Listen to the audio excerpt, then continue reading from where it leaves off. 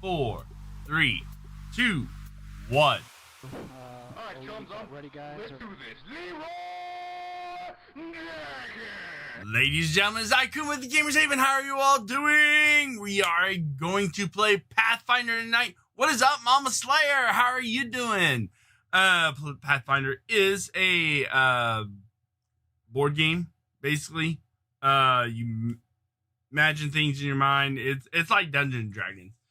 Thank you all for being here. We have with us today.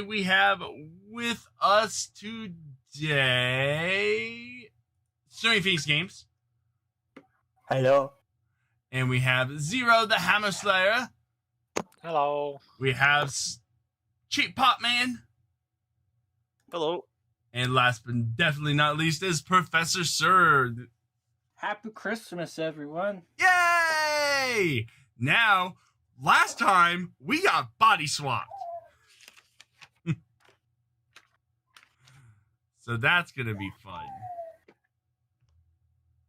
Dead silence. Depends on you. How well can you imitate Amethyst? Probably not very well. What's up, Bala? How's it going? I had to find my buttons. Yay!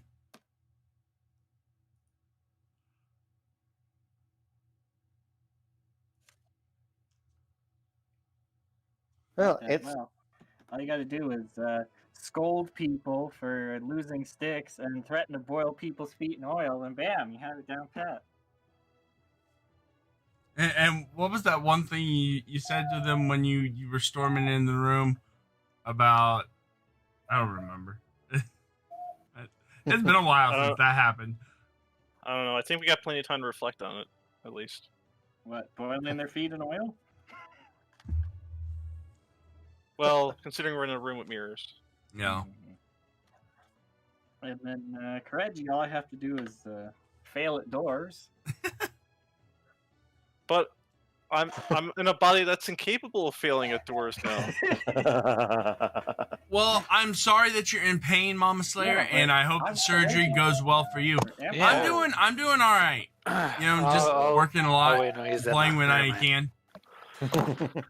I thought he was Amethyst, and I was like, yeah, you could just walk under the doors.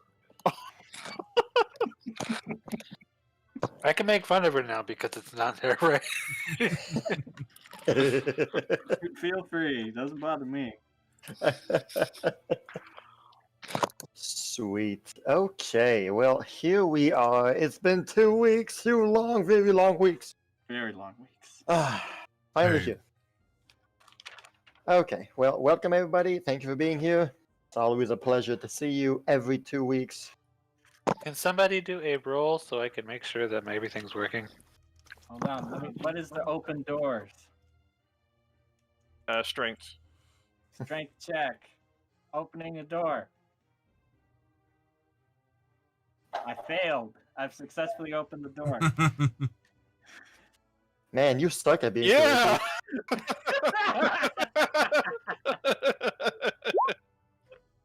Yeah, these are working just fine.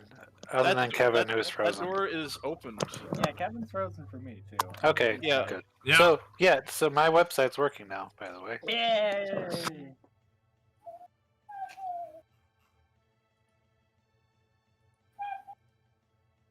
Yay! There we go. We say Kevin now. And now Professor Sir disconnected. I was reconnecting. I was refreshing. Me too. Good to hear you. Okay, well, so when we last left our heroes, they indeed were inside of a place. So we started the session by the great earth fissure that happened following the fight with the demons. We spent the rest of the night in the village, and then we headed on out ASAP. We encountered Amadeus, the merchant, the one-armed ratfolk merchant with his son.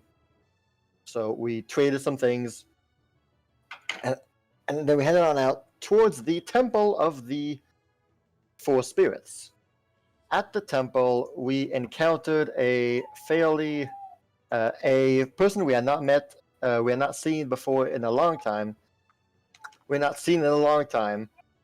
Very unexpected surprise, and there was a profound and very heartfelt discussion with him, with what he had done, what he's planning on doing, versus what should be done. He mentioned to you that he knew where the temple was, and that he had the reason that all the demons are doing stuff here in Kaineng is not because of him, is actually because he gave one of the gauntlet. He gave Norix's one of the armor pieces of Norix to the Empress's second in command, and so he's the one apparently who has power over demons right now. Whether or not that's true remains to be seen. So you all tried to convince him that his ways were foolish. That is not the best way to save his wife, and he left a bit perplexed. He wasn't too sure what to do anymore. Thank you so much. But he so said much that, for the follow. Welcome to Gamerz. You are the newest. The one thing he gamer. knew what to do though is that he had to go get his armor piece back from the Shogun, the second in command, now that he knows where the temple is. And so he left, dropping 2 blue gemstones. We found out that the 2 gems fit the eye sockets on the Great Dragon mural. After showing your respects to the 4 spirits, the wall opened up, and there was a puzzle. And once we solved the puzzle, the platform started going down in an elevator until we finally reached where we are now, inside this long, marbled hallway, very well made, beautiful hallway. We crossed a shimmering portal type of entrance, and that made us all swap bodies. Yes. The Kitsune fox remains the same. Squeals confirms that he is still Squeals. Oink, oink, oink. Oh, oinkity doinkity. And so, we didn't have much time to spend here, but the few things that you did find out already was that there are 2 large paintings on the wall. The one on the right side depicts a giant dragon blazing a city, burning an entire city to the ground. And the other one to the left is basically the lineage of all the emperors and empresses of Kaineng from the beginning. There's I forget how much I said last session, but like there are 17 figures all lined up on that painting from the beginning to today. And there are 3 doors in this hallway, in this room, each having a distinctive plaque on the door. And we had just moseyed on over to the first one to the left, which was the one of community, and that is where we ended the session. 1 second, I'll just answer my wife.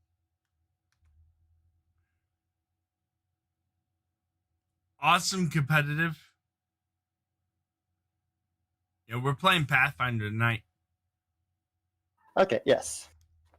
And to get us back into the role-playing fire and to spend more time to get less tired, Everyone, what's something that your parents used to tell you, either as a life lesson or just something they always said? Starting with whoever wants to go first.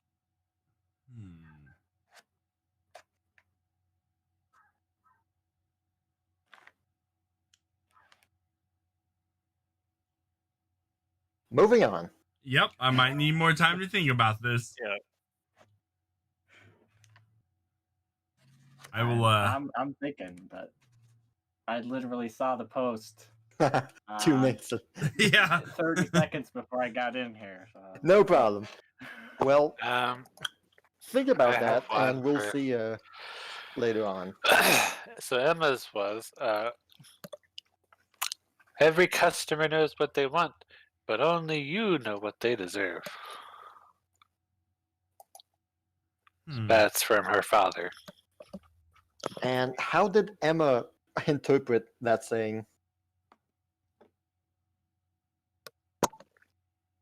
That's they as a merchant, you should know what people are really after and what they need in their life. And not just go with the first thing that somebody says, hey, yeah, I like this. So knowing what the customer wants before they know what they want. Yeah, basically. Knowing what a customer deserves or needs in their life instead of just what they initially want. Like, sure, you might want the healing potion, but you're undead, so you need poison. Hey, yeah, absolutely. Agreed. That is some fine wisdom from your merchant parents. Yeah, good stuff. All right, well, we won't spend 20 minutes just waiting for thoughts to pop up. So, I think I have one for Amethyst. Maybe not the most prevalent one, because I don't know Hey. what the most prevalent one would be, but this would One again that be makes from sense. her father is let's see.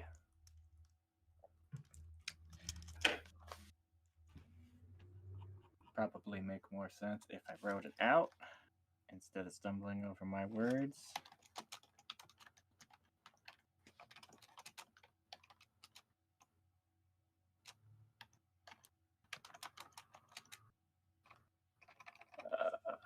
So just give me a second. all right, dungeon music. Yeah, there you go.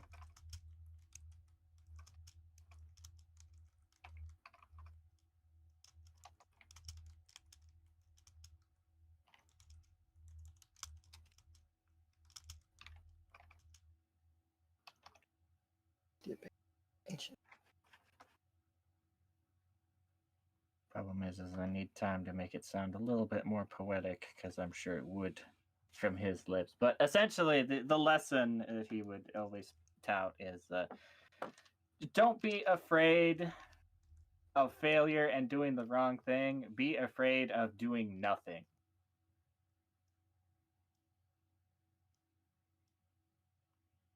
I like that. She sure as heck did a whole lot of nothing when Emma asked her to punch her. Alright, I got one. Sometimes there is wisdom in doing nothing. There's exceptions to every rule. And see.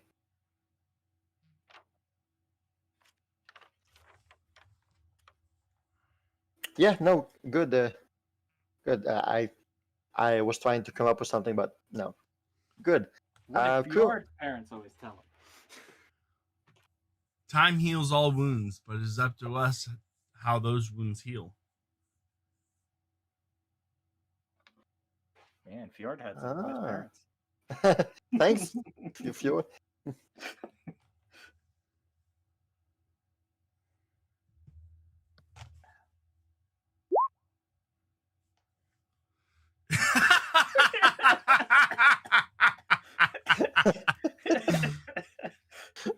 Oh Okay, my.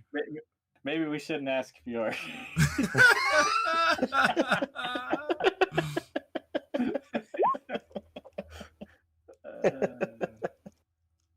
Kumo said, "Time heals all wounds, but it's us who decides how it heals." But it is up to us how those wounds heal. Yes. Nice words.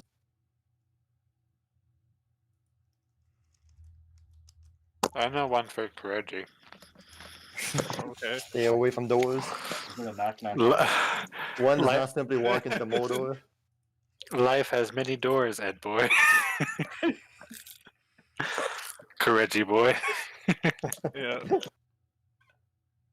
Well, I put one in Pathfinder. Life's a door and then it hits you.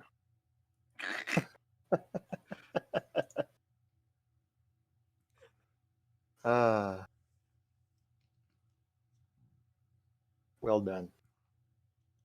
All right, so we got time heals all wounds, but it's up to us how those wounds heal from from Zaya's parents. Emma's parents told us to uh, figure out what the customer deserves rather than what he asked for. And Amethyst's parents' dad said, be rather than being afraid of doing something and failing, be afraid of not doing anything. And Courageous parents said, life has many doors. It's And up then it to you hits which you. one you open.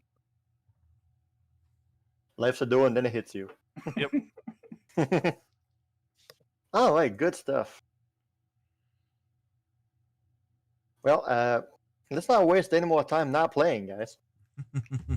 Let's do this. All right. So, we are now in this mysterious area, not knowing where we are, apparently underground. So there are beautiful pillars, well shaped, well carved, that go the length of the room. There is a nice red carpet that goes from beginning to the end. There is a river, a bridge that goes over a river.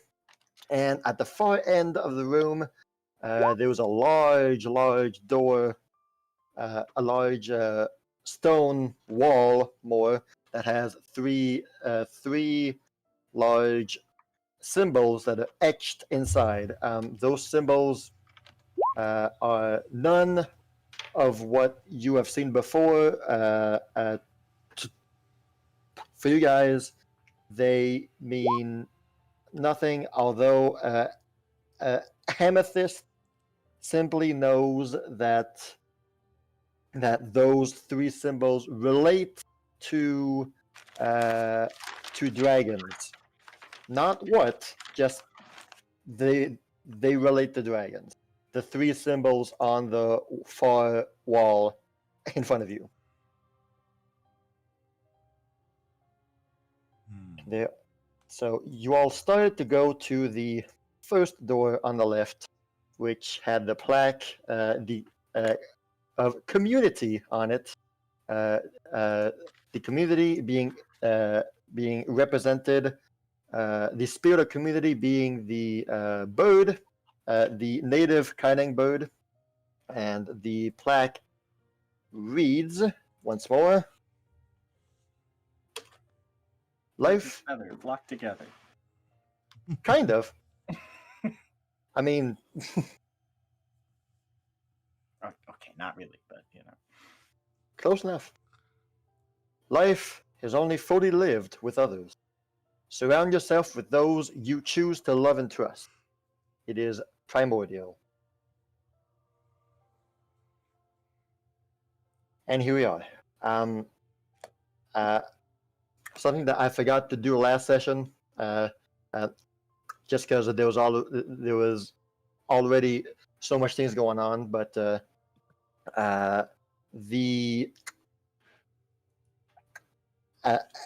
kitsune with you, when she went by the shimmering wall. She felt nothing. Well, she felt the magic, but no changes inside of her or anything. And since you guys have been in, she's been eyeing the two paintings with a eye of admiration, kind of like the eye of whoa. All right, so there's a plaque on each door, Yes. and there's another painting right here. Yep.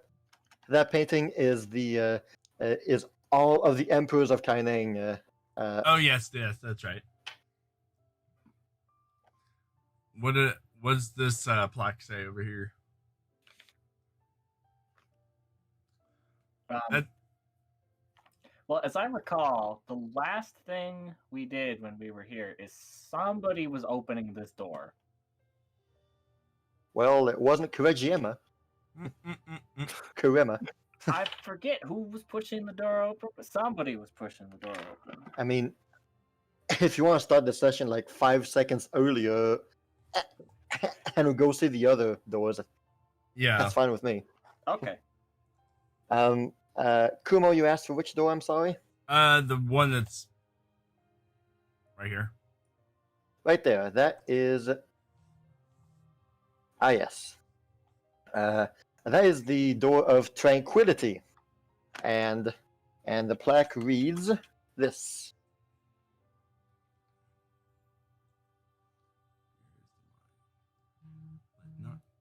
I read it out loud. Fear is the mind killer. Let not your heart be troubled. Be in harmony with your surroundings. Tranquility.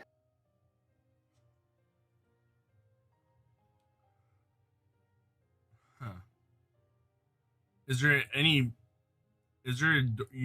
just a mural up here? Or is this... No, basically, it's kind of like in Ocarina of Time, the Temple of Time. You got the far end wall that's kind of like a carved door. So on that door, there's 3 large symbols that are etched inside the door. Okay. So, and Amethyst only knows that they pertain to Draconology, and that's about it.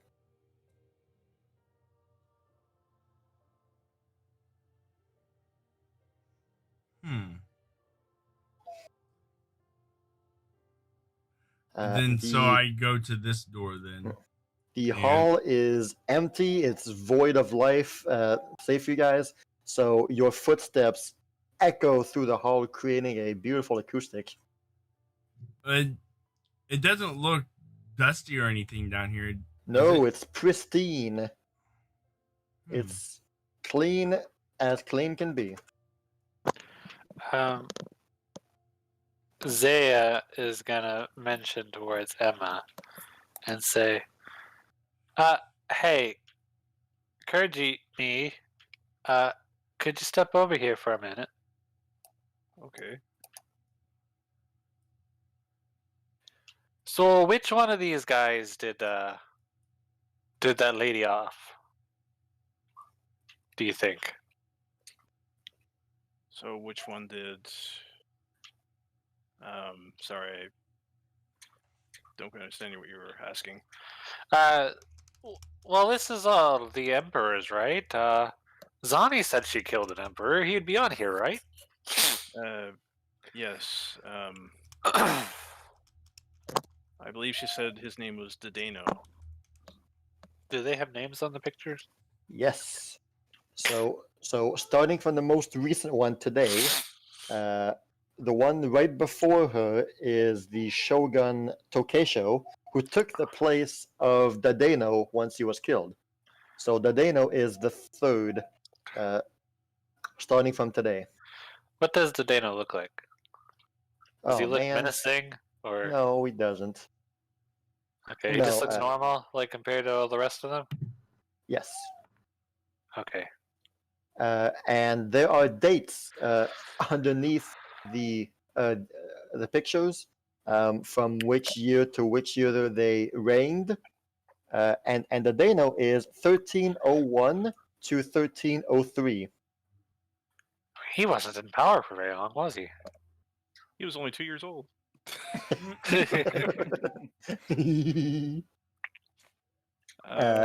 Whereas the shogun right after him was 1303 to 1345. Must have been pretty bad if he only lasted 2 years. Well, he did die. Which- Yeah, but that's one way to get someone out. That's true. Probably not the way Zani wanted that to go. Oh, I don't think we ever do want that to be the way, but if she's to be trusted, then he probably deserved it. I mean, look at those eyes. Just the eyes of a terrible person, probably. Yes. What she said. Terrible at losing.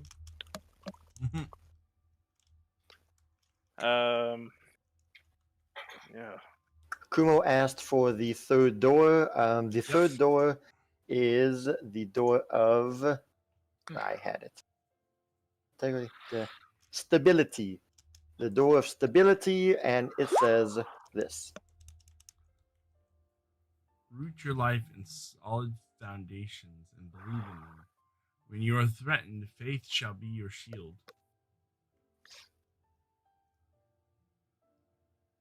And those are the three doors. The three doors with the three plaques. The plaque of integrity was right before the shimmering portal door. Yeah, we did. That was the first one we did before. Yes, be In the true to last yourself no matter what situation you find yourself in. When surrounded by the unknown, your heart will guide you. Does Zaya have like a paintbrush with some like ink in her pack? Nope. I have the chalk, but that's magic That's chalk. magic chalk. Zaya doesn't paint? Nope. Magic chalk. Hey Zaya, would you come here for just a second? Amethyst spins around. Zayathist. Zayathist. And Yeah. she whispers, I bend down and stare at Zaya in the face with Zaya's face and say, I need to borrow some of Ami's paint. Why? It's like, it should be in this bag right there. And I'd point to the bag that I usually see her take her paint out of. Is that okay? Yeah, Amethyst? It's about at this moment that you would see Kireji Amethyst just booking it down this hallway at top speeds, running. Just zoom. Loud booming footsteps. Not what I expected you to do, but okay. Are you Naruto Even- running? Please tell me you're Naruto. And just runs past them. Even with the She's carpet, she's muffles a almost at little Area bit. 51.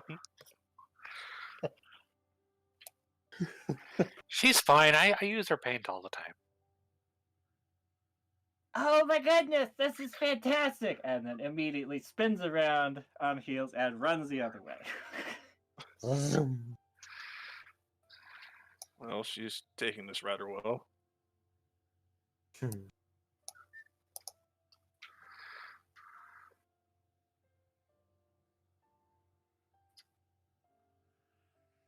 So, do you mean me or Amethyst? The body of Kireji. Okay. What Did you about the mean body maybe- of Kireji? Well, right before you said you're gonna do that, I had the kitsune like poke you, but Oh, but in the blur speed, you just kicked her away and zoom. No, you didn't.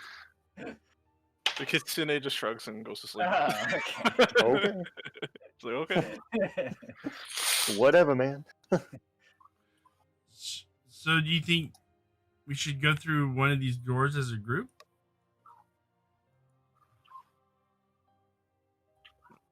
Well, yeah. Well, or maybe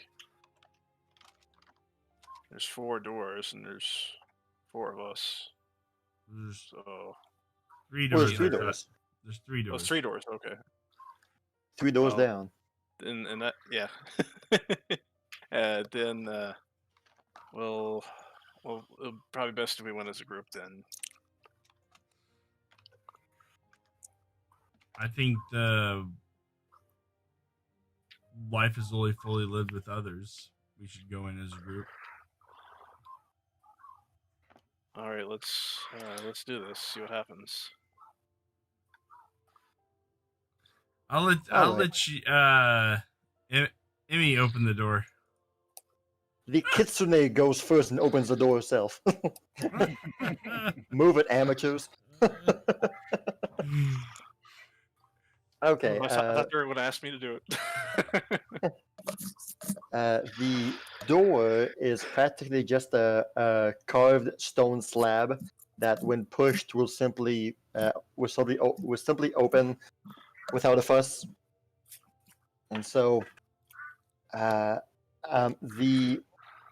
proportions on the map aren't literal. I just have to make it fit on screen. Basically, what this room looks like once you opened it, it's a long rectangular room, and there are in the center of the room is where everything is going on. On each side of the wall, left and right, there's basically like a 2 staircases that lead up, and then the staircase simply goes back down the other way, and in front of those stairs there are 2 large, slowly rotating, levitating cubes. It looks like that. The room is otherwise pretty much empty. There's the 2 stairs on each side, and there are the 2 cubes in the middle. On the top of the stairs is a small platform on both sides, and there is a stone tablet on those 2 stair platforms. How high up are the cubes floating? Oh, not more than 1 foot. It's, well, no. Basically, the cubes are, you can reach out and touch them at chest height. And how high up do the stairs go? I'd say about, Like above my head, or? I'd say 2.5 zayas. Okay. I'm gonna inspect these cubes. As will I. All right, so both cubes are the same. As of right now, they are simply slowly levitating and rotating. All 6 faces appear to be polished marble. No etching, no. There seems to be nothing going on with these cubes, other than the levitating. But They're no, rotating? slowly by themselves. Yeah. I'm gonna push them together and say, now kiss.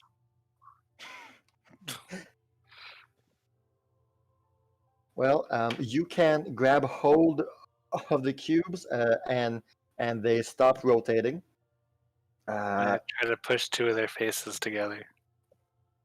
The cubes will not go near each other. They're basically levitating on a small little platform on the floor, and that prevents it from stepping out of that small little platform. Okay, so if I try to push them towards each other, they'll just push away. Yeah, kind of. Even with all of Zaya's might. I know, right? It's like, Zaya, what is your body for if it can't do these? If it can't push two cubes together?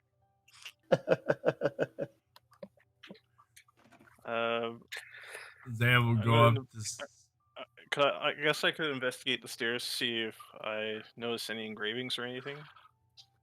There was 2 stone tablets at the top, if I remember. Yeah. Yes.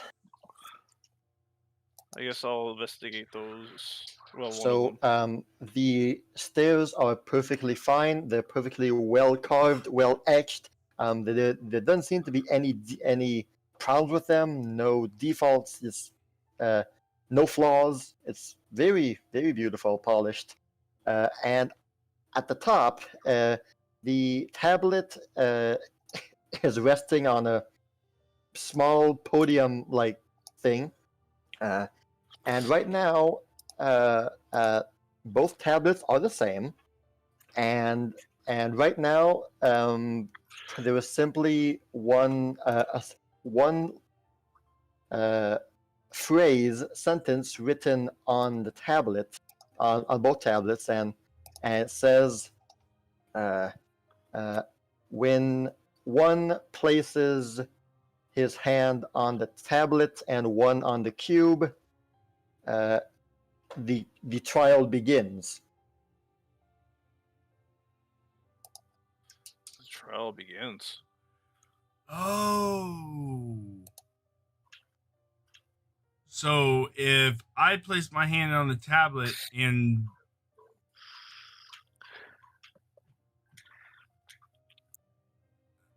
Emmy places her hand on the cube, a trial shall begin. That's what I'm gathering from this. What if we place our hand on the tablets and the cubes at the same time?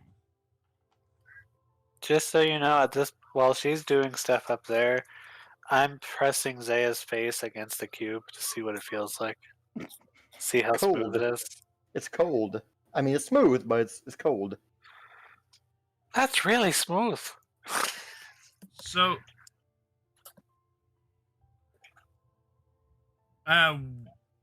each one of us place a hand on the cube. Two of us place a hand on the cube, and then on the count of 3, 2 of us place one hand on the tablet. All right. All right, we'll give that a shot. I'm assuming Amethyst is saying this all the way up here. Yes. And I'm just looking like way up there and I'm like, you want me to what? Touch the cube? 2 of us need to go down there and touch one of the cubes. So I'm already touching the cube. I just got my hand on it. I'll go down there and I'll touch the cube. Oh, hey, Kirji, Emergency. Hi, Emergency. Zimmerman. Kireji, on the count of 3, let's place our hands on the tablet, and we'll see what this trial is about. Okay, here Wait, we go. me Kireji or Kireji? Emma Kireji. Yo. Yo. You Emma, myself, and Kireji and Amethyst, you guys just place your hands on the cubes. Just one of the cubes. Yeah, are we ready?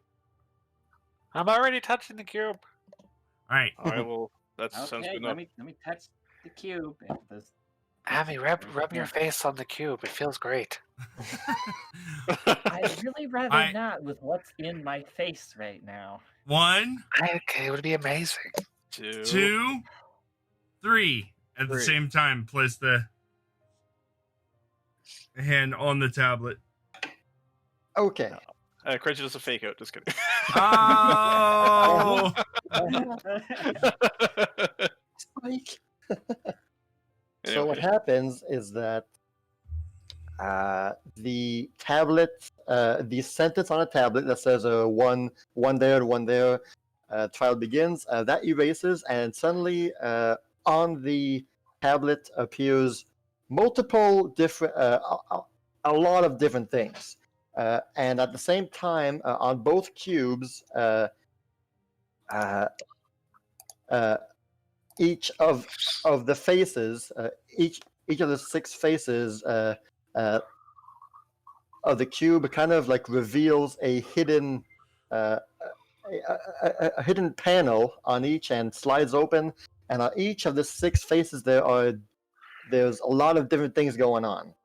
And the way this is going to work, due to the just how it mechanically has to happen, both cubes and tablets are the same trial, but we can't do them at the same time just because of how this is going on Roll20.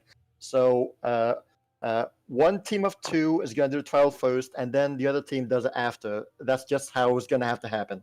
But in reality, they're both happening at the same time. Okay. Quick, roll for initiative. Yeah. Yeah. Oh, well, stop. So that means Amethyst, well, Professor begins, Professor and Me. who's with Professor? Me. Kumo. Kumo, yes. Professor and Kumo begin. Okay. So how it's going to work for... Wait, I'm not. No, I'm with Professor. What are you talking about? Are you talking about on the side of the? Like, Okay. like one person got a tablet and one's touching the cube. So. Oh, Yeah, okay, that's what you meant. these Tablet two, together. these two. Kireji and Amethyst.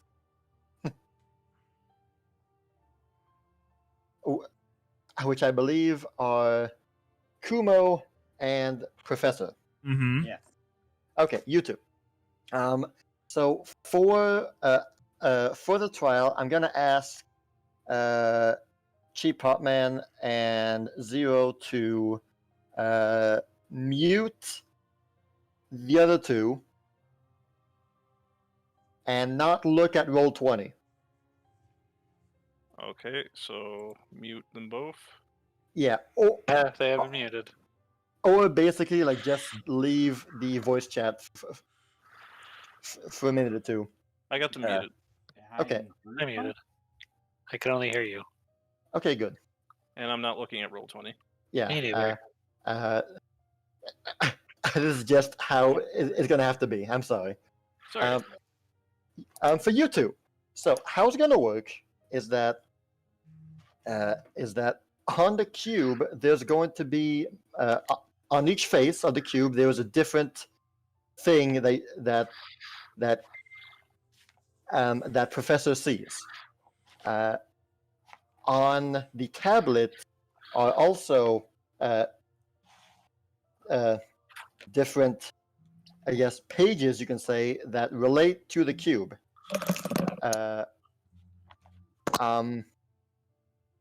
The tablet contains answers for the cube.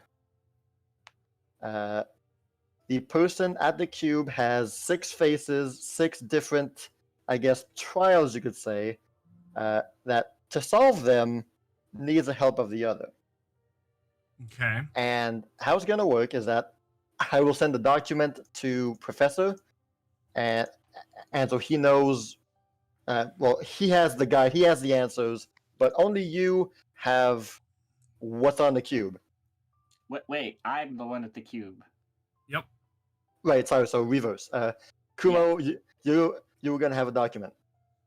And how it's gonna work is that you guys will have 5 minutes to clear the trial, 5 live minutes. I would be playing a music on Rhythmbot that lasts 5 minutes. So as long as there's music, it's still going. Oh boy. Oh, this is Yeah. gonna be so much fun. Yeah, it's gonna be fun. Come on. Right. Well, where are you sending the document? I'll send it to you on Discord. For now, just have it open. Don't go through it, okay? Just have it open.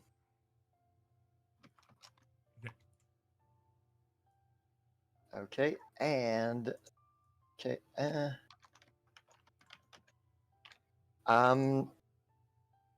Professor, can you confirm that in your journals there's a new one called Bottom of Cube? Yeah, journals. Yes. Okay, good. Don't look at that right now. Yeah, don't look at it. So, we'll be switching to. So, Kumo, you don't need Roll20 now. In fact, please don't look at Roll20 either, okay? Okay. Only Professor needs to look at Roll20. Kumo, you just look at your document, okay? Got it. Okay. Let me go grab that music that I mentioned. Should have it not far away. Is this the one? All right, that's the one. Okay. As soon as the music starts, Professor, on Roll20, I'll start showing you things. Okay. Okay. Do I have bottom of cube open or no? No. Okay. Now to see if the music is actually on YouTube, please be. No, it's not.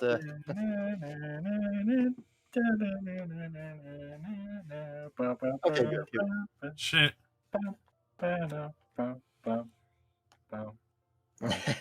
No, it's not it. Okay. The music will begin shortly, and so in 3, 2, 1. Dang it. Okay. Why? Okay. Okay. Now, you should.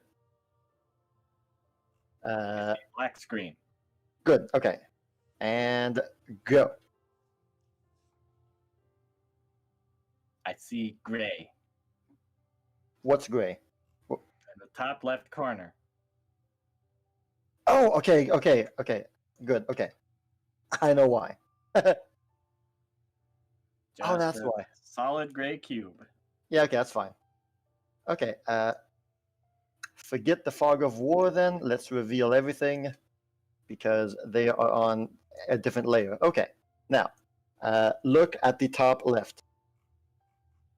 It is solid gray. Yeah, okay. Okay, in 3, 2, 1, go. Oh no! What do you see? Oh Yeah. boy. I see Among Us. Among Us.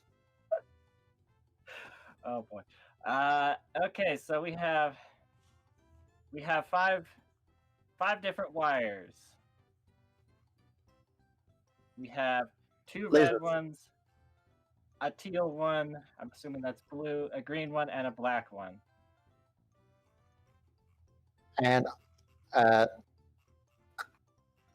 so Kumo, that should tell you which page we're on. Would that be the lasers then? No, Okay, that's could be 6. Hold on. lasers, yes. 1, 2, 3, 4. I have no Two idea. red. We have 2 reds. Uh-huh. 1 blue, Well, 1 green, and a black. You said 5 lasers? Yes. If the last laser is black and the word revenge is not on the cube, interrupt the 4th laser. Otherwise, Should I look at bottom of cube? Yes, do it. Okay. What word am I looking for? Was it revenge? What word do you see? There's lots of words. Serenity, anger, revenge, elegance, tenacity, sorrow, strength, harmony. Okay. You said there's 5 lasers? Yes, there's 5 lasers. The bottom laser is black. Otherwise, if there's exactly 1 green and there's more than 1 blue, interrupt the 1st laser. So, the word revenge is there. 1 green and 1 blue. There's 1 green, 1 blue. Interrupt. And 2 red. So we need to interrupt the 1st laser. So the blue laser. There's 2 first lasers. There's a blue one that goes down to the 4th. It starts at the 1st top left and goes down. Look at the top left, Professor. Top left is the 1st. Yeah. Okay. Reread the sentence. Okay. If the last laser is black and the word revenge is not on the cube, interrupt the 4th laser. Otherwise, if there's exactly 1 green and there's more than 1 blue laser, interrupt the 1st laser. So do we have one? There's only 1 blue laser. Okay. Otherwise, if there are no purple lasers, interrupt the 2nd laser. Do we have any purple? No. Okay. So interrupt the 2nd laser. How do I do that? You just say that you do. I interrupt the 2nd laser. You can draw on it if you want, like that. That. There. There. 2nd laser's been interrupted. Anything happen? Right. Yes. So it clicks good. Next up, we've got another one. Right at the bottom. Go. Oh boy, we have symbols. 4 symbols. Okay. Only one Starting column from the has. top left. We Only. have I with O. We have crossbow. Then we have axe. Then we have wagon wheel. O with an I in the middle, going through it. Then to the right of it is crossbow. I then don't. underneath the I and the O is axe, and then to the right of that is wagon wheel. Only one symbol. Only one column has all 4 images from the cube. The symbol must be pressed on the cube in the order they appear at top to bottom. So, what is the say the order again? The first symbol is an I with an O. Okay. Overlapping it. The second symbol is a crossbow. The 3rd symbol is an axe, and the 4th symbol is a wagon wheel.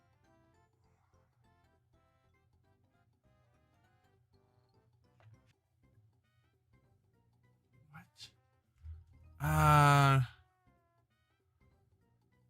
You said crossbow, wagon wheel, I and O, and what else? I and O, crossbow, axe, and wagon wheel. There's only 1 wagon wheel this whole thing, and it doesn't match. The order in which he says it doesn't matter, as long as the 4 images appear in that column, you're good. You must then tell him from top to bottom which one to press first. Okay. Okay, so axe. Hit axe. Axe. Crossbow. Crossbow. I and O. I and O. And wagon wheel. Wagon wheel. Okay. And good, it clicks. We're good. The next face of the cube is this. Oh no. Okay, so we have the dot maze. Okay. Let's see. 1, 2, 3, 4, 5, 6. There, it's a 6 by 6. So on the second dot up, second to the right, there's a black circle. Second column all the way on the right side, there's a blue dot. Fourth column up, 5 over is a black dot and a black circle. And fifth column, 5 over is the flag. The red triangle. Yes, red triangle. I have no idea. Fine. Okay. I have a box with a bunch of dots on it. Okay. Where are the...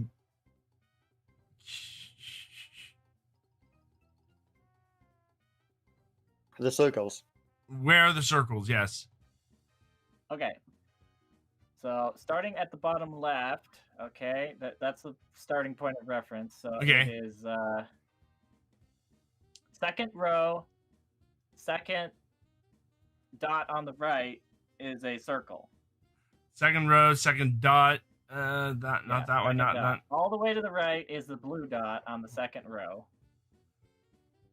All right. So I got Fourth column up, fifth over is a black circle. okay. So And then fifth column, 5 over is the red triangle. fifth column over. Hold on. So you say that where was the triangle again? The triangle is 5, 1, 2, 3, 4, 5. 5 up and then 5 over. Okay. Which one's the blue one? Which one's the red one? The blue one is 2 up all the way on the right hand side. Okay. Yeah. We're playing keep the talking and nobody explodes. Yeah. Find the maze with the matching circular markings on the cube. Okay. So the triangle is we're trying to get the one his blue ball guide his blue light to the red triangle. Okay. So where is your blue ball of light again? It is on the second row all the way on the right hand side. From the bottom. So second row, 1, 2, 3, 4, 5, 6. 6 over? Yeah. All the way on the right hand side. The triangle should be just 1, 2, 3 up. It should be over one. It's over 1 to the left and 1. No, 2, I'm 3, saying 4 you're up. okay. So I just need to move up 3? There you just need to move up. There are no walls. Okay. 1, 2, 3. All right, I have moved up 3. If that's what I'm 1, 2, 3. 1, Where do I go 2, from here? 3, 4. You said 5 up from Yeah. Where was that triangle again? It is 5 up, 5 So- over on the right. 1, 2. So we're counting the first dot as 1. 1, 2, 3, 4, 5, and then 5 Yeah. over. Yes. 1, Yes. 2, 3, 4. Oh, never mind. Sorry. Let's restart because that I miscounted. So you're gonna move up 1. Wait, you're gonna move up. We're going to the beginning. We're moving up 2. Okay, so we're moving up 2. 1, 2. Okay, to the Okay. left 1. To the left once. Down 1. Down 1. To the left 1. To the left. To the down. Down. 1. To the left 1. Left. Down 1. Down 1. Left 1. Left. Up 1. Up, left 1, left, up 1, going up, correct? Right 1, actually right 2, right over 2, up 1, up 1, right 1, right 1, up 2, up 2, right 1, right 1, down 1. down 1. And it clicks. You're good. Okay, we won. Yay! Next up, we got Yeah. this. Okay. Oh, okay. How do I describe this? We have lasers and symbols. Okay.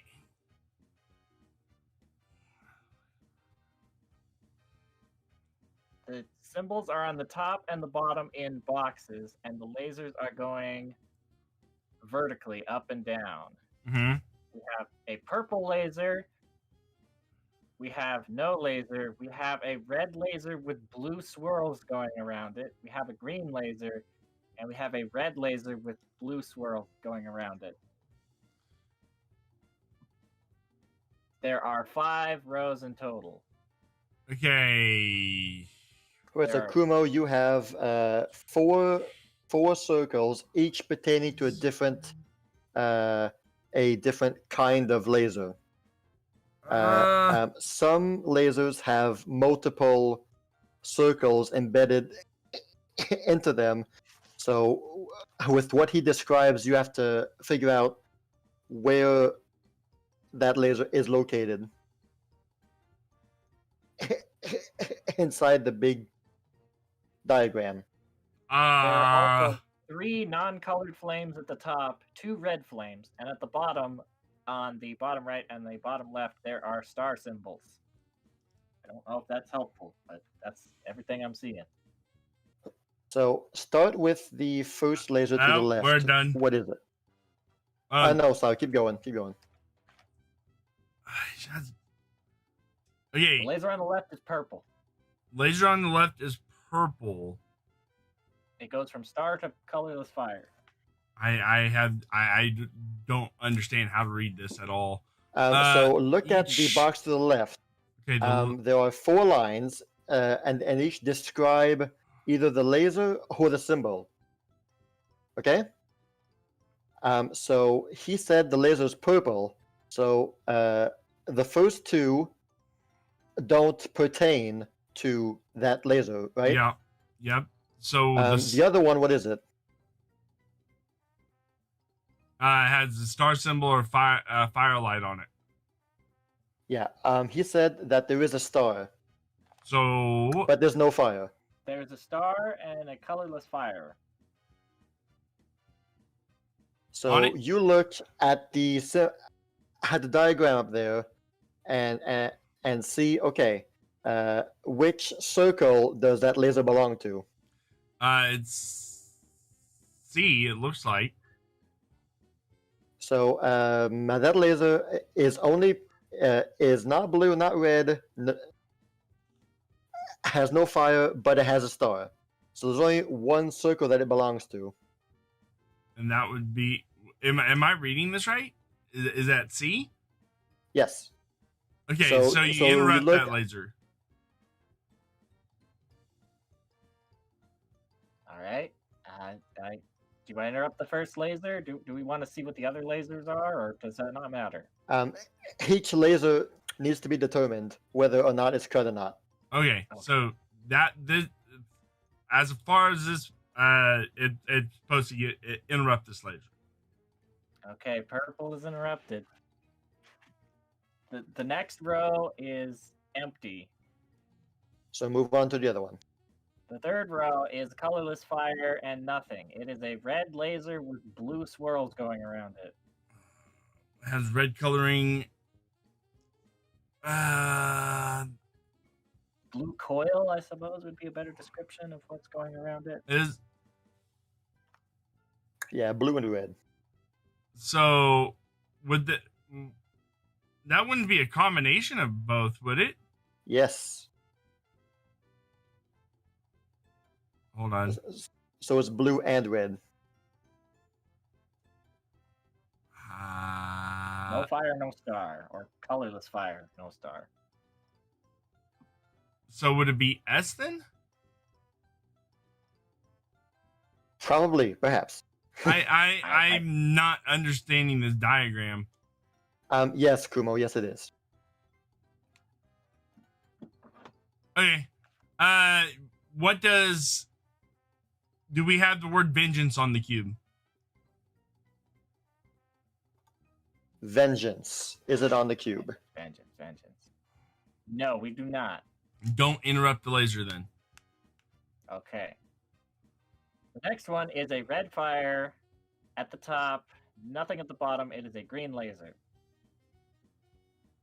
Red fire on the top, green laser. So that would be no star symbol or anything. Nope. I'm guessing D. Good. Okay. Yes.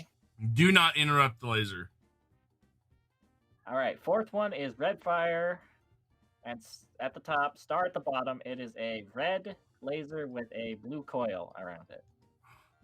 Red laser with a blue coil, has a star symbol and a fire. And a red fire, yes. Oh shit!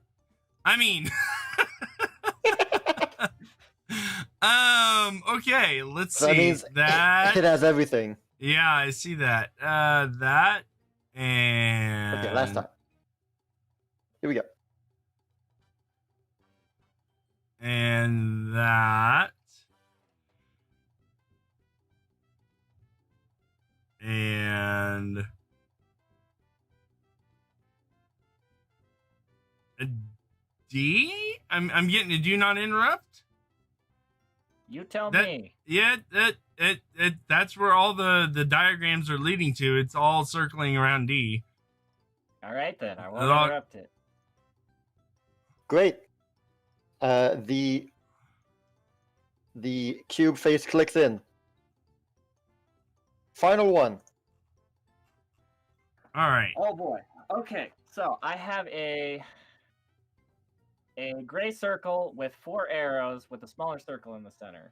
It has the word up at the top arrow.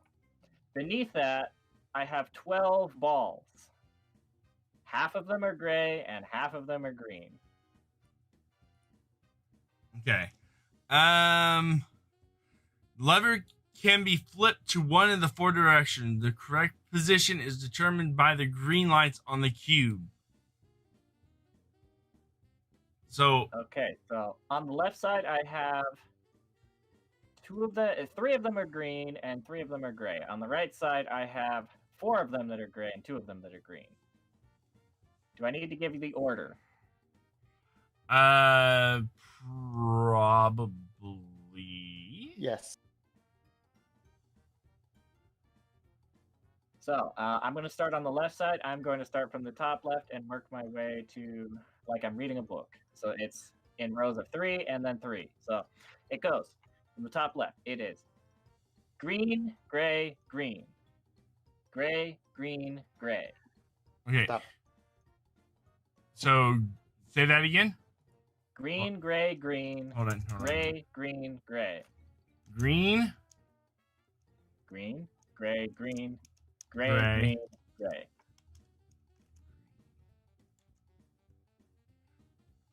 All right. One more time. I'm trying to get this down. Green, gray, green. Gray, green, gray. Gray, green, gray, green. Green, gray, green. And then gray, green, gray.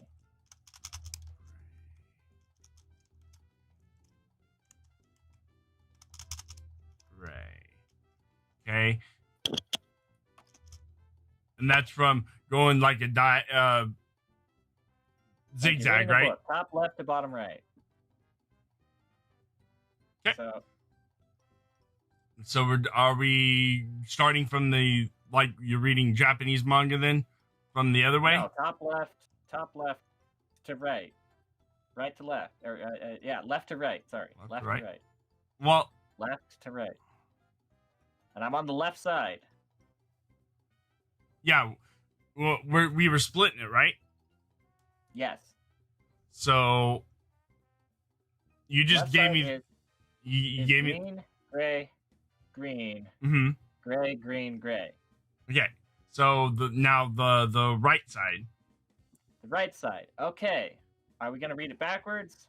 like Japanese manga, that would Okay. Okay, that's what you meant. yeah. It is backwards. It is gray, green, gray, green, gray, gray, Gray, gray, green, gray, green, gray, gray. green.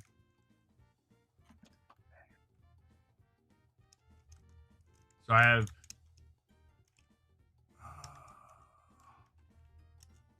gray, green, gray. Yes. Okay, and then Green, gray, gray. hold on. Oh, come on.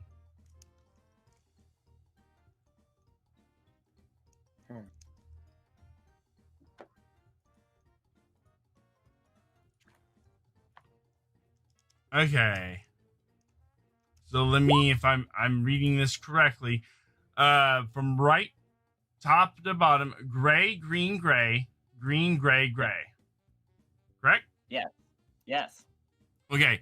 The correct position is determined by the green lights on the cube. All right. So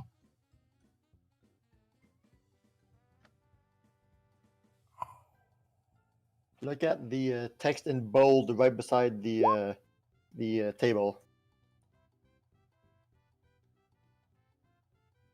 text in bold right next. I don't know. There might have been a The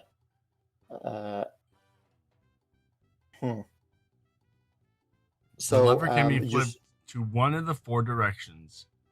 yeah, the first two tables, Kumo, are up. The next two are down. Next two are left. Next two are right. Ours says up. Yeah. If the green lights and the gray lights match one of the boards there, you flip the lever in the direction that it says on the left side here: up position, down position, left position, right position.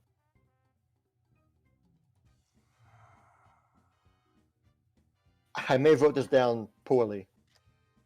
Because the X's are not necessarily matching up with the diagram. That's what I'm confused. They really about. should be. The way that he said it was that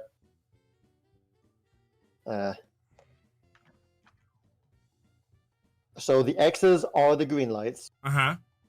Yeah. So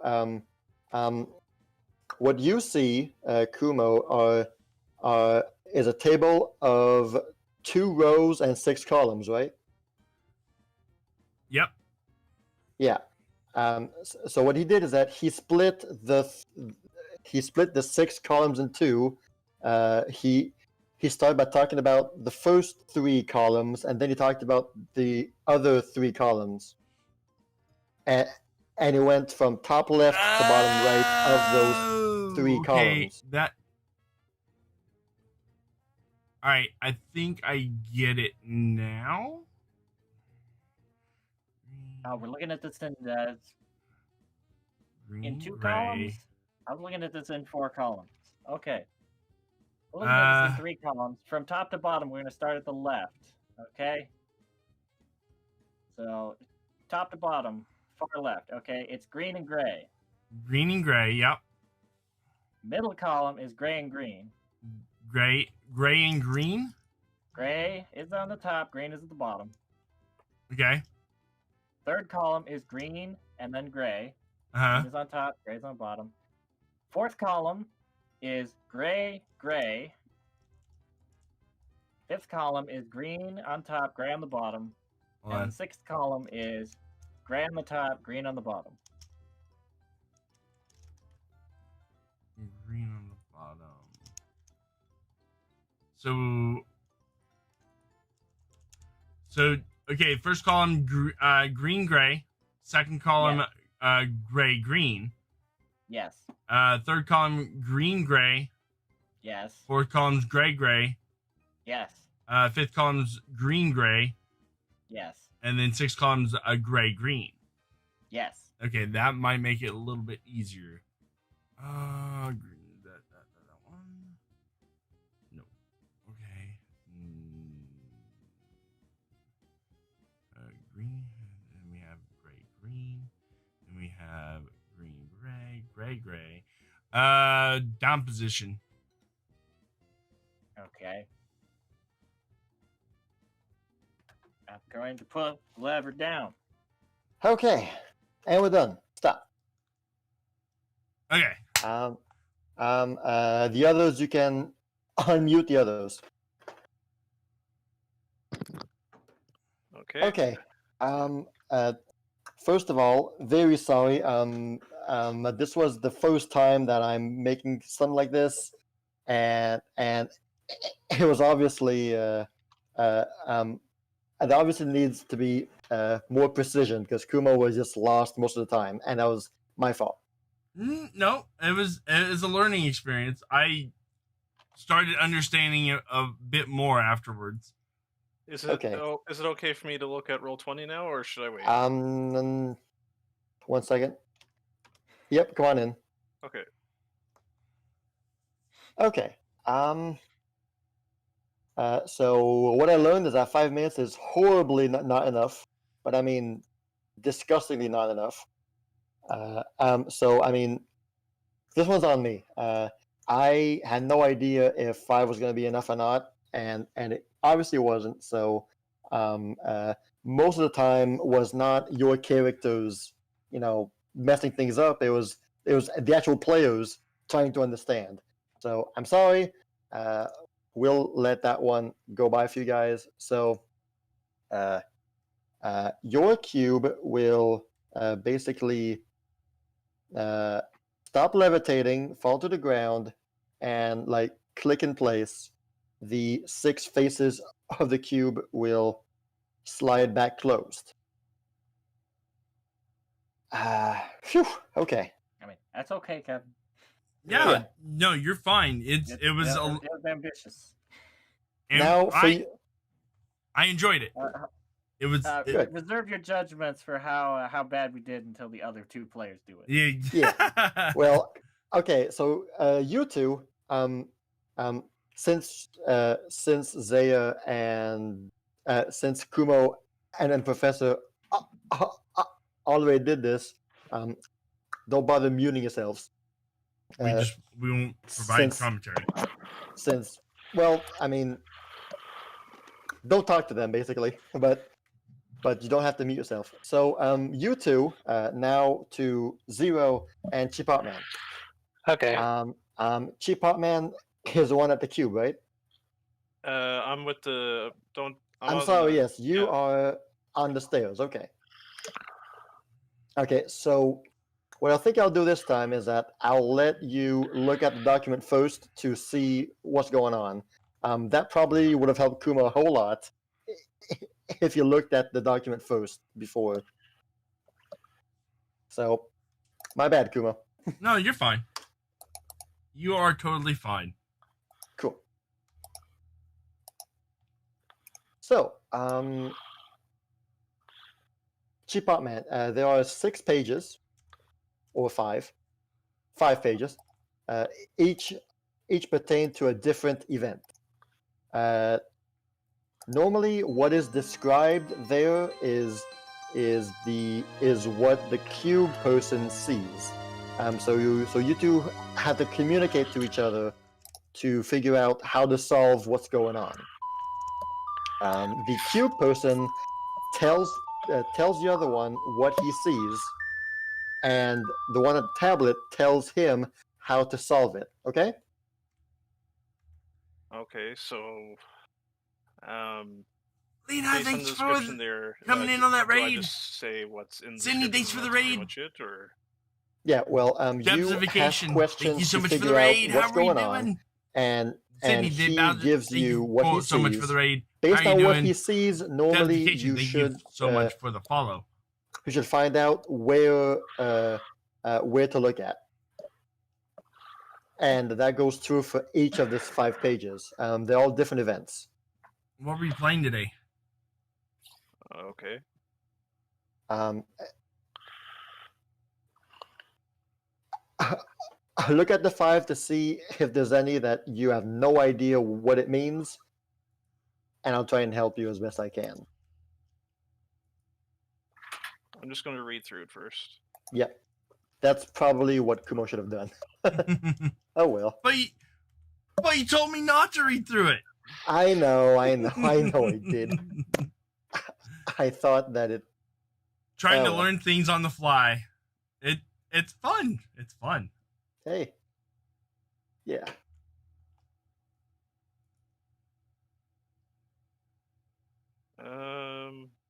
Not quite sure about the first one. So there are 3 types of.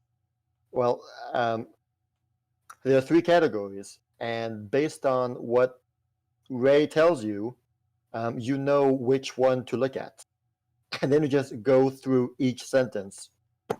So basically, we're defusing a bomb. Yes. Okay. For those who know, yes. For those who know.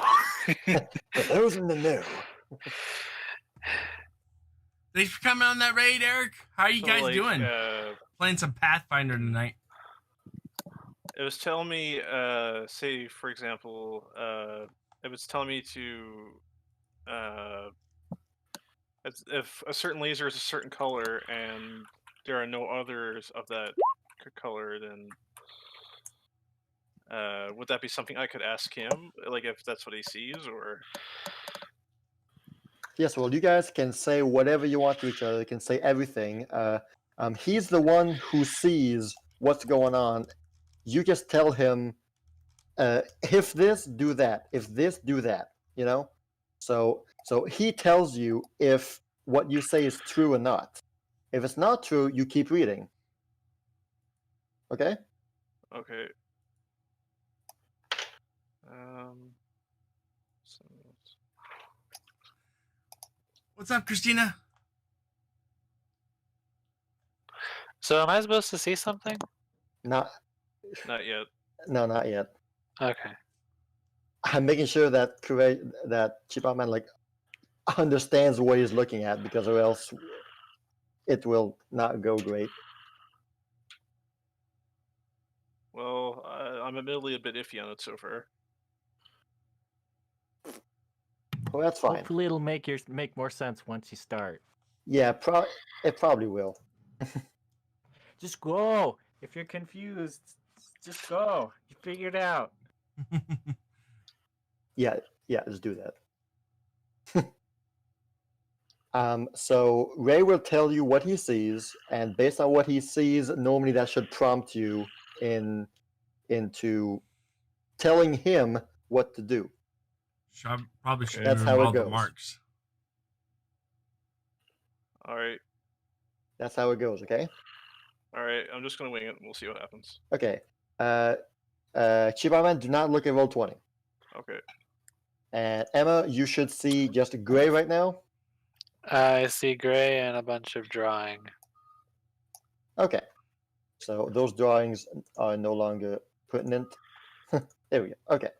Now, okay. So I will start the music, and then we'll see how it goes from there. So, Ray, get ready in 3, 2, 1, go. Okay, Kirji. First, we've got what looks like there's 4 pieces of yarn right here. One of them is it's going up from top left to the right, down 1, and it's purple. The yarns are lasers, by the way. I'm sorry. Well, I mean, she doesn't know that. Well, okay, whatever. Is the last laser purple? Yes, on the bottom. Okay, and are there no red lasers? There's 1 red laser. Okay. You can just read the sentence, CheapPopMan, if you want. It's Okay. easier that way. If there is more than one red laser, interrupt the second laser, but don't do it yet. Oh, there's Uh, only one red laser. Okay. Otherwise, the last laser is purple, and there are no red lasers. Interrupt the first laser. But there is a red laser. Okay. Otherwise, if there is exactly one blue laser, interrupt the first laser. There is no blue lasers. Okay. Otherwise, if there is more than one purple laser and the word empower is not on the cube, interrupt the last laser. Okay, I don't see any words of empowerment. Look at your journal. You should now see the bottom of cube journal entry, right? Oh, okay, I see. Okay, good. Okay, I don't see any words of empowerment underneath the cube. And there are two bottom lasers, so I get rid of this bottom laser? No. If there is more than one purple laser and the word empower is not on the cube, interrupt the last laser. So, Okay. Yeah. Here I go. And how do I interrupt it? Just say you do. I do. Okay, Me good. and Kevin are now married. Yes. Okay. The cube clicks. Next up. Okay, now there's 4 pictures. One of them looks like a fancy Triforce. The other one looks like a crossbow. The third one looks like a sword, and then the fourth one looks like some sort of fancy pitchfork music note. Okay. Just do you see one that looks like like an upside down triangle? There's like a triangular leafy thing with a circle in it. No upside down triangle. Okay, so it's like a circle and a triangle with like 3 little ellipses in it. Something like that. Okay, what else do you see? There's a crossbow, a sword, and a line with a U through it. Okay, hit the sword first. Okay, I punch the sword. Punch it, yeah. The circle triangle 1 second. I hit the circle triangle leafy thing. Yes. The crossbow. Hit the crossbow. And the U with the line going through it. And I hit the U with the line going through it. Great. The stone clicks, and next page. Okay, Well- now there's a whole bunch of dots. It's very hard to see. I kind of see lines going through them, but I think that just might be my eyes. There's a whole bunch of them. One of them has a circle, then there's a red triangle, and then there's another blue circle, and then there's a circle around the bottom one. I'm just going to read this for a second. Each laser has a place for a star symbol at the bottom. Right in the top. If what you're reading doesn't correspond at all, then that means it's another page. It's not necessarily in order. Oh, okay, so what is it you're seeing again? Sorry? There's a whole bunch of dots. Let me count them out real quick. 1, 2, 3, 4, 5, 6. 1, 2, 3, 4, 5, 6. 1, 2, 3, 4, 5. There's 36 dots. Kind of like on a dice, but 36 of them. It 36-sided die. Okay. And then 2 of those have circles around them, and then one has a triangle on it, and another one has a blue circle.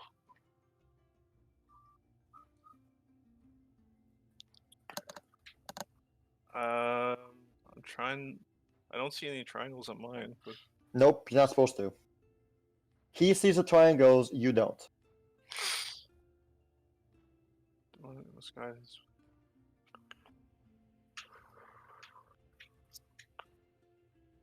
Okay. Which is so? One of the circles I'm seeing is the starting point, or?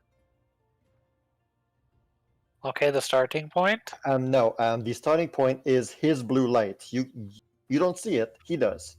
You see the walls. He doesn't see the walls. So he must tell you which maze which maze is he seeing, and you have to guide his blue light to his red triangle. by not touching the walls.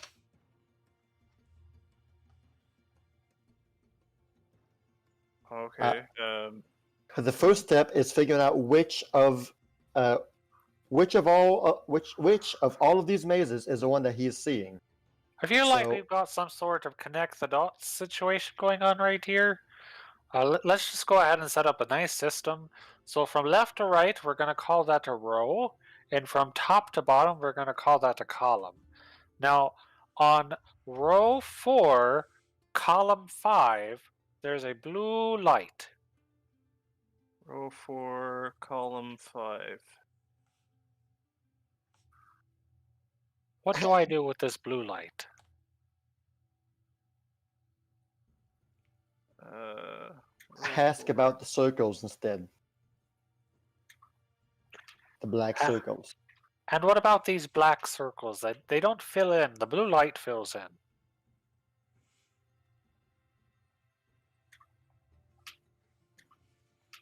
Where are your blue circles, Emma? Where are your black circles? They're both on column 5, one at the top, one at the bottom. Okay, I think I know which one you're looking at now. Good.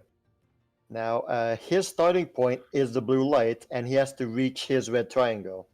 And I can't see where his blue light is. No, you see the walls. So he has to tell you where the stuff are. Yeah, so my blue light is on column 5, row 4.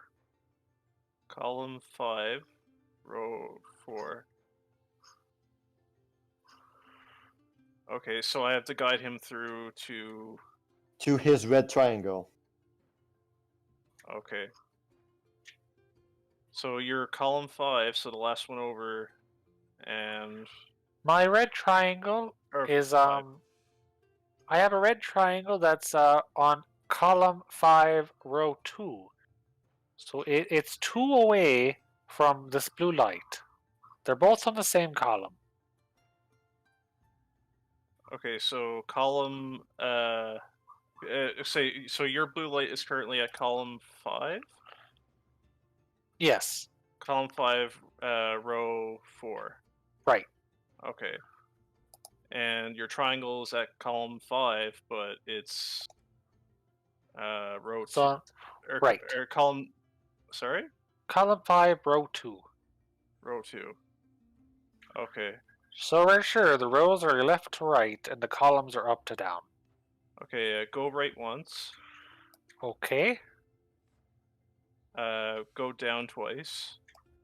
All right. Go left 3 times.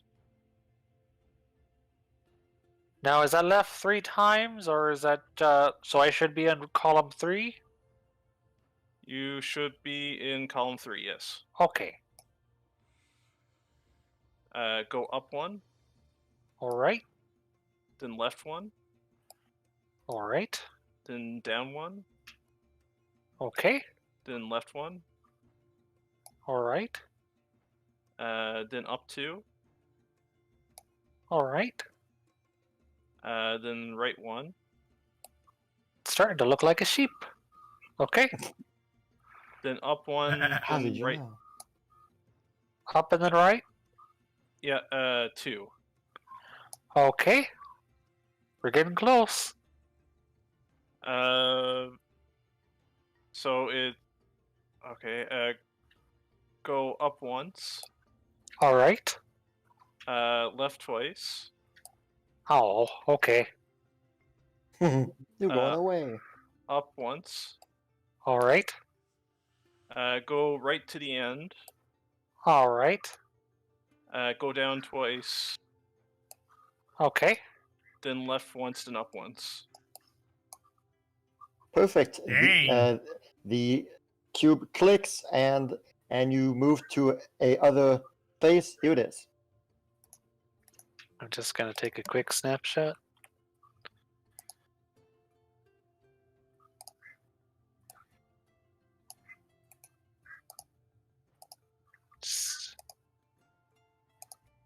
E.T. phone home.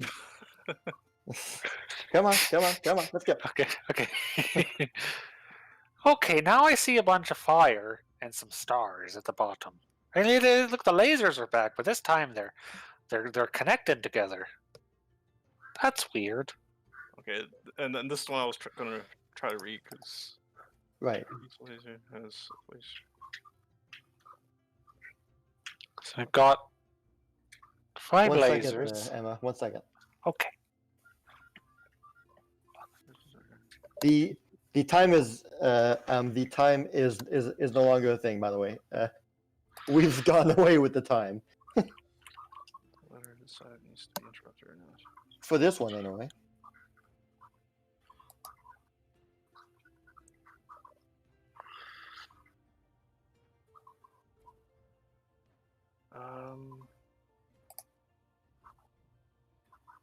Do you understand what you're looking at? I know what I'm looking at. Right. I'm not quite sure if I am, but we'll find out. So All right, Well, Kirji, yeah, there's go ahead. there's 5 columns of lasers. There's 3 gray fires, and then there's 2 red fires. And on the bottom row, there's 2 stars. One in the second column, and then one in the fourth column. start Was by that- describing the first laser, Emma. And between the columns, rows of fire and stars, there's 5 lasers. The first laser is green. The next 2 lasers are red, and they're being spiraled around by a blue laser. And then there's a purple laser, and then a blue laser. So, Kireji, CheapPopMan, for each laser falls into one of those circles. Based on his descriptions of the laser and the symbols above and under it, you determine which letter that laser belongs to. All right, I'm just gonna get it. So, Okay, if you just repeat that for me, I'm gonna type it out. Okay, so the first column is a green laser. First column is green. The second and the third column are red lasers with spiraling blue. They're red with spiraling blue. The fourth column is a purple laser. Purple laser. And the fifth column is a blue laser. Fifth is a blue laser.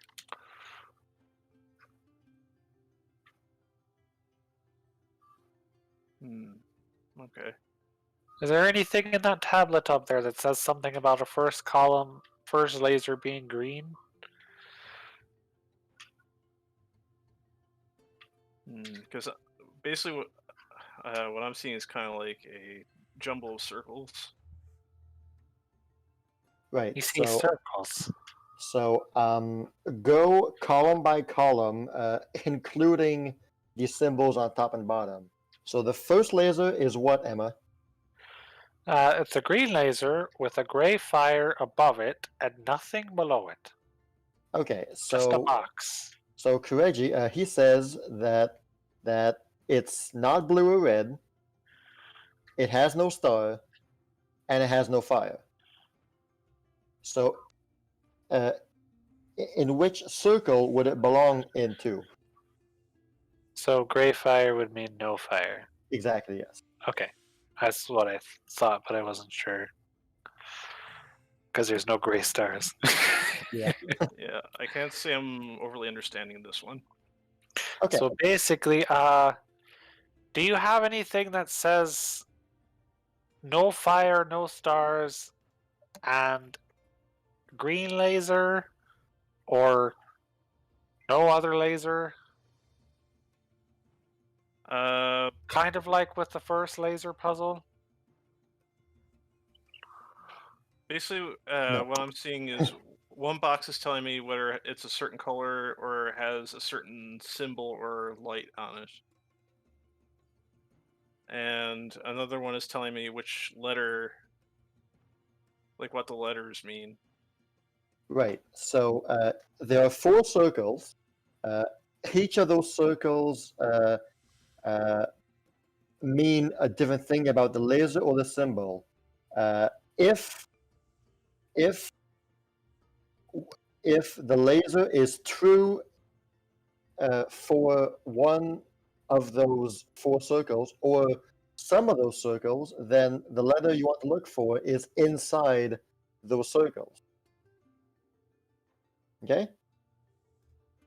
So a green laser, if you look at the table, it's not blue, it's not red, right? Yep. So that means the answer is outside of those 2 circles, at least. Still don't follow.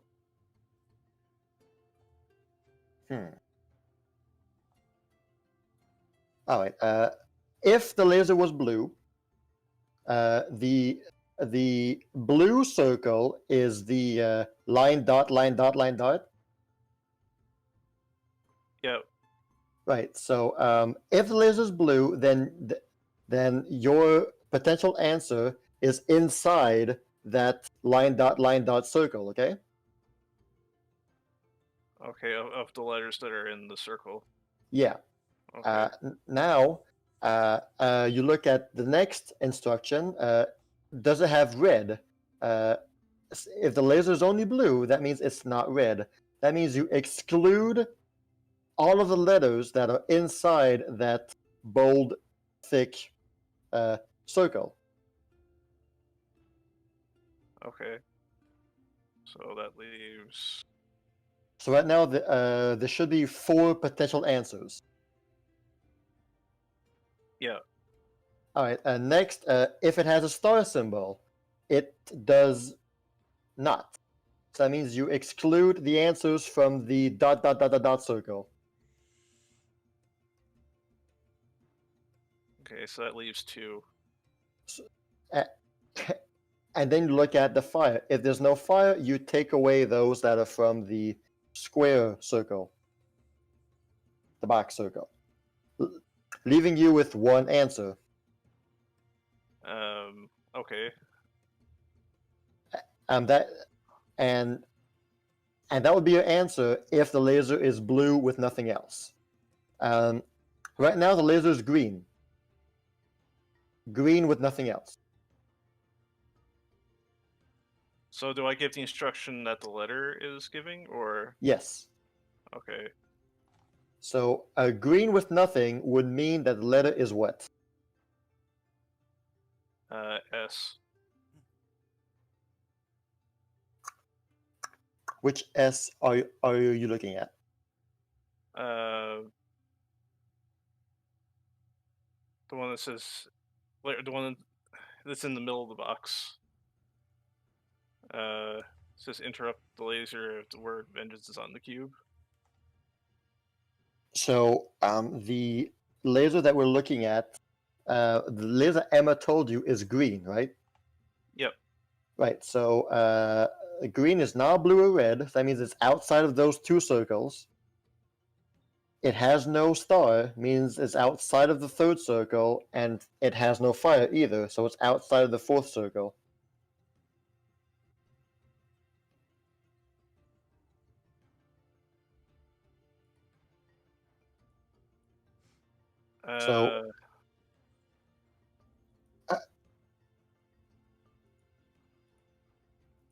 So for that laser, the answer is outside all of the 4 circles. Okay, well, then that'd be C.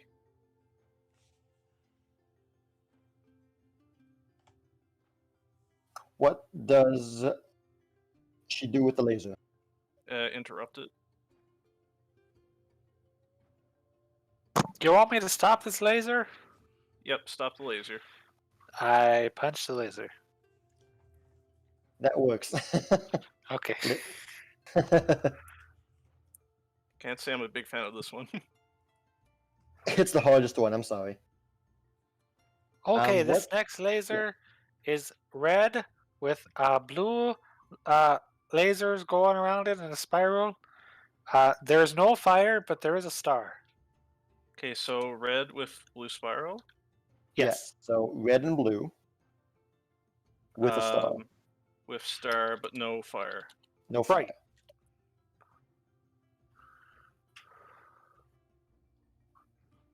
Okay, so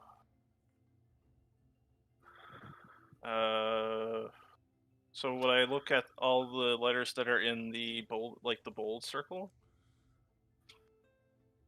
Yeah, find the letter that is inside the 3 corresponding circles.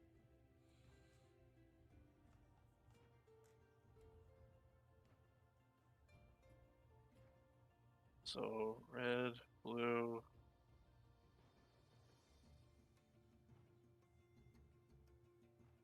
But not in the last circle.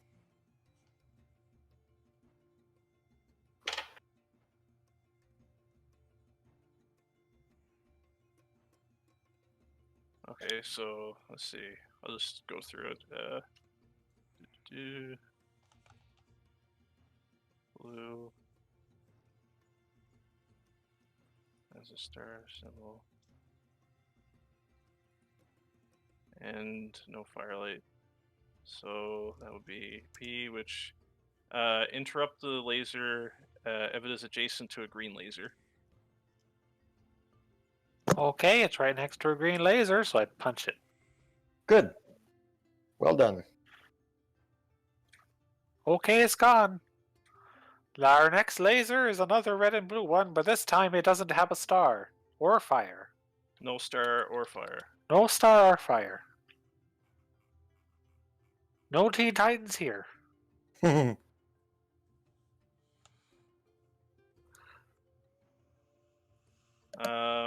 Interrupt the laser if the word vengeance is on the cube.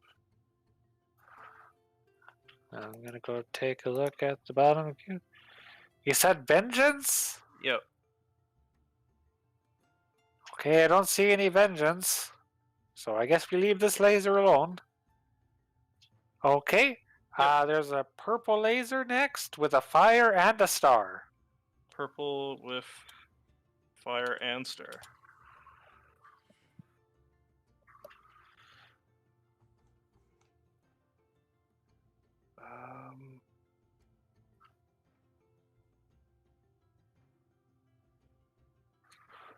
Purple.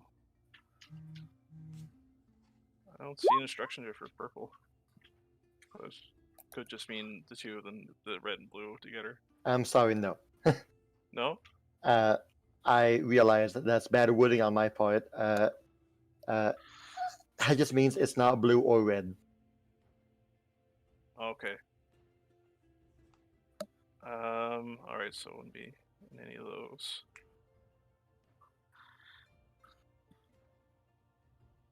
And it has fire and star. It has a fire star, yes.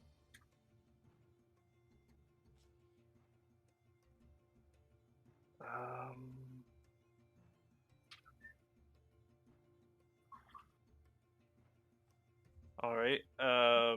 Interrupt the laser if it is adjacent to a green laser. Okay, it's not, so I'm going to leave this one alone too. Alright, our last and final laser is blue, and it has one fire and no star. No star.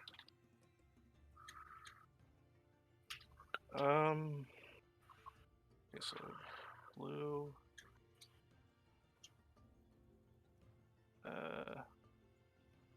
Blue and fire, but no star and no red.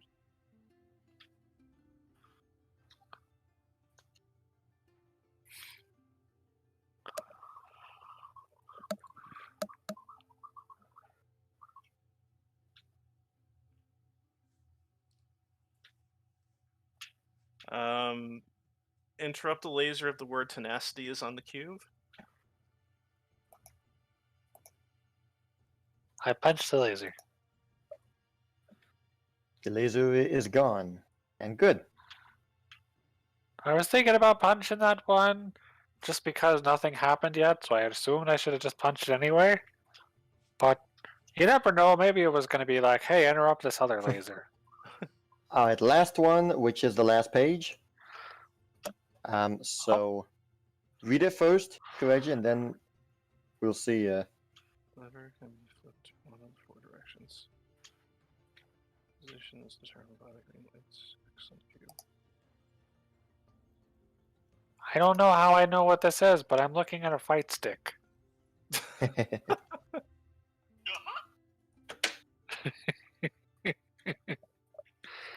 Banjo found that funny. Yeah. Do you see any green lights on the cube? Yeah, there's quite a few of them. There's 5 green lights on the left side and 2 green lights on the right side. And 2 green lights on the right side? Yep. 5 on the left, 2 on the right.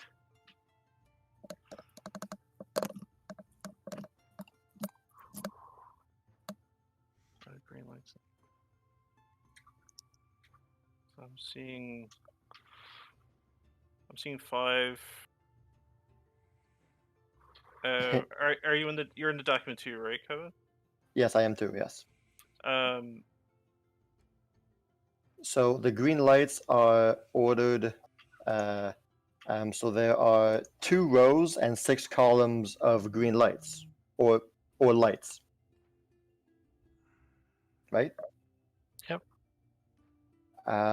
Depending on the position of those green lights, there is one of the 8 tables that correspond, and once you figure out which table, it tells you in which position the lever must be flipped to.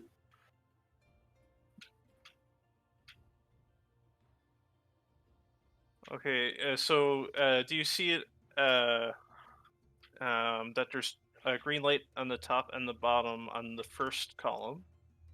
I do. Do you see the second one? The second one is lit up on the bottom but not on top. Right. Then the third one is lit up on both. Right. The fourth one is lit up on the top. Right. And on the bottom for the fifth one. Right. So it will go shift it right. Shift the sliver to the right. And Click, then we're I done. shout out high kick. And we did it.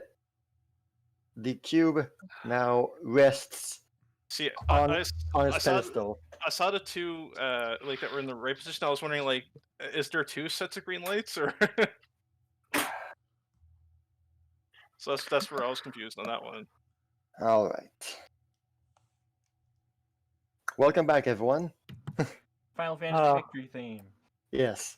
So both cubes stop levitating, rest on their pedestals.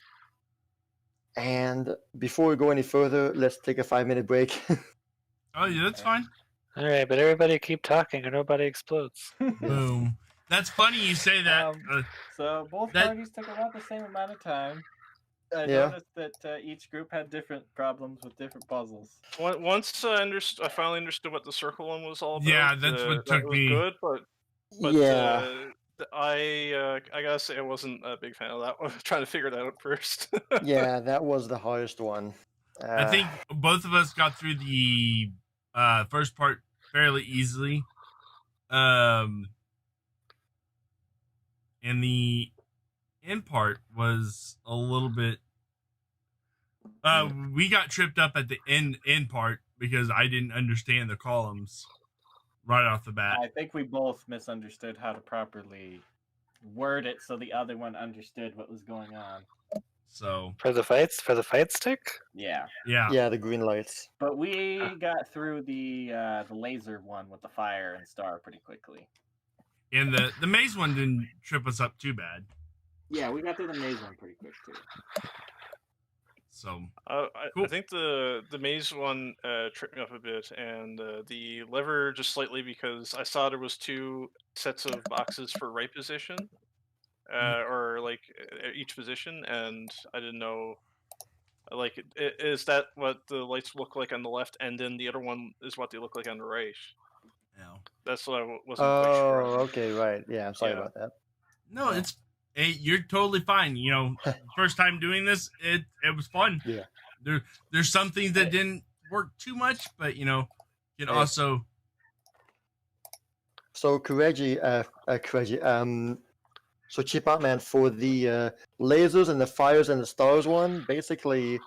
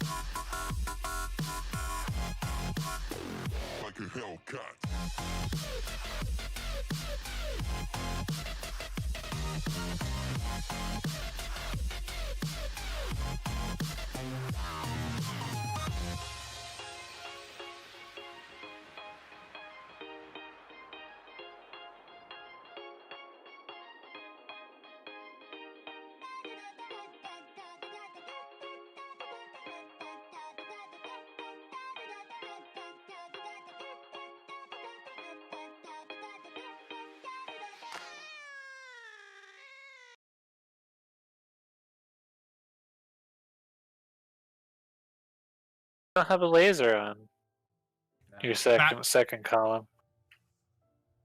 We do not. No, they had hard mode. Easy mode, hard mode, yeah. Easy mode. You can't do anything with a laser that's not there, so why does it matter?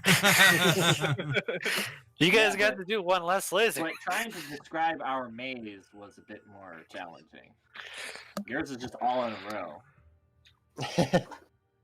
As soon as I saw that, I was like, "Oh man, describing that would be so easy." Yeah. I'd be like, everything is in the 5th column on the right. You did really well explaining where the columns were because I was able to. Well done, Ray, for that. Yeah. Okay, so both cubes are done. Congrats to all 4 of you for having the patience to get through it. So what happens then? Well, back to Pathfinder. Is your webcam broke? I had to switch webcams, Oh, okay. so let me reconnect and There we go. Hey, much lesser quality one, but hey, what you gonna do? Okay, so both squares fall into place, and suddenly both squares project a blue transparent light in a V formation so that they both connect a bit further out of the further down the room, like that. That's in the wrong layer, like that. And suddenly, a hologram starts to play out. from Oh no, those not two one of these lasers. again. No. So, what you immediately see, on the left side, there is a solitary figure standing in full armor with a spear strapped to the back. And this person the figure is standing in front of what appears to be a very large dragon. You don't see the entire dragon, just the head and part of the neck. I pulled out my shield. What, the shield? What? I pulled my shield. I pull out my nightmare wand. Wait.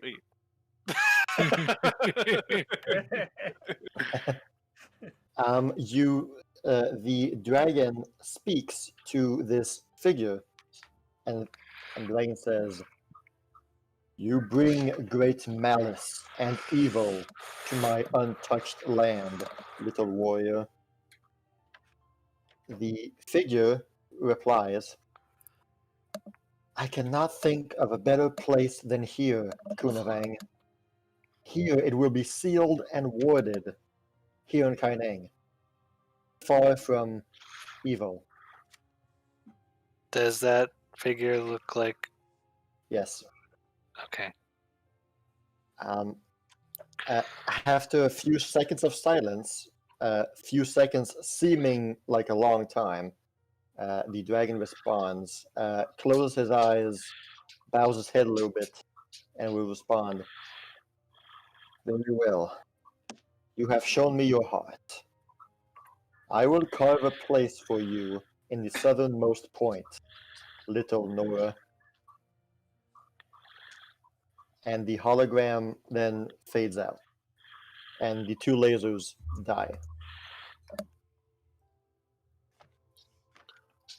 On the far end, on the far wall, here, one of the matching 3 symbols on the big door lights up. I figured that was going to happen.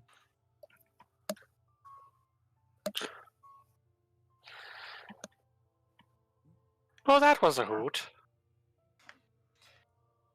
I guess one of those pieces is here. oh boy. Following that, a rising from the ground, like right here, rising from the ground as though appearing out of nowhere. A third cube and tablet rise, and those two seem to be connected to a small safe in the wall.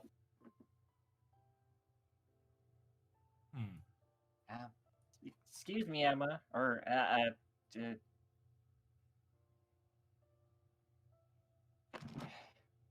yeah. Excuse me. Oh, sorry.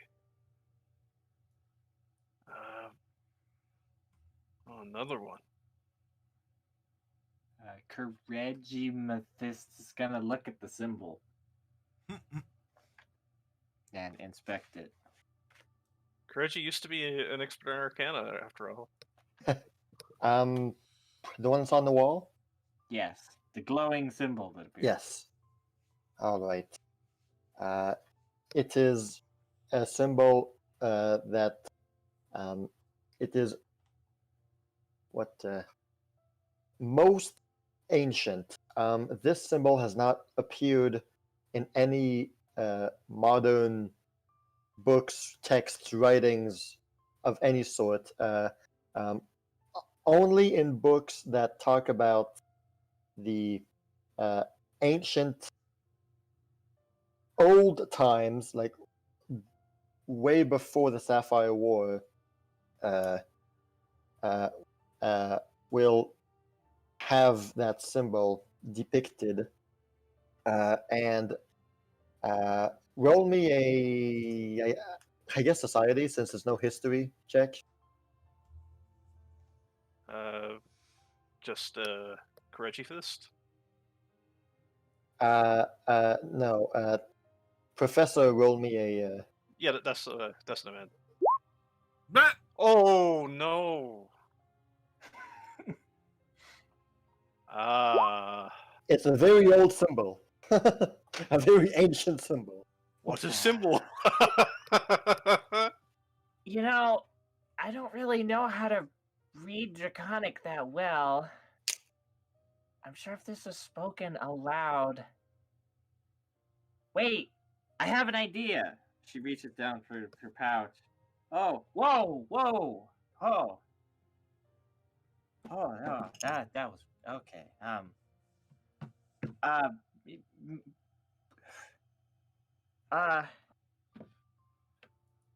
Me,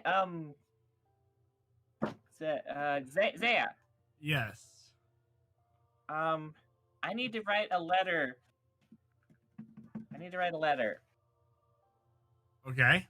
I know somebody that has a book who is right now learning about Draconic. Oh? Urel. I gave her a book before we left. She asked me about Draconic. There might be something about this in there. Oh. I need to write a quick letter to Fjord and then. Oh, you need the diplomat pouch. Oh, okay. Yeah, I need the pouch and my things. I don't. Man, it's so confusing.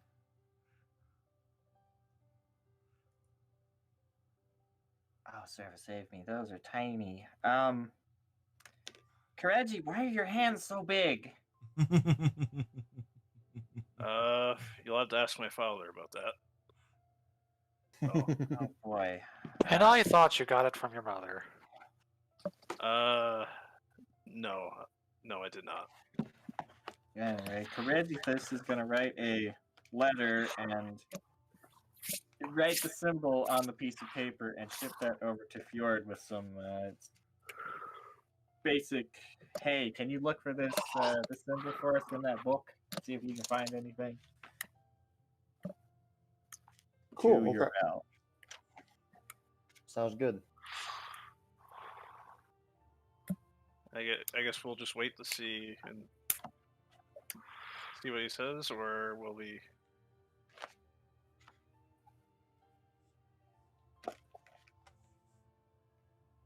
I don't know. There's that tablet and box over there. They are connected to a small safe in the wall. Hmm. Well, Well, there's three rooms, and they all have these symbols on them, right? We probably have to do puzzles in each of these rooms to get them all to light up. And then I'm sure we'll get the pants or the chest The golden piece, pants. whatever's here. Um, yeah. but They're mine! there's Give me a the safe safe! right here, though. Oh, there's a safe right here? And according to, never mind. Well, okay. Are there any more symbols above there, or is it just the one symbol? The one symbol that's in the room is lit now. Yes, Okay, so there's just the one. it's just the one. And what does a safe look like? Does it have a lock? It is, yeah. It's a small square hole in the wall that is magically connected to the box, and yeah. Is there a visible lock? Or a handle? No. So you So how said do we know it's a safe? because the DM said it was. Okay, so you said there was a tablet, You right? walk up to a door. It has no handle. It has no shape of a door, but you know there's a door there. can we do a crafting check to see if we can figure out what it is? Yes. Yes. 15. It's a safe. My gosh, it's a safe. Who knows what treasure lies beyond? I think this might be a safe. But where's the what is it tied to exactly? You said there was a tablet, right? A tablet and a cube, yeah. Oh, so another So- one of these. There's a tablet and a cube by the safe. You want to try this Oh. again?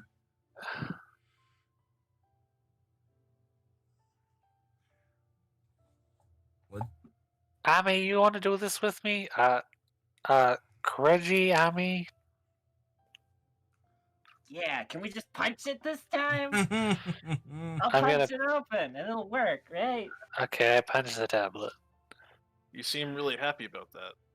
Okay, on the count of 3, Ami, punch the cube. Are you ready? Okay.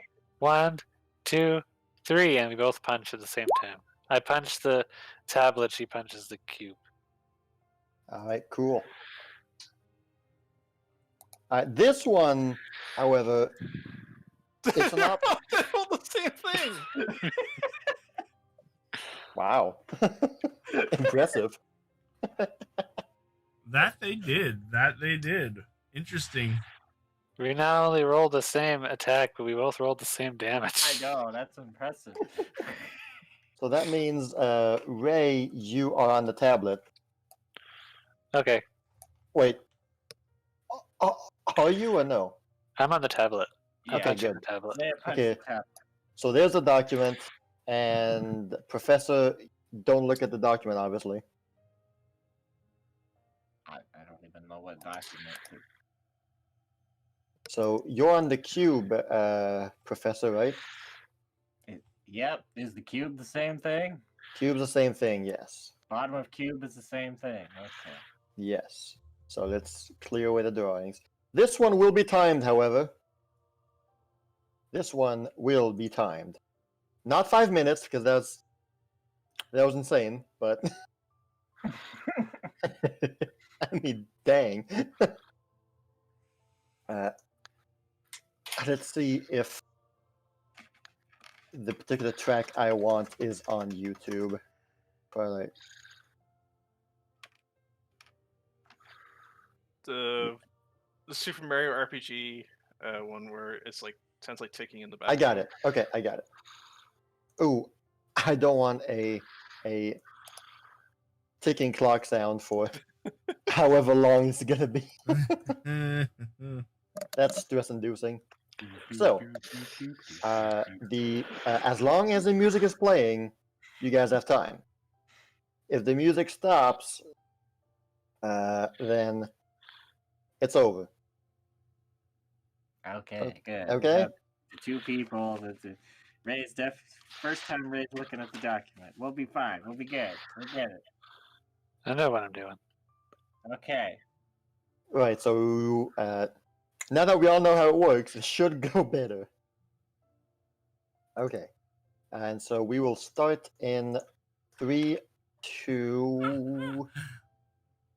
Okay. 1 and go. All right, Amy, what are Okay, we we looking have- at? We have 5 lasers. It goes purple, red, blue, black, blue. Purple, red, blue, black, blue. Okay, so if the laser is black.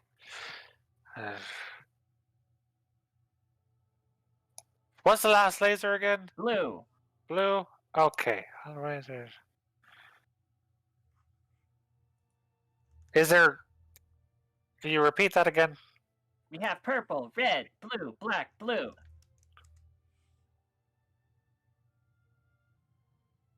No green? No green. Purple, red, blue, black, blue. Yeah. No purple. 1 green. The last one's blue. Okay. last one's blue. Interrupt the first laser. Interrupt the first laser.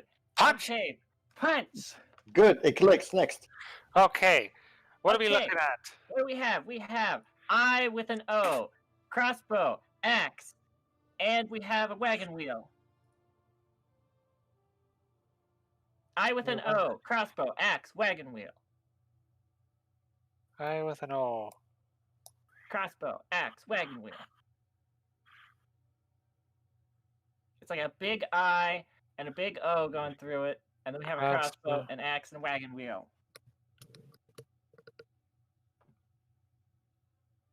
A wagon wheel. I crossbow axe. Okay. Okay, so you hit the axe first. Okay, axe, Crossbow next. crossbow, I with the O. I with the O, Wagon wheel. wagon wheel. Good job. Next. Okay, what are we looking at here? Okay, we have fire and nothing. It's purple. Fire or nothing, and it's purple. Okay, let's see here. Well, bam, just like that.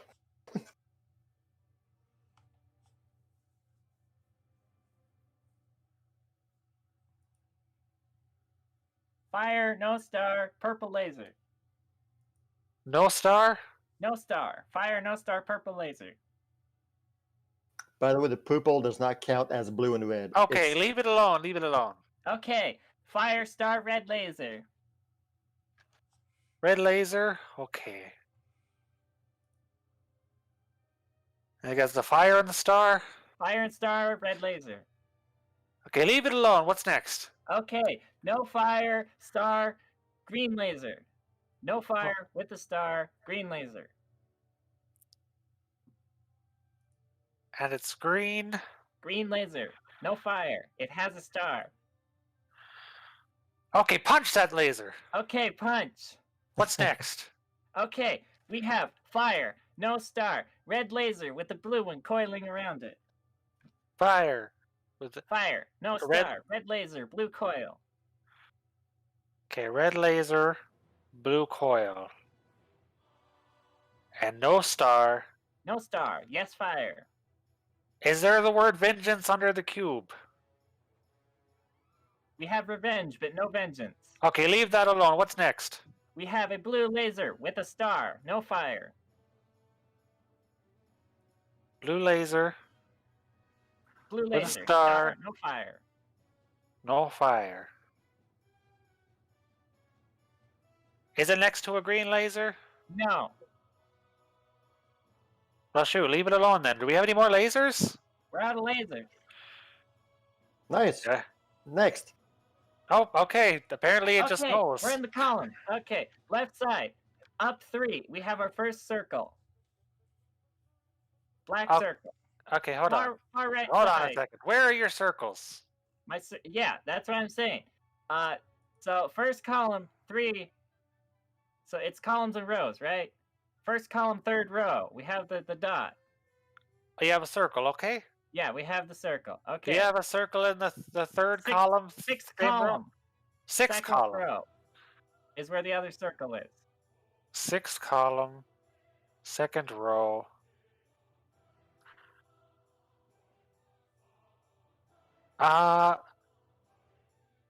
The blue And then you dot said is in the second column at the top.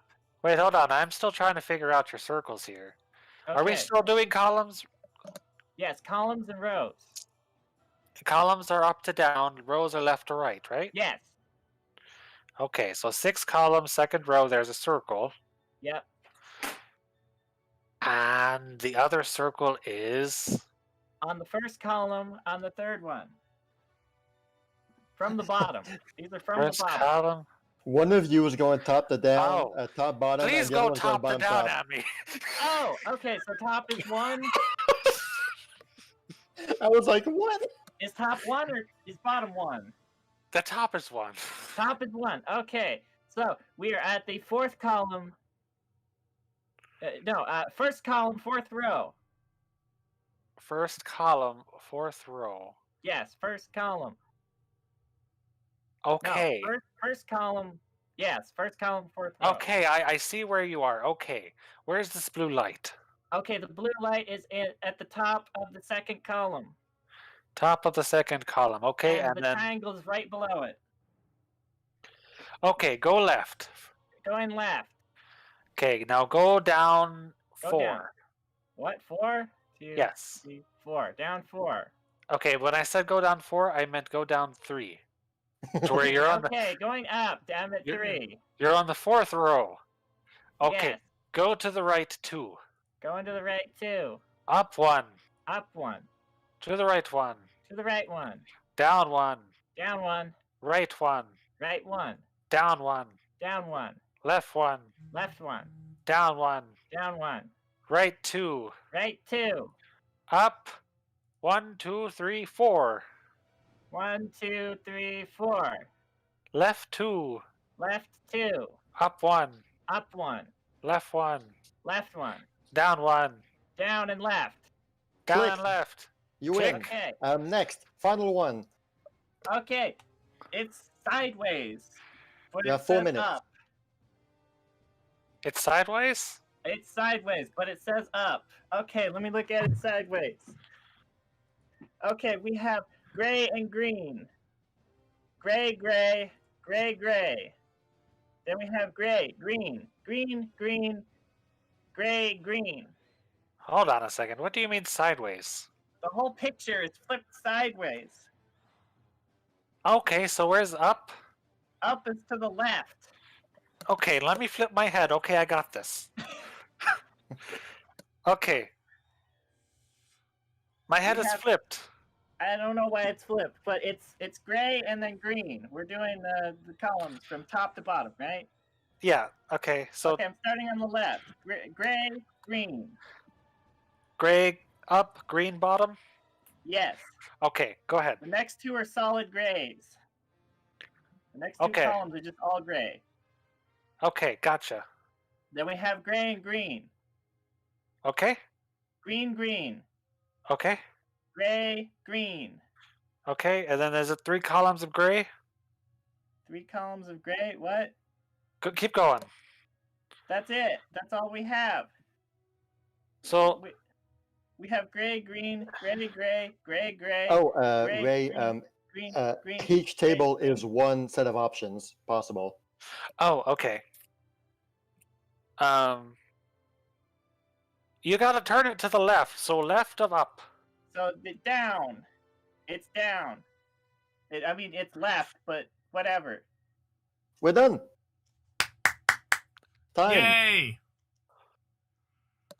There was 2 minutes left on the clock. Well done. Yeah. See? Once we understand And it. with that, Amethyst Kireji is gonna go give a hug to Zaya, Emma. Oh, hello, Kurt. Oh, hello, Kurtji. We did it! Sweet. Well done, guys. Very well done. I'm gonna fist bump Kireji. Kireji Oh, Amethyst. great. Yeah. This is more appropriate, right? Hooray for punching! All right. And so I the get really swept up into it that Sarah had to come out here and be like, "You're being too loud. I can hear you in the kitchen."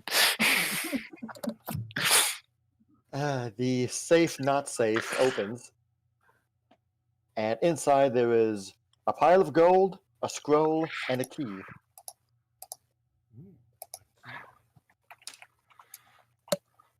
So there is a golden key, there is 150 gold pieces, and there is a magic scroll. Well, take out the Me, scroll. Put that in a bag for now. Yep, that's what I'm gonna do. Yeah, we'll sort that out after. And now that room is completed. Finito. Woohoo. Or Zaya, or not. Oh, if I say Zaya, I'm referring to both of you. Who do I talk to? So 150 gold, a scroll, and a golden key. Yes. Okay, written it all down. Cool. You are now back in the main hall. Going good. The big door at You're the welcome, end has Sydney. one of the 3 symbols lit up now.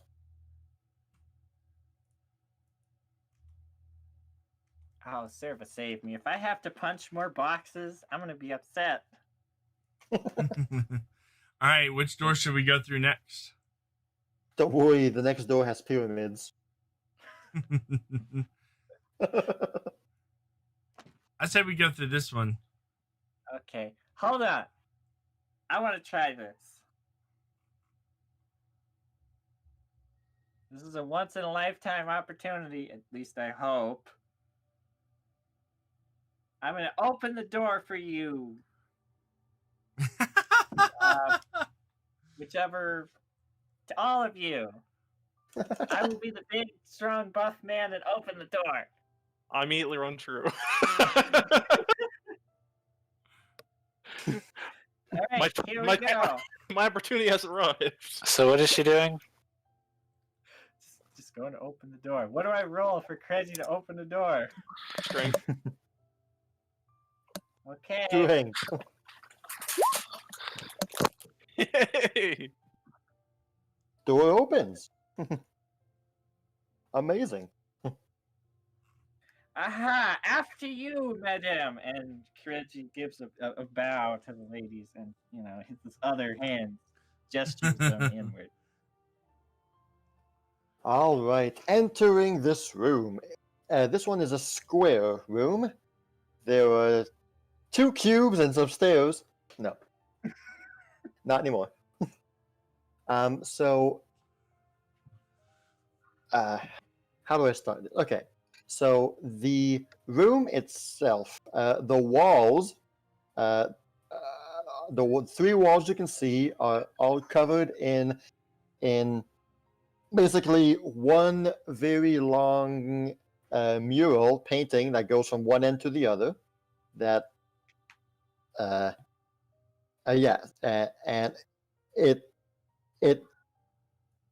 so you see a large painting from left to right, one continuous long painting, and in the middle of the room on the far end, there is a large statue of a man.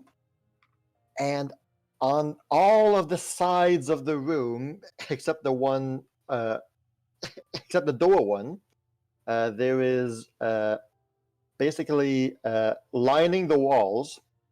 There are piles and piles of scrap metal, basically just piles of pieces of scrap metal all around the room.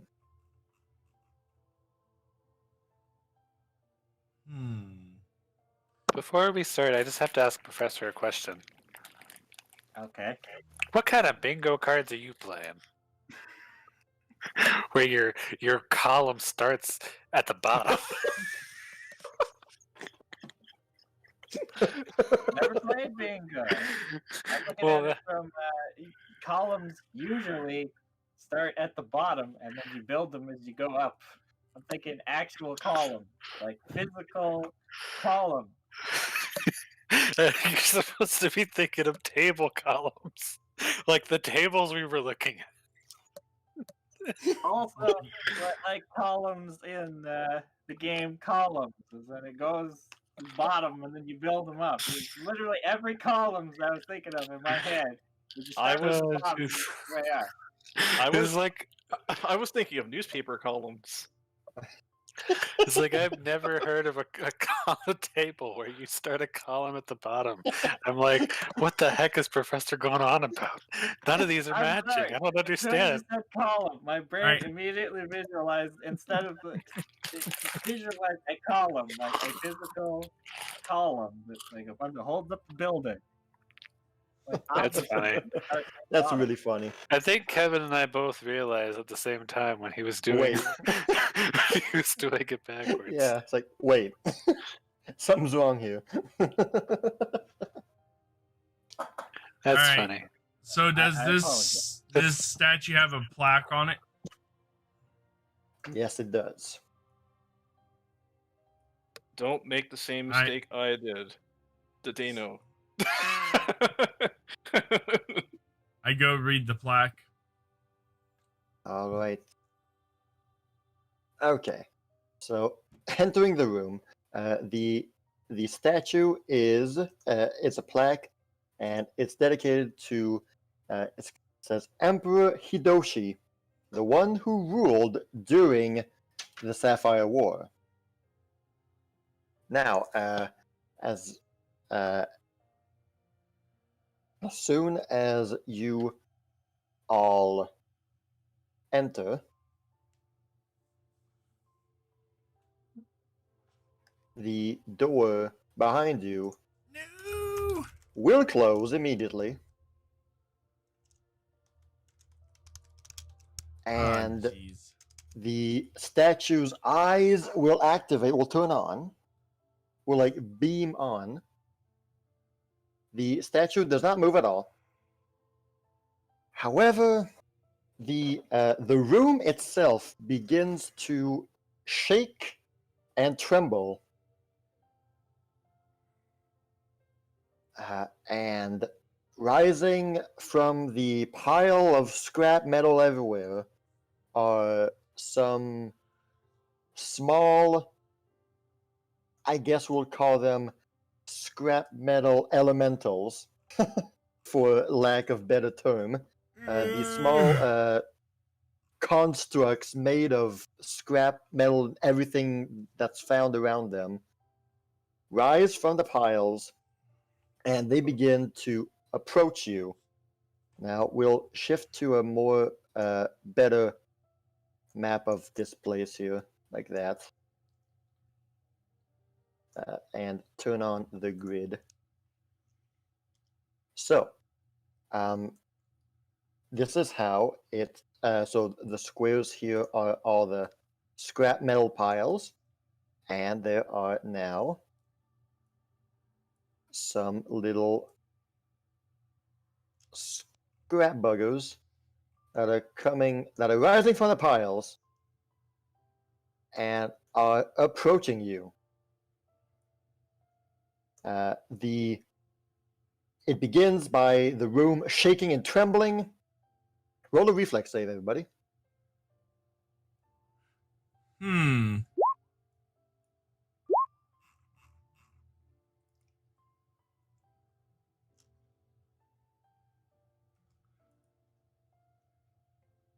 All right. Everyone except the player controlling Amethyst. Sorry, Kumo. You're simply knocked prone for now. That's all. Here's my Uh, question. Just yes. before. So when we switched bodies, are we in knowledge of how to battle as ourselves or as the player we got switched to? I'll let you roleplay that one out. Because I already know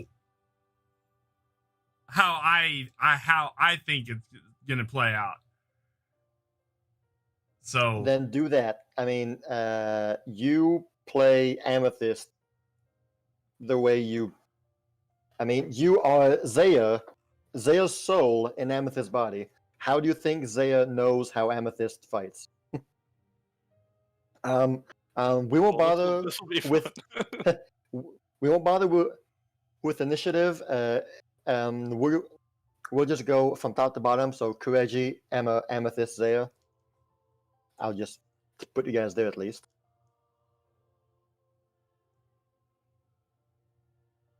So I mentioned that there's one long painting on the walls. On each of the sides of the wall, so left, well, on each of the three sides, there is one section that is a handful of text written in common.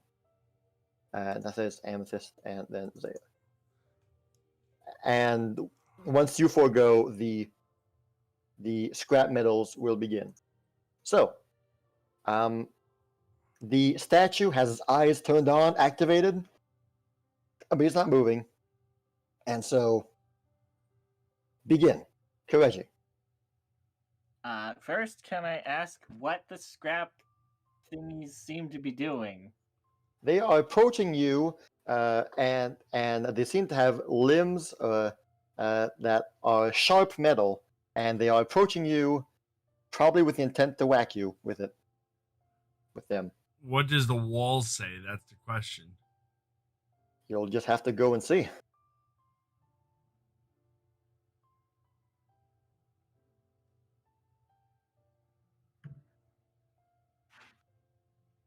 This is not. All right, Kireji turn.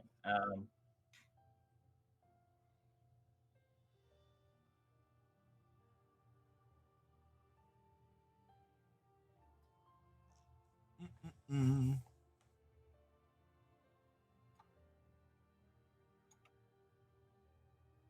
Yeah, let me.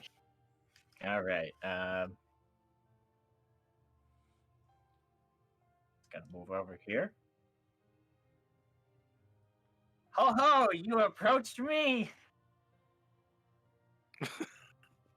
And then goes for a punch on the closest thing. Do I roll, Chris? Do I roll unarmed fist or fist of hand wraps? Well, depends on what you're planning on doing. Are you a just punch. doing just a punch? Well, if Just you're a just doing a punch, just do. Is there one for dragon stance or well? Would you? Dragon stance. Then again, would you know how to do that? No. Going Nope. up and punching him. Just use iron fist then. Unarmed fist. Punch. All right. You approach him, punch him, and you lob the scrap head off. The pieces of metal that formed what the shape of his head is now scattered in the pile, and 1 second later, those particular scrap pieces just poof and evaporate. Holy hells! I see why you do this, Mr. Garou. I'm glad for you. Second punch. Nice. Is number 2 not? Oh, wrong thing. Oh, nice. The force of your punch straight in the chest area knocks the entire being away. Arms, limbs, and everything, and the entire pile just crumbles to the ground and will evaporate also. Critical hit. Hold on. Are you not trained in unarmed? I'm You should expert be. in unarmed. You should be expert. Then that should be a plus 13 instead of a plus 4 Oh, dang, you're right. on Well- both of those. Either way, you got it. Yeah. Either way, you very much got both of them. Okay, that's that turn. All right. Emma.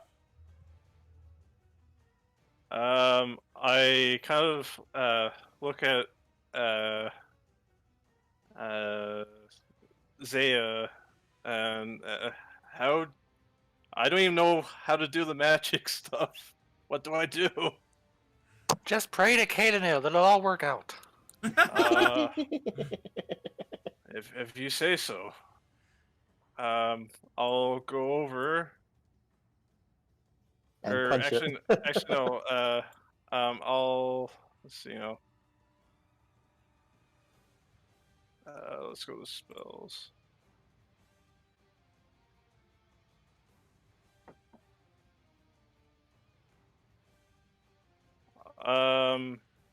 I guess I'm going to try to use. So can I use Burning Hands on myself? Yes. Okay. You have to point your hands at yourself. Okay. I'm going to do that then. Okay. So, I guess my hands are on fire then? Yeah, your hand's on fire, and you burn yourself. And... Sorry, what? So like, you cast it on yourself, so you burn yourself.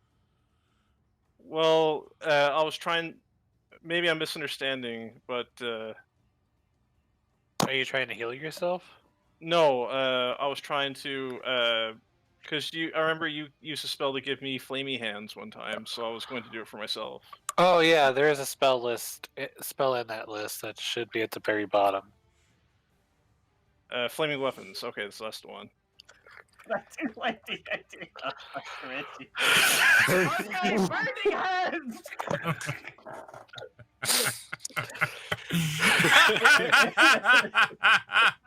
I mean, I was so confused. I was confused too, but like... I alright. thought you were role playing yourself, not knowing how magic works. So like, you I try mean, it and it burns yourself. I was like, that's funny. That's funny. perfect. You know what? I'm gonna go with that. I'm gonna do it. So 2d6 damage to myself. Yeah. All right. I love it. 5 damage.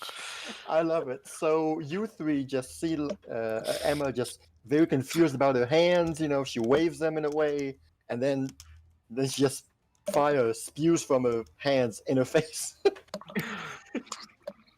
Kirji, what are you trying to do? I don't know. I just burnt myself. Cadenale, save me. Or you. Me and you. Maybe I should go see what the inscription says.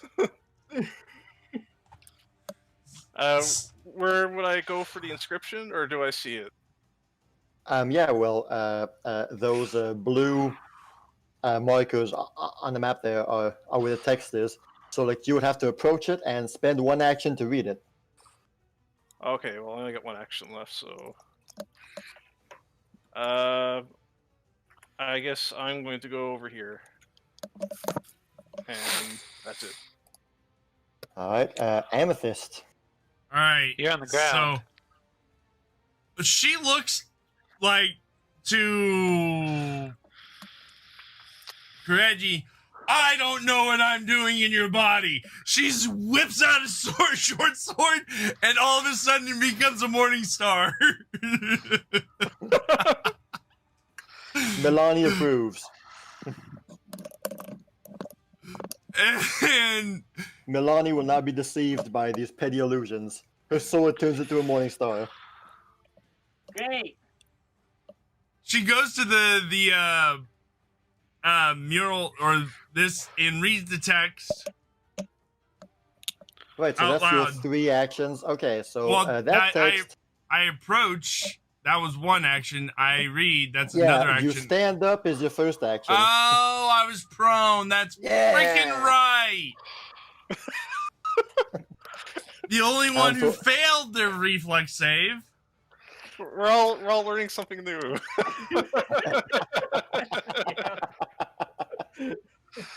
Okay. The top inscription speaks about the Emperor Hidoshi.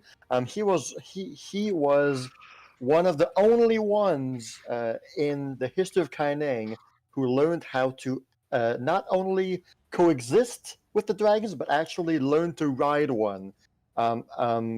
He goes down in history as one of the first and almost only dragon riders. Okay. My turn. Are you ready for this? Let's Am I go, Zaya. Isaiah? I run up to this one, and I look at Square in its metal face, and I give it a big smooch. A what? I kiss it on its face, on its metal face. What are you doing? Okay. I'm doing exactly what I said I'm doing. You don't have to roll for that. Okay. Roll charisma. Oh, okay.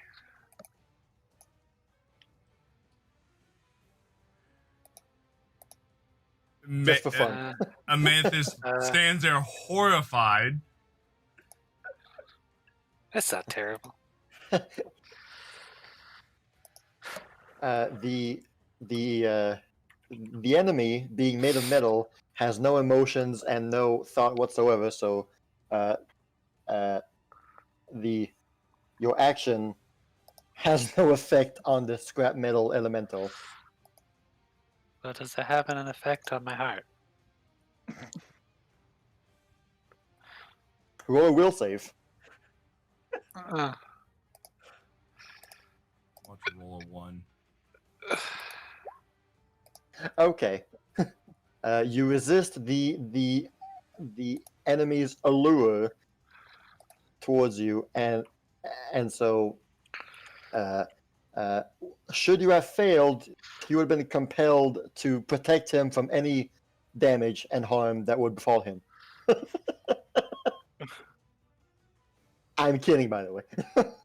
okay, so it was one action to run up there, one action to give him a smooch. And then I just look over at me, Kireji, and I say, Kireji, give them smooches! Give them smooches. Don't be afraid of these boys.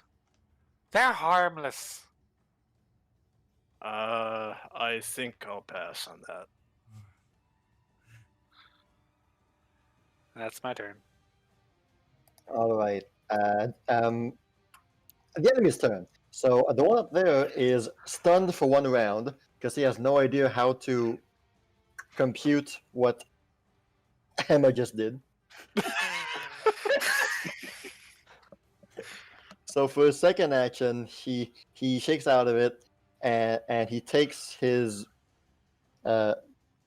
rusted metal arm and attempts to stab Zaya Emma. Well,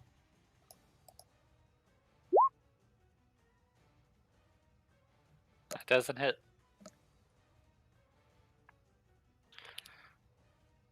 She then attempts to stab Amethyst Zaya. Hamekumo. So that'd be -5. Okay, well. So I Oh. watch as it hits me, and it just, I'm assuming since I'm just big armored lady, he hits, but it just slides Exactly. off. So Blink, she's yeah. just like, "Ah, aren't you a cutie, trying to hurt me, but not. And then just watch it try to hurt Amethyst and it just completely fail. When the thing swings at me, I pull up my shield arm reflexively and realize that I don't have a shield, and then dodge out of the way. Shield. Wait, what? You raise your umbrella instead of your Amethyst shield. does have a buckler. And when's the last time that was mentioned? Like 6 months ago. Right, she does have a When it buckler. was lent to Zaya when she sold both of her shields. Amazing. Oh, do you Well, have it failed. The other guy will approach and stab at Emma with his rusted piece of sharp metal. You do have a buckler. I didn't look through your stuff. Completely misses. Yes. Made Yep. specifically Attacks again. Completely misses. by Zaya. The statue will again begin to react and shake the room.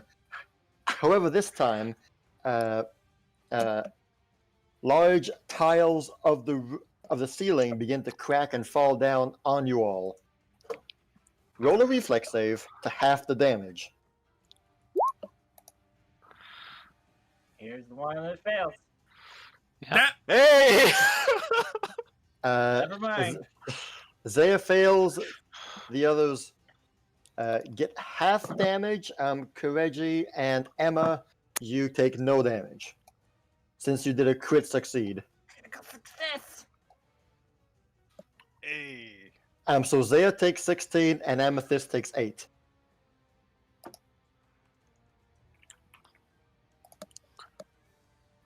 And following that, Is the current HP that's in here? you guys should be at correct. max HP now. Okay, so Well, you start this with max HP. okay. Oh, okay, so then 48 and then minus 5. And 3. Yeah. Okay. More rubble begins to animate, and more scrap elementals come into play. Whoops. Oh, crap. When you read these, Kireji, I got this, Miss Garu. Okay, well, you take care of it, Mr. Amethyst. At this, Kireji is gonna pull out a kunai. I didn't even use it. But she does know where they are and that he has them. Okay, well, go for it. And is going to toss one at the one that is closest to Emma. Let's see if the lessons came in handy. dang. dang. Wham!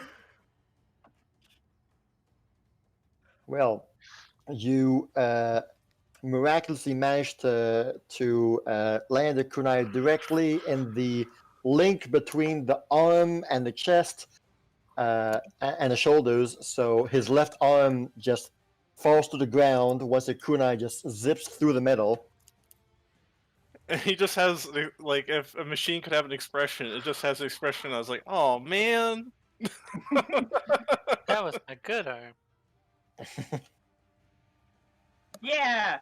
Take that! Second throw!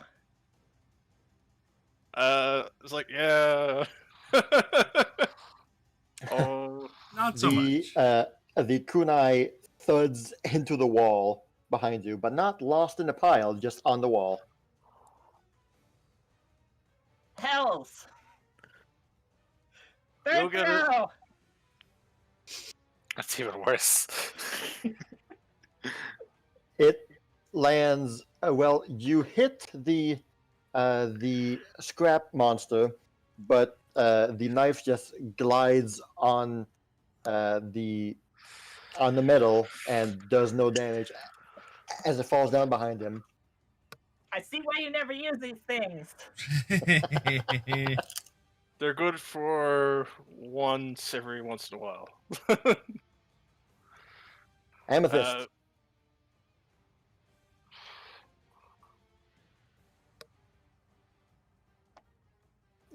Kumostone.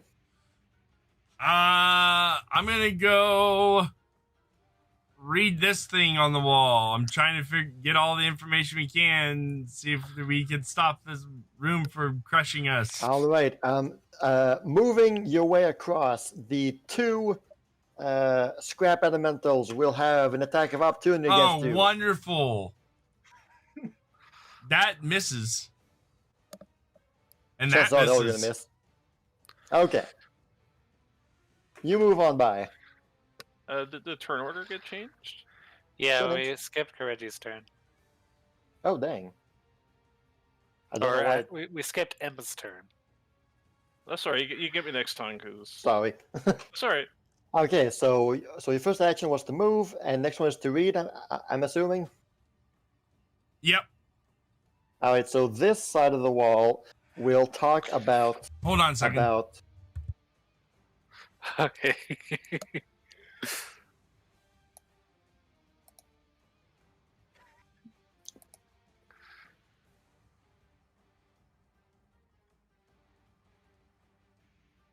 At least one of the cool guys hit. All right. Yeah.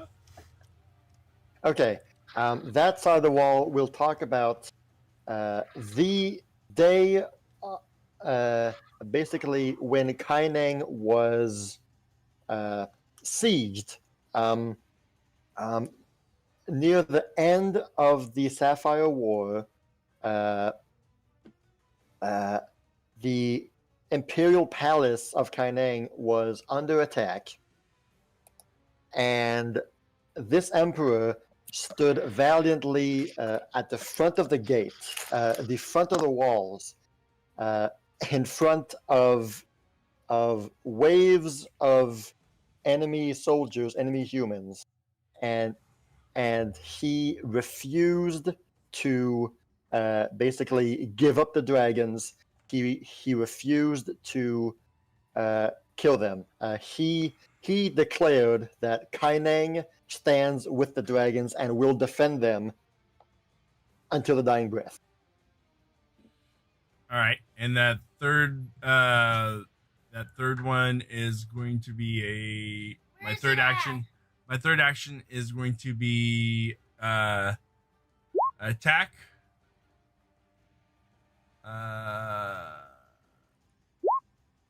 On this one.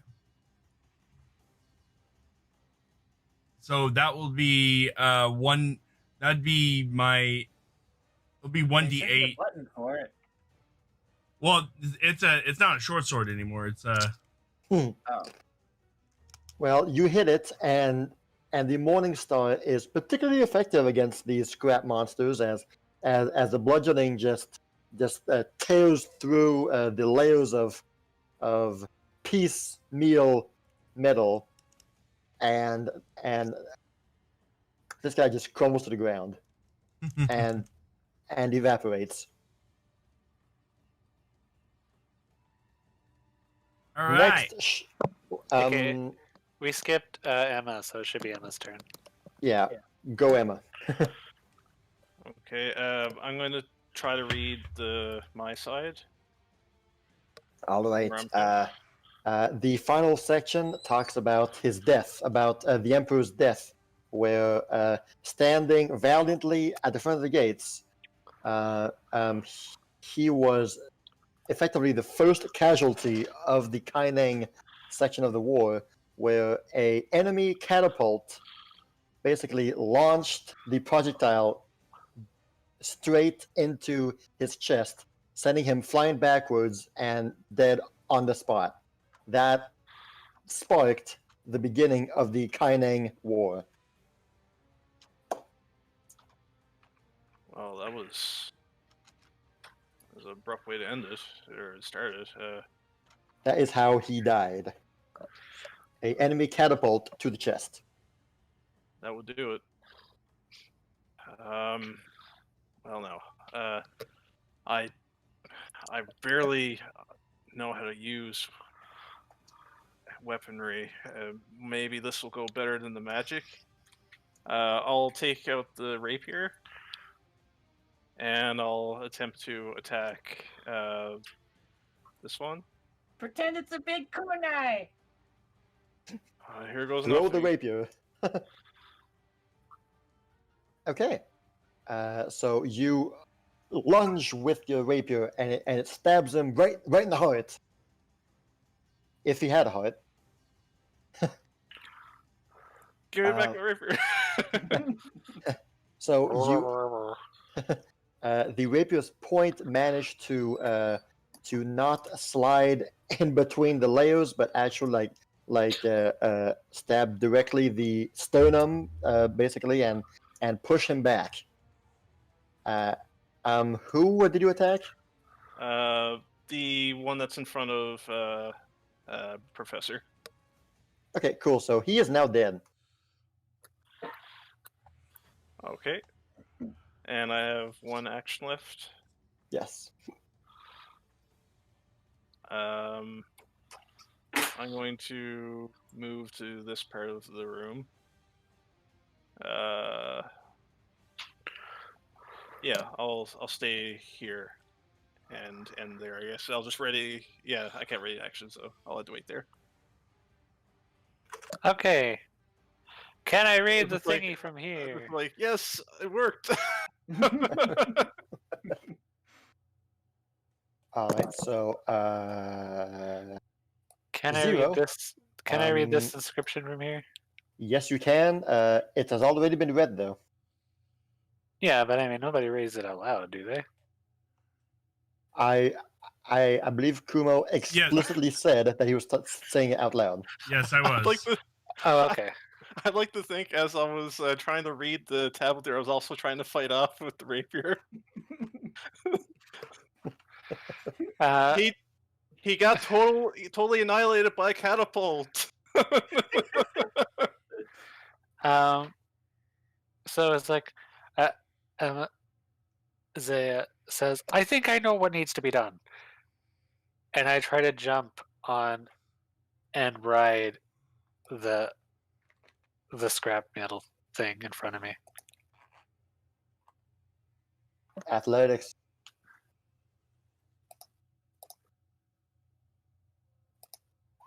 Dang it! Well, so you jump on it. You fail to ride it, but your weight basically crushes the scrap metal, and the metal falls into a pile underneath you and evaporates.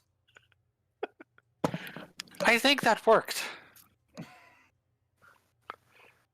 You basically crushed him to death. I kind of looked over and said, well, I can't deny that. Emma, Kireji, just jump on them and ride them. That's the thing we have to do. That's what the inscription says. It says to ride them. What? It says that the Emperor rode the dragons. These scrap metal guys are dragons, aren't they? That's what they represent. I don't know. So do I still have 2 actions left? Because that was 1 action? Yeah. So as I'm saying that, I'm running. And I just do a nice hop and try to jump and ride this one too.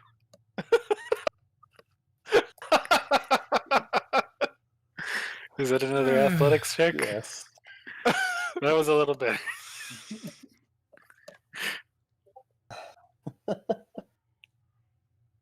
Yeah. You end up basically doing a drop kick on him, and you fall to the ground. Say, I'm so good at riding things in your body. I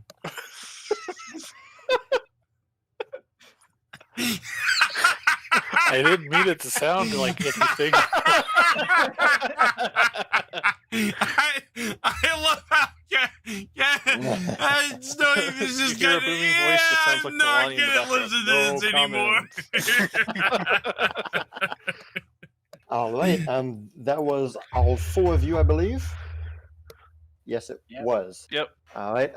The statue again will his eyes will open, flash a beam of light, and again the ceiling will begin to shake and crumble as ceiling tiles fall upon you. Get that reflex rolling. Ooh. Ooh. Ah. Ah. All right. So Zaya and Emma take 10 damage, and the other 2 are safe. Ouch. We're still alright. As again more scrap metals appear. Wait, I have an Hmm. idea. A crazy idea. An Emma-like idea. Well, that's good because it's your turn. Let's hear it. As she shouts. And goes to reach for the thing that I'm assuming is strapped on his back. The portable ram.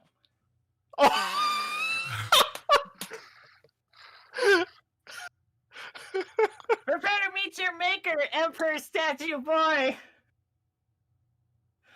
Pulls up a portable ram and just runs at him. Now, Try to bash him down. I don't think we were supposed to take down the statue. Do a strength check. Be that second 20. Close enough. Yep. Hey, that's good. So you charge at the statue and ram it in, and the effect that it has is kind of like hitting a gong really strong. You ram it, and then like a loud, deafening, like a shock wave emanates throughout the entire room as you feel as though the statue has some kind of external protection, but you still strike it very hard. And so what happens is that first of all, you drop the ram due to the shock that's coursing through your fingers, and the shock wave sent throughout the room will make the ceiling crumble again and tiles fall, but this time crushing the 3 enemies.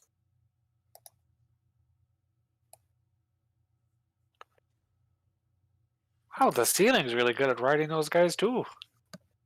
Ah, holy hells! How many actions was that? That was 2. 1 to take out the item and 1 to charge. Okay. How many actions is it to pick it up and give it to Emma? Or at least to pick it up so that Emma can grab it. Yeah, that would be 1. Here, Emma! Bash him! Kireji picks up the thing and shoves this ram into Emma's arms. Emma's turn. All right. I'll give it a shot. Hopefully, it doesn't try to kill us. And I'm gonna Hold on, don't do it yet. Okay. I want to message you something. All right. How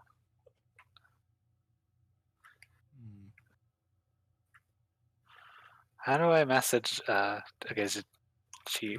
Should be /W space Okay. the name of Name of the character.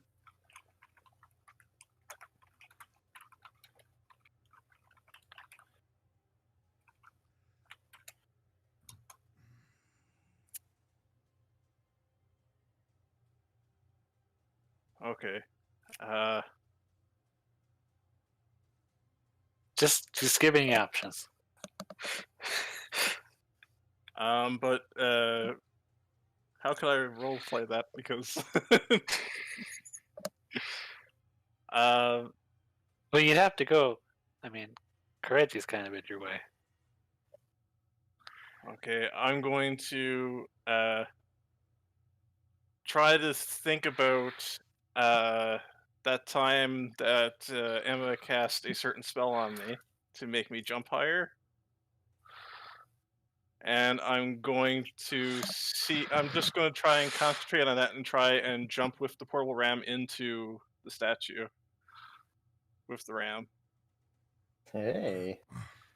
So I'm going to try and cast jump.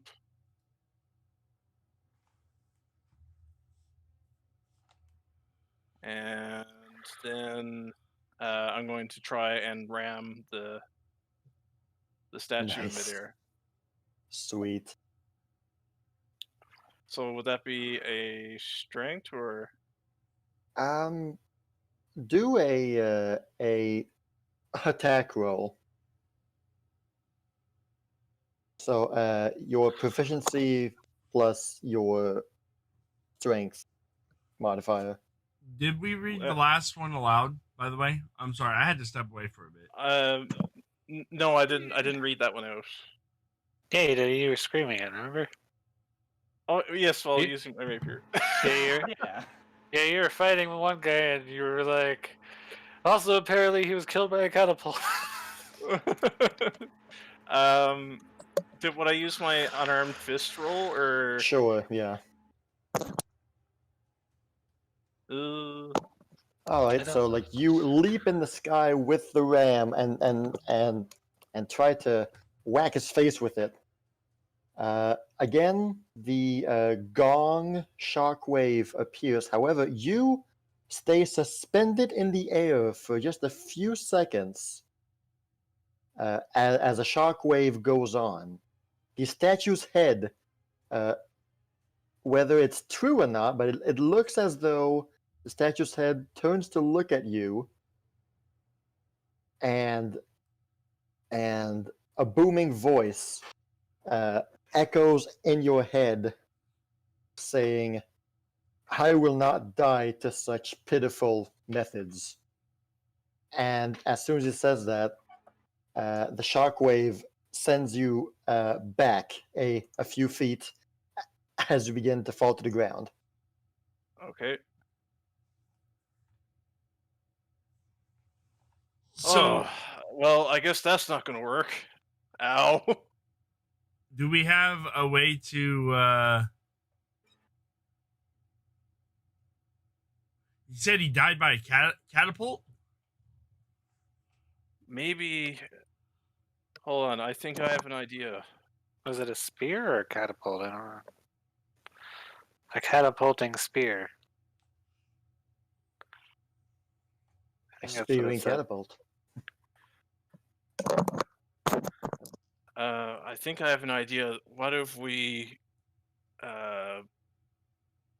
ball up a bunch of the junk and throw it at him?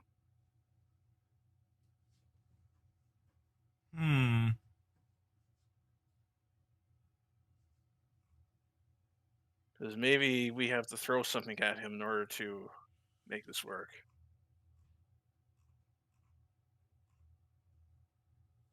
Sure, try it. The person controlling Zaya. Yep. You rolled a high enough perception. You notice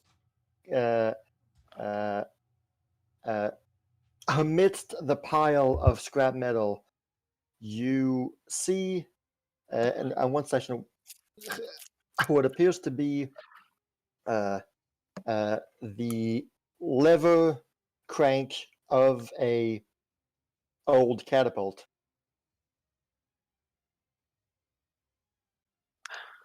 I found a catapult!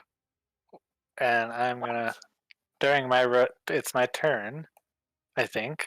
Unless, I see now. I jump wait, no, with it's one not my turn. action, and then I jump to do an attack. So that's probably 3, I would think. Yeah. So that's my turn. where is this catapult lever? Let's just say it's right here. It's over there!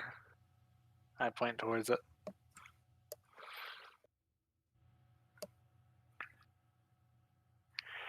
Ram him with the catapult! Throw it at him! I believe it's Kumo's turn right now. Okay, Yes. so I pull over the catapult. Where's the catapult? It's over there. So I go over there, and do I have to crank it or anything? Well, you reach for the catapult piece and you take out a third of a full catapult. We gotta find the other pieces. Oh boy. All right. I put my hand over my head and it's like, I start what searching. kind of game is this? All right, so basically one action of digging through will cover 2 squares. Okay, so I start digging through. You don't see anything there. With your perception, that hit 25. That was a 16 plus 9. You see something. You managed to spot a shiny piece of metal behind the statue. Behind the statue! Okay. All right. Let's. That means it is Zaya's turn. I come over here and I search these 2 squares behind the statue. All right. Thanks to your. All right. So you managed to find the. I don't know what the term is for, but the bowl. The bowl part of the catapult where you put the ammunition in. Alright, and that's the walkover, the searching, and then I'll take the ball over and bring it to this part over here. And I say, it's gotta be on the other side, And across from us. that was your 4 people's turns. The statue again comes to life and has you roll a reflex, everybody. Because the ground is shaking, the earth is pounding, and the ceiling tiles are falling. Ah! All right, Emma and Amethyst. Emma, you take 4. Amethyst, you take 2. Zaya and Kireji, you're safe. This time there are seeing. Yeah, so basically we got scrap monsters coming from everywhere now, pouring out of the wrong layer. Pouring out.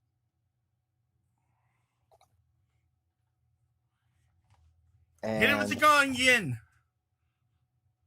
And they will take 1 step forward. Now Kireji's turn. I'm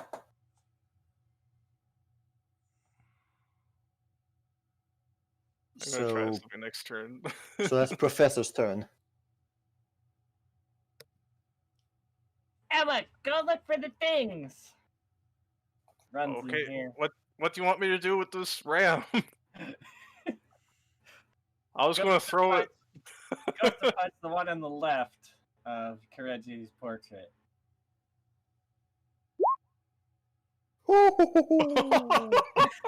A critical hit. So this scrap elemental just goes flying and just crashes on the wall, and the pieces don't have time to fall to the floor as it just evaporates on the wall. And spins around and goes to punch the other one. Oh.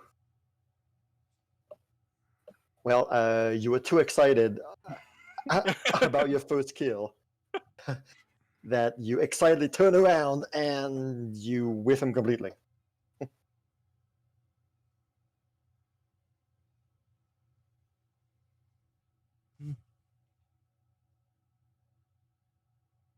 That means then it is now Emma's turn.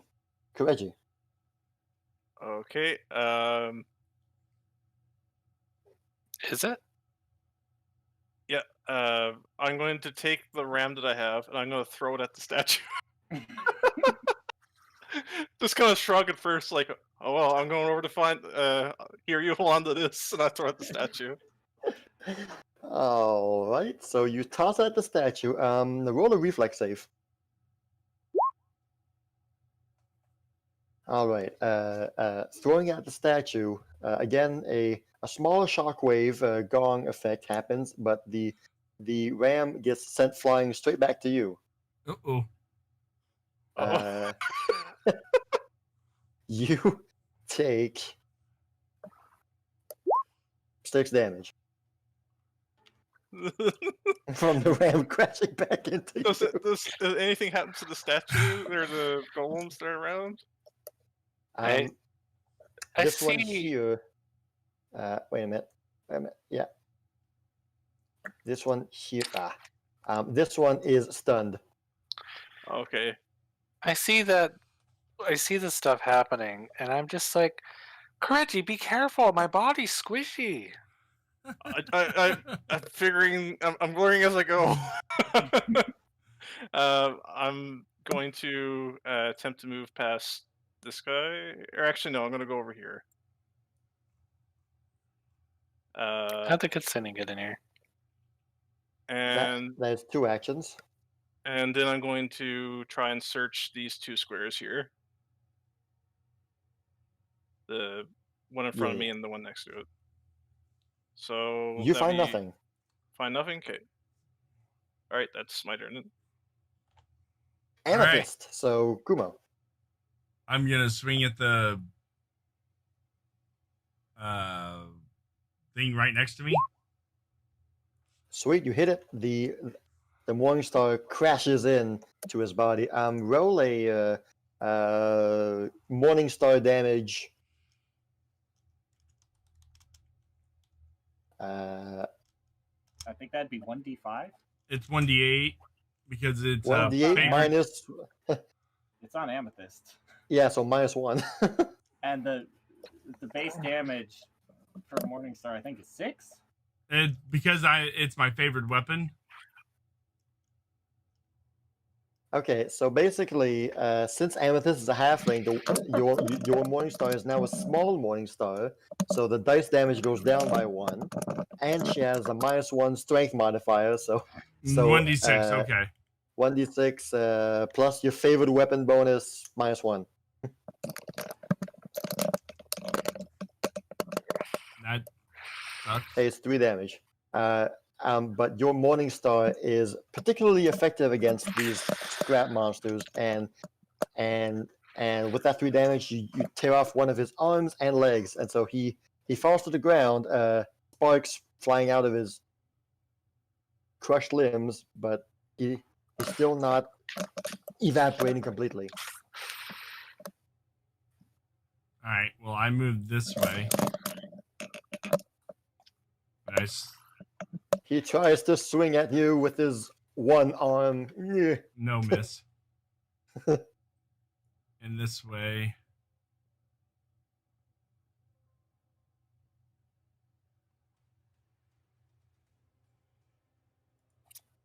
So that was 2 actions. Well, that was These two have and then I already search. been searched. All right, yeah, here I'll I put those search. 2 there. These 2 have nothing. So have we found 2 of the? Yes. Yeah, he found 2. So we're just looking for one more, maybe. 1 more, yes. 1 more piece. I'm gonna take this stunned guy, and I'm gonna grab him and try to put him in the bowl of the catapult that we have.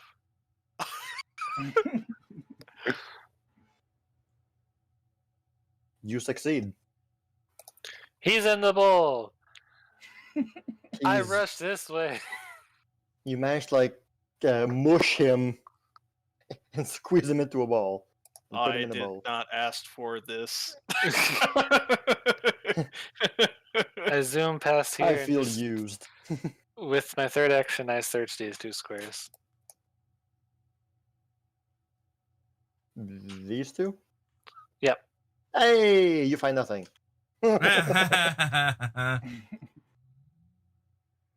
Close though, or not. Kireji.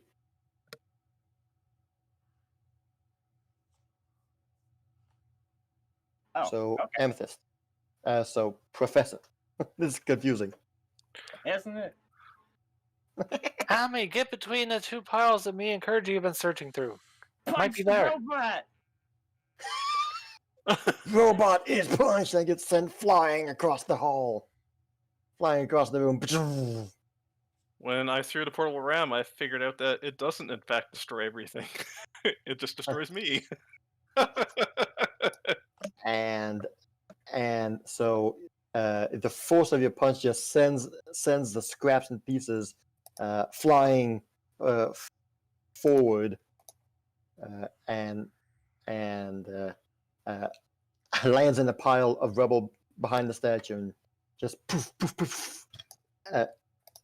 Every piece begins to evaporate. Let's see here.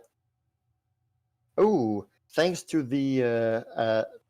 your blow, the flying metal managed to move some pieces around before evaporating, and you spot something shiny. It's over there! Get it, ladies! I'll distract these things!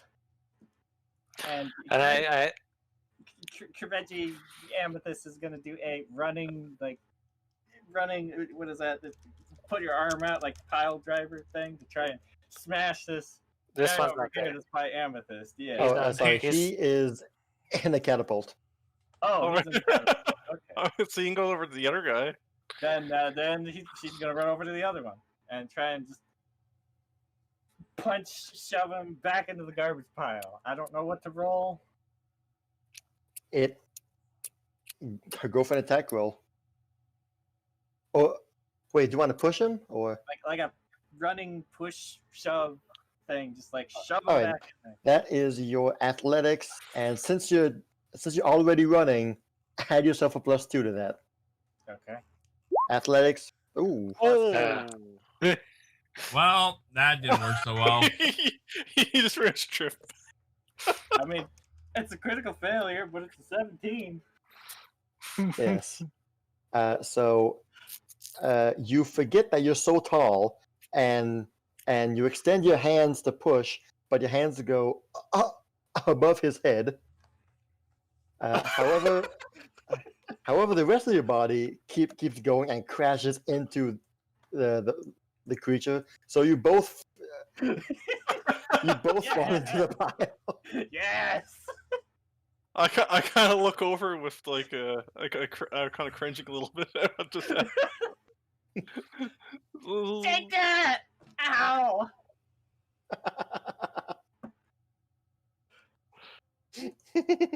I'm gonna have to heal that later. That was I did an 3. attack and I Yes, ran over 3. and shoved him. Okay.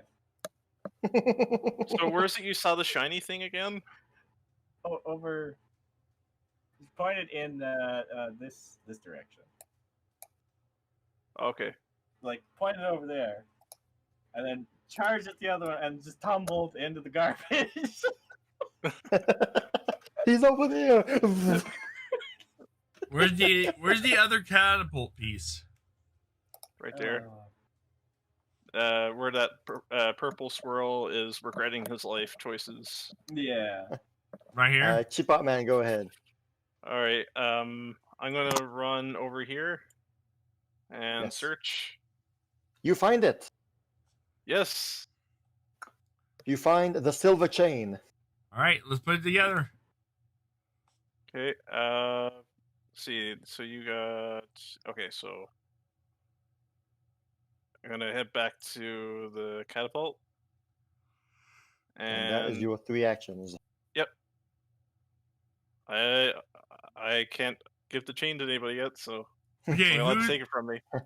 The end of the round, the statue activates, but this time, however, rather than making the room shake, the room still shakes, however, a bit differently. And what happens is basically you've got three giant mech golems that form from the rest of the rubble. Oh boy. Wonderful. And now it's time for Kumo's turn. I can't control the character. You can't? Nope. Hold on. Yes, again. Derp. I had it on. I'm tired. All right. So one piece is right there. One piece is right there. What's the third piece? There's two pieces there, The and I two got the pieces third are- piece. Yeah. So you just need to take my piece. And combine them together. Okay. I go over there and combine the catapult, the chain to the catapult, and launch the thing at the. You want to do a crafting check? Okay, Sure. good. Sure thing. All right, so the catapult is manned. It is assembled. So one action to move, one action to do that, and so Ready. so Fire. well, when cranking the catapult, you realize it's super rusty. It's super rusted. It's old, and it needs a good strength check to start cranking down. Oh God. Ah! Okay, okay. You know what? That's not bad.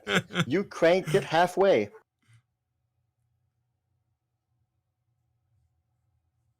Zaya. Okay, if I understand how catapults work, this might work. I am gonna run, and I am gonna jump into the bowl of the catapult, and hope that I bring it to the rest of the way down with its cranking. All right. Well, first of all, the big golem swipes at you. He misses. Okay. Well, the other one swipes at you because they have a range of 10. Oh! That doesn't miss. Oh boy. Oh no. 9 and roll a fortitude save.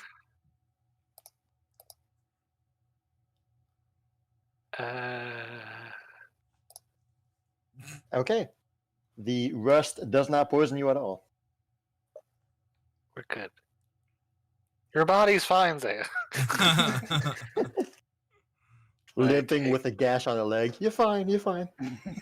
So it's Just 18 merely a damage. flesh wound. Oh yes, you're right. 18 damage.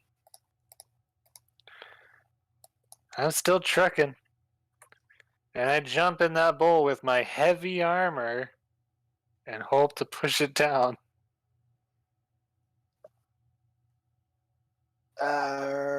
Roll your acrobatics for jumping. Oh no. Wouldn't My jumping one- be my one athletics? Wouldn't jumping be athletics? Would it? Wait, Yes, It- jumping. Yeah, is athletics, jumping is yeah. athletics. please do athletics. Thank you. If I were trying to do a front flip, that'd be different. Yeah. Sorry, yes, do athletics. That's a little better. All right, you land in the bowl, and so the crank begins spinning wildly, snapping Amethyst's hands back. Do I go flying? No, Are you- No. but the lever, the bowl is cranked to the max now. Do I see the lever? Yeah, you do. I kick it from the. Oh can I my kick it God. from the ball? Do an attack roll.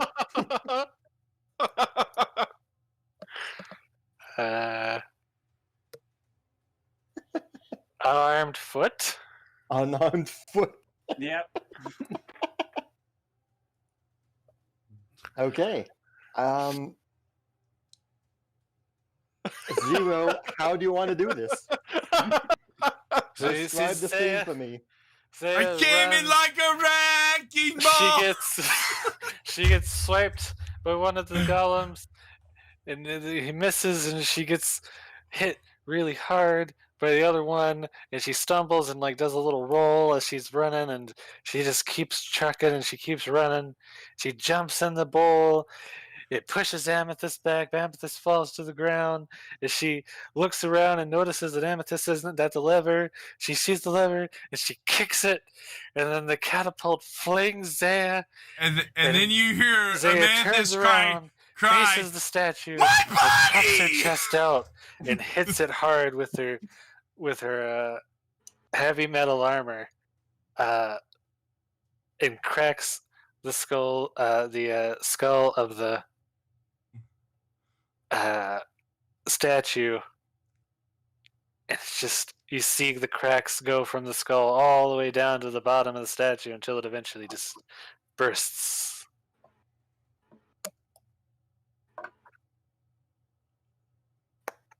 And then I fall to the ground. And then you just crash into the wall and take 50 points of damage and break your back. Well, I'm that gonna shield happens. And the poor scrap elemental ball underneath you, he just disintegrates under your weight. So Amethyst is standing over Zaya's body, tapping her foot.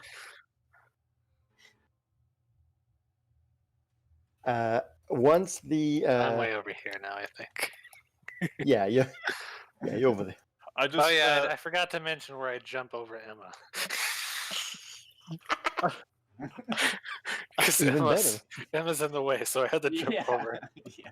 So the statue seems to disintegrate, so seems to crumble down. When that happens, the 3 golems also crumble to the ground, fall, and like a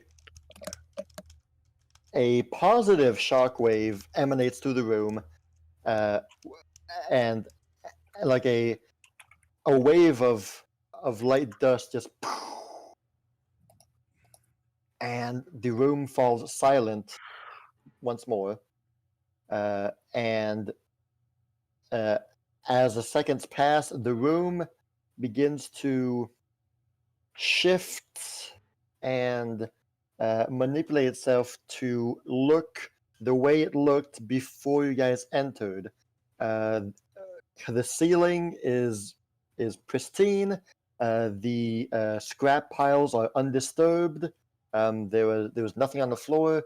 The statue reconstructs itself, but the eyes don't. Eyes do nothing. And when the room falls back to normal, so the room goes back to normal, and a glowing symbol now appears from the top of the door you entered in. Search the room for anything else before we go. All right. Behind the statue, there is once again a safe that you know it's a safe for sure. But do we need a catapult for this one? no catapult. Creddy just awkwardly crawls out of the rubble pile while it's being tumbled around as it shifted. With a thumbs up, we did it. Good job, team. What the hell's happened? I just saw Zaya fly in the air and everything exploded, and what did I miss? Apparently, Zaya's body is stronger than my portable ram, is what I learned. And then you see Emma, me you crawling and out I, from you have behind the to talk statue. later. I come out from behind the newly erect statue, and I say, "You're darn right, my body is stronger." You and I are gonna have a talk later. Once we're back to normal, if we get back to normal. Oh, fist bumps. Right? That's what I do when I'm like this. All right. So, Yes. is there any way to open this? Yes, well, I continue what I was saying. So there's behind the statue on the base there is as you part the rubble apart, the bottom of the statue is revealed, and right there you see a small safe, and beside it there is some text, and there are 4 squares.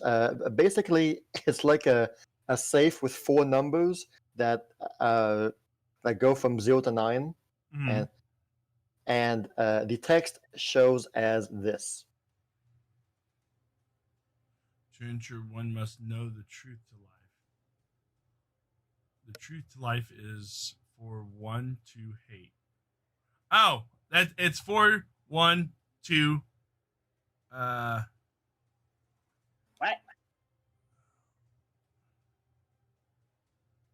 Enter, one must know the truth to life. The truth to life is for one to hate. Would that be 8? 4, 1, 2, 8?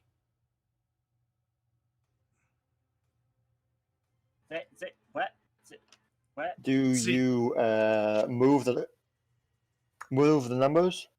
Let's talk about this first. What was your reasoning What are you for? saying? So, like, you guys just see Amethyst disappear behind the statue, sift some rubble around, and like hear her mumble, "To enter, one must know the truth to life." Oh, and she said what she said, and that's where you're at. What's your reasoning for this?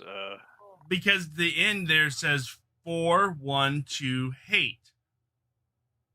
4, 1, 2 is definitely numbers. That last one I'm not 100% sure on, but that it sounds like an 8.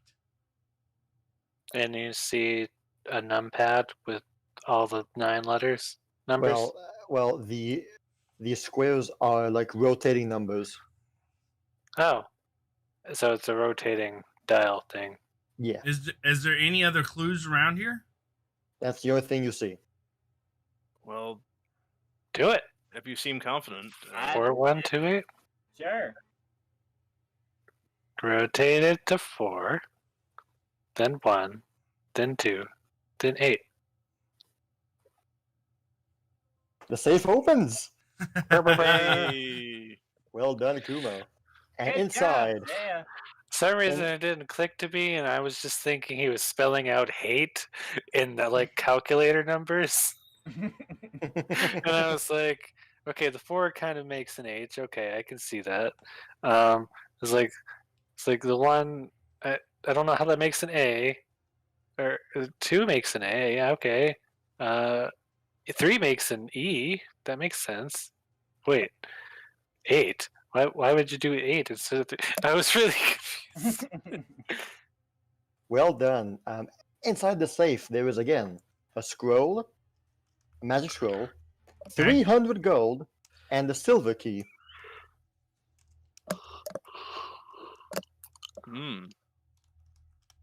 We have Okay. 2 keys, a bunch of gold, and this another scroll. What did the first scroll do and say again? We haven't checked out the scrolls yet. Yeah, we haven't checked scrolls.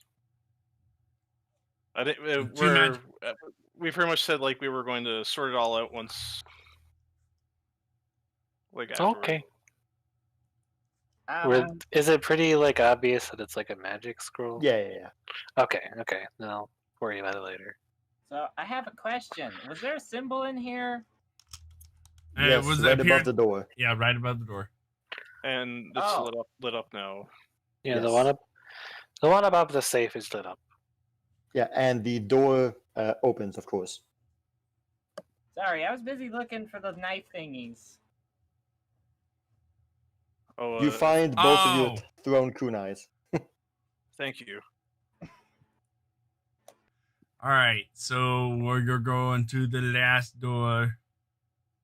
Let's do it. Wait, did we get a response from Urel? Open up the. Yes, you have a response from UL, To who? the one who has the diplomat's pouch. Yep. That So- would be. Amethyst. Yep. Yep. What does it say? She was able to find the symbol, the first symbol you guys saw, and the symbol represents a word. Well, more than just a word, but like a state of being that is simplified into one word, and the word is hatred. Boost. Hatred? Hatred. And that came from this room right over here. The one with the cubes, yeah. Yeah. Okay. The symbol I that vote- lit up means hatred. I vote basically. we send a letter to her about this one. Okay. See if she comes up with anything. Should we just go ahead and include the symbol on the other door too? Huh? Well, you can see the symbols. You may as well just, if you're going to ask her for one, you may as well just ask for all of them. True. Make that That's poor girl Really keep looking good up. Point.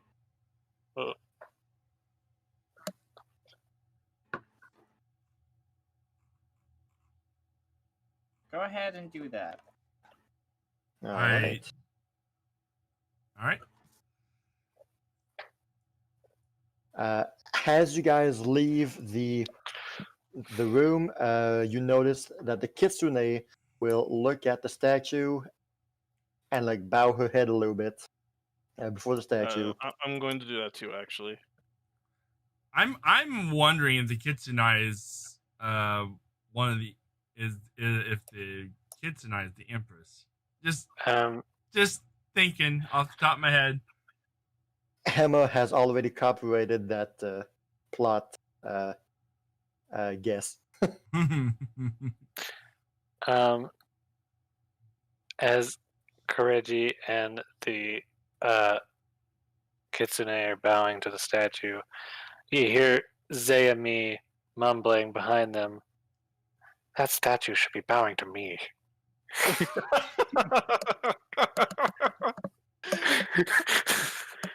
Damn. We really need to have a talk. The statue lifts his left hand and says, "Tone down that sass, girl." All I right. outrank you, so sit down. Sit your ass down. Is this Wait, next? wait. By Imperial Decree. I want to open this one too. This is kind of fun. And I'm going to run through this one too. All right, here we go. I want to open the door. Oh. Boom. There's a trap. Well, you definitely hit the door, but it hurts your hand as the stone slab is a bit thicker than you expect. So you do not supply enough strength to push it, so your arm just kind of like bends a little bit in front of Yeah, cow. I open the I door. was afraid that was going to happen. and you see there just gently pushes it open. Reggie looks at Emma and just says, "Oh, that's what that feels like." I carry that cross with me every day. I don't know what you guys are talking about. I feel pretty good. Oh, I'm glad someone does that.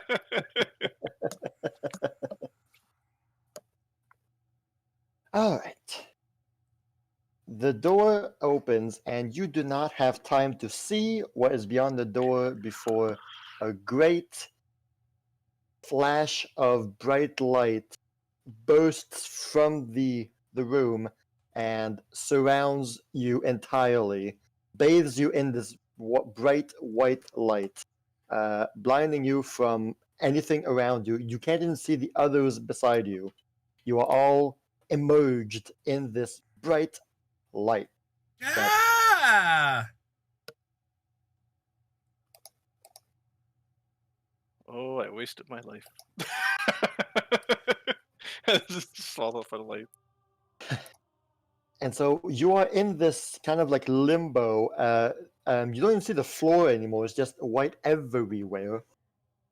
It lasts for about 5 seconds, and then immediately, you all suddenly feel as though you are free falling from the sky, and the white around you turns into nuances, shades of white, as just shapes, round shapes begin darting past you, and you are currently in free fall. You can see that it is clouds beside you just darting past you. The wind is obviously bellowing in your face as you are falling down, plummeting down to whatever surface. You only see clouds right now. You can't What? see the others yet. About 7 seconds of free falling happens before something else happens. Suddenly, the clouds part. You pierce through the clouds, and now you see underneath you, and you see the entirety of the continent of Kaineng, from the south end to the north end. You see its entirety. You see the mountain range. You see the Imperial Palace, just a small dot in a sea of green.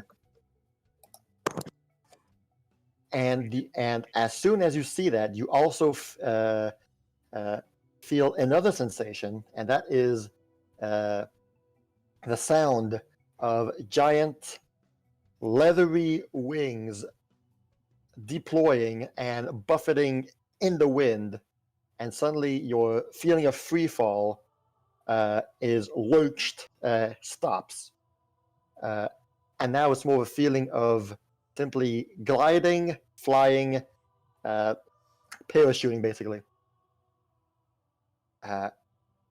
Looking to the left and the right of you, you notice a pair of great, transparent, ethereal wings on each side of you,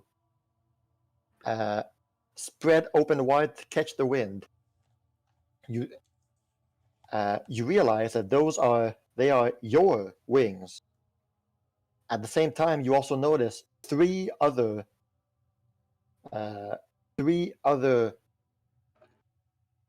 giant creatures with wings beside you, as you are all falling towards towards Kaineng. And the feeling you have right now is that you know that you are that creature. You see beside you, there are dragons. Everyone around you are great, ethereal, magical dragons flying through the sky. You know that it is you who is there, but you also know, like, you're not the one controlling, but you are there. It's like the out-of-body experience kind of thing. So just looking down on everything. Except that your perspective is still first person in the dragon's eyes. It's just that you know you're not the one controlling it.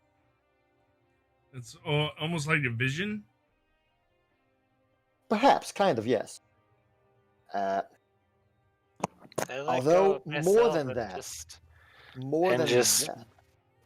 let the dragon take me where it wants. Yeah. Because Can we? whereas you know you're not the dragon, you still feel you're able to control it, kind of. When you want to move your wing, the dragon's wing moves as well. You don't know if you're the one controlling it, or you and the dragon's mind are in sync and you both want the same things, but you feel everything the dragon is feeling. Okay, that's what I was gonna ask. Are we feeling? Are we able to hear the dragon's thoughts? The dragon's thoughts are your thoughts. Okay. Your thoughts are the dragon's thoughts. So you see the entirety of Kaineng. However, you also see something else. What you see is in the sky between the ground and you, there is a multitude of other dragons, not transparent ethereal dragons, but actual physical dragons of every shape and size and color.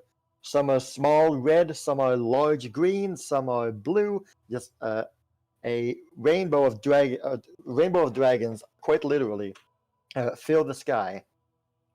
However, something else also fills the sky.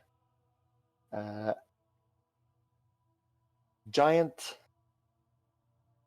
aircraft and siege engines of war are also raiding the sky. Airships and all of the likes are also filling the sky, and they are currently laying siege to the dragons, to the Imperial Palace, to the continent of Kaineng. The dragons that are flying in the sky are all panicked, are all scurrying around in fear. Some are dying, some are falling down to earth, crashed by a giant magic catapult projectile. Some have giant arrows embedded into them as they plummet to the ground, some in the ocean, some on the ground. And even also on the ground itself, more machines, more siege engines of war, catapults, ballistas, you name it. And also following these machines are waves of soldiers, of every race,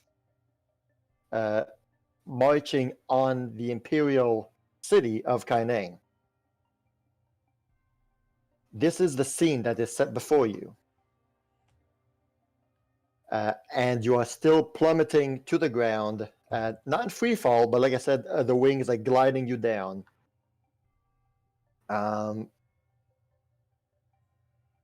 There is still quite a distance between you, the dragons, and the ground before something else happens about 10 seconds after the whole scene is given to you. So like once you notice that you are your dragon, those around you are dragons, about 10 seconds later, something else happens. A giant magical portal begins to open up in the sky, right above the Imperial Palace itself. A shimmering magical portal just tears the sky, opens up. And appearing from behind the portal is a colossal serpentine yellow and red dragon. And his voice echoes through splits the sky and echoes through everyone's ears. And it is the same voice you guys heard when you first left the harbor. The same voice. And that dragon is saying, "Everyone, quick, through the portal. The celestial ones have opened a portal for all of us to escape. Flee, my children." And as he says that, the serpentine dragon then lets loose a giant ray from his mouth, a giant breath ray laser that tears the sky and rips asunder some aircrafts and just splits them in half and destroying a few of the both machines in the air and machines on the ground, and just creating a line of death and destruction from the enemy lines. Once he says that, there's a shift in the dragon's attitude, not yours, but the ones lower, as they all begin to attempt to coordinate themselves and head for the portal immediately. Through the chaos, more dragons fall from the sky, damaged, wounded. Those who do not die falling on the ground are quickly surrounded by the enemies on the floor as they suffer a terrible fate. But many are also able to go through the portal and escape. One of you four, will mention towards the other three, and he says, "We have done everything we can. Let us hope our brethren make it across safely. As for us, we will not be going through the portal. It is time for us to prepare the ritual of binding. Quickly, brothers, we make for the center of the land." And as you say that, the four dragons, as though led by one, dip down and begin to shift their course more north. Rather than at the Imperial Palace, they go north towards the mountain range. And they are headed that way. Between you and the mountains, there is a host of airships and various machines and dragons before you and the mountain. It is time for a skill challenge.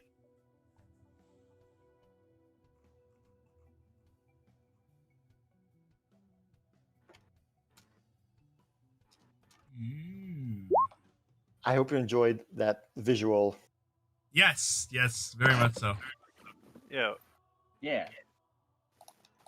So, again, skill challenges. We've been trying some ideas, like how to make it work. Everyone roll initiative, and we'll go in that order. The same Sorry, person. I rolled to Durgan instead of initiative, but I got a 20. Hey, I mean, congrats. I think that's my third straight 2. Should I roll initiative as well? Yeah. Yeah, I will. I'll get a 1 here. How we'll do it is that, we go in order. The same player cannot choose the same skill twice, and a extra little thing that I don't think will cause too much problems. A player cannot choose the same skill as the player before him. So if Emma chooses athletics, then Amethyst can't choose athletics, but Zazea could. Just to try to diversify a bit, and the same skill cannot be used more than twice total. How's that? I'm trying some ideas here. That's fine. So I go A first. max of 2 uses per skill, and the same player can't do the same skill more than Twice. once. Yeah. So we Um, start with Zaya. So 0. Zaya 0. So we're dragons and we're trying to make it to the portal, right? Yes. Basically, if we look at the world map that I have here, we are old. Okay, so we are like over here, and we have to reach about here. And, Okay. And between you and the mountains, there's enemies, and there's weather conditions.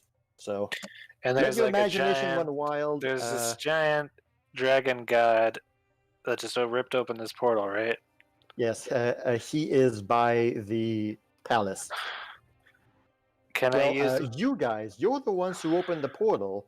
He's the one ushering everybody towards it and defending. Oh, we opened the portal. You four opened the portal. We Oh. did start the fire. Okay, so we're everyone's trying to go into the portal. All the dragons are trying to go into the portal, but we're leaving the portal. Except you four, yes. Yeah, we're So, okay. We're trying to do the seal of binding or the seal of protection, whatever. Yes. yeah we're heading the other way. All right. Just So center let of your the line. imagination run wild. Can I Enjoy. use my religion check to call for the divine power of our dragon god to give us speed? You are literally a dragon god. But yes. Oh, okay. Well then, let me call upon my own dragon god powers. I believe in myself. Do you I have want faith to- in yourself? I want to have faith. I want faith to be our shield. Well, you sold me on that one. Well said. All right, so you roll a 24 on religion. Let me just write that down. 24. Well, okay. That counts as one success. Looking at the urgency of the situation, seeing your comrades die in front of you urges you with a inner determination that this must be done as fast as possible, and you feel a burst of speed inside yourself, and it works. Okie doke. Next up, we have Amethyst. All right. She's going to be doing barrel rolls and Yes. loop-de-loops, and that would be acrobatics. Excellent. All right, so seeing the four great dragons approach the land, some of the airships begin to turn and point towards you guys as they begin to reload ammunition and begin firing upon you. But the magical projectiles, the lasers, the ballistas are no match for your Star Fox skills. Do a barrel roll. As Proceed you to shoot. as you dip and duck and twirl and spin, none hit you, and you are unaffected as you continue your voyage. Well done. If you could dodge a laser, you could dodge a ball. Yes. Kireji. Oh. As we are flying around, trying to dodge, after we've just done our loop-de-loops, my dragon notices a big set of poofy clouds. So we are going to try and use those to stealth through and Hey. lose our opponents so that we do not continue to get fired upon by them. No, no. Oh, frig. Ouch. Sounds a raid for Kireji'Dragon. Mm. I will say I love the idea. It's a fantastic idea, and I approve it, but the dice don't. Kireji'Dragu.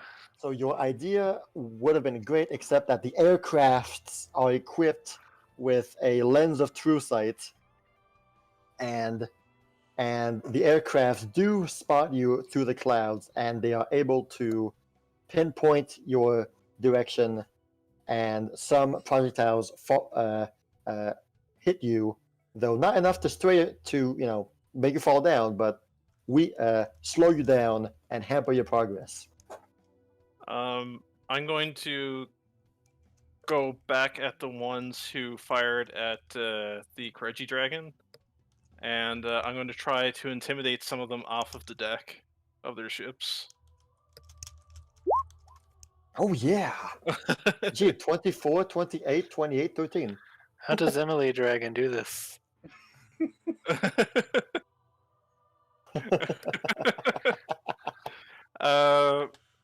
Does she breathe fire? Yeah, she breathes fire, and her claws just light up with flame as well, as if she's going to do like a double whammy of fire onto the ships. All right. Pair that with the roar that comes from your mouth Yeah. as you let loose. Literally causes ripples in the air, and those on the airships next to you literally fall down, crash on the floor because of the enormous sound waves that burst And yes, some do indeed fall over and plummet to the ground. The nearest airship's captain falls to his knees and holds his hands by his ears as he screams. And so, letting go of the wheel as the wheel begins to spin frantically, and the airship begins to dip down, giving you a open path. Okay. Round 2. So that means we're back to Zaya. So far we have religion, acrobatics, stealth, intimidate. I love your choices, guys. So, am I like a fancy dragon with like a satchel? Your claws have nail polish on them also, yes. Girl.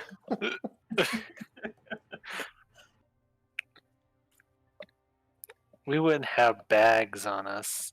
No. Okay, because I'm trying to figure out how some of these skills would work. As like how You smack an airship with your bag. How dare you? I could give you an idea. I'm going to seeing the. I'm going to help out our dear friend Kireji'Garou, and as he's falling from the sky, grab him and use my dragon medicine knowledge to quickly get him back up to speed with a quick you know how like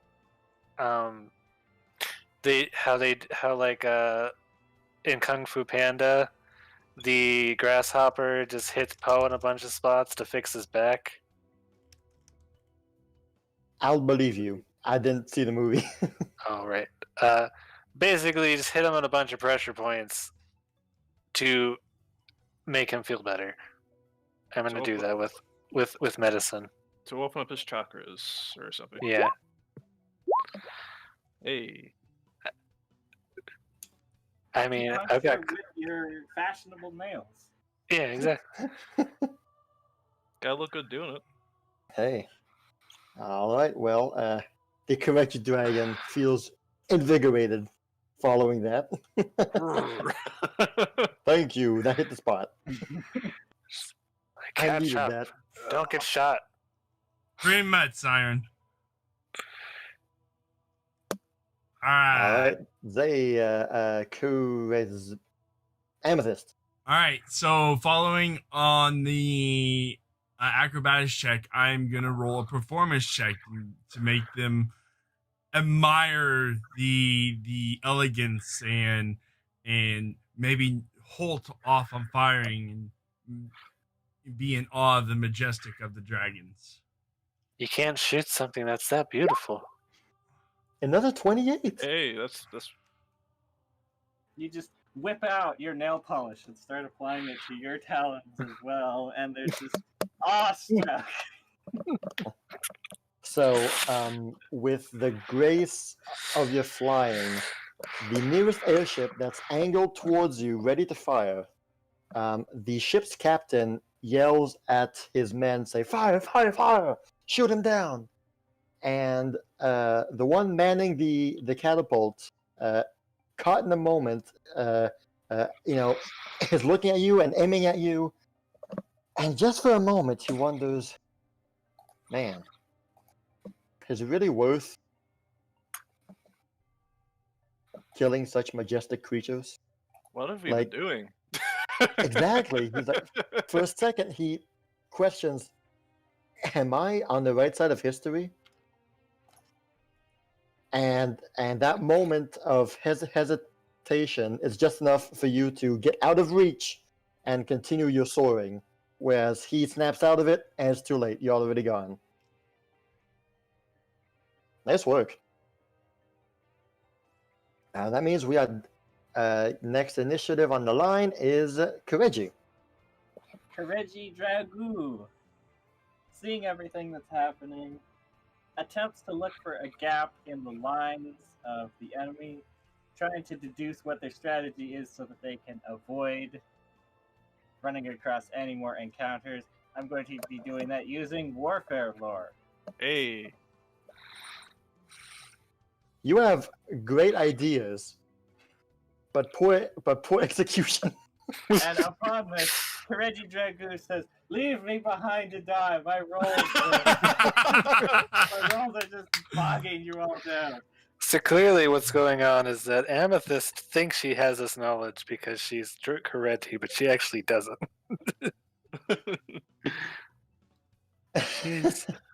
That's funny. Okay, so those are 2 rounds completed. Kireji, you look around to find a breach in a gap in the enemy lines, and there is none. You're not seeing any advantageous route to take. They're all as dangerous as the other. So you hesitate for a moment before following the others wherever they were going. Now, so those are 2 rounds down. So we're gonna end. We're not finished. Yeah, we haven't. I'm finished sorry. I'm sorry. Yes, you're right. I'm sorry. Go ahead. This isn't going to go well, but I'm going to try it anyway. I'm going to go to one of the airships and use my thievery skill to try and take their wheels. Why? No. Oh no! Well, Why? I had like diplomacy, but like in this situation, diplomacy's not going to really. It doesn't really make sense. If you're But pleading, they're yes. airships. They're big blimps. They have no wheels. No, but like the steering wheels. Ah, okay. So then they'll just go wherever the ship wants them to go. Major props for creativity. But that 5, man. E for effort. It did not improve. Well, what would have been your other chosen skill other than thievery? I would have probably picked. Because in the context of what's going on right now, I don't think doing that action would benefit you guys' Yep. end goal. So while I think it's hilarious, okay. I won't accept it. I'm going to. Has anyone used athletics? Nope. Not yet. I guess I'm going to try to use athletics to try and flip one of the ships over. See if I'm strong enough to do something like that. Yep. Yes. Very nice. So you go underneath one of the ships, and they are waiting for you to rise back up to fire on you, but you just go underneath and are able to with your body just soar up beside it and make it twirl around, flip, making everyone on board just start flying like a pinwheel outside of the airship. and the airship eventually spins and crashes into another one of the airships, causing a aerial explosion of 2 airships together. Exactly. It's like, oh, I can't deal. Okay, we'll just. Screw this! I tried to be nice. Yeah. Table flip. We'll eat it. We'll eat it. Yes. Oh, that's good. That's great. All right, we're done. Okay, one more, and this one is going to be a collective. Everyone rolls the same thing. Let's see here. What would be a great finishing skill to do? How about everyone roll a will save, because tearing through the enemy lines, suddenly you begin to question, is this really what I want? Is this really the right thing to do? Shouldn't we just leave? You know, and so everyone rolls a will save. Dang, nice. 28, 31, 16, 16.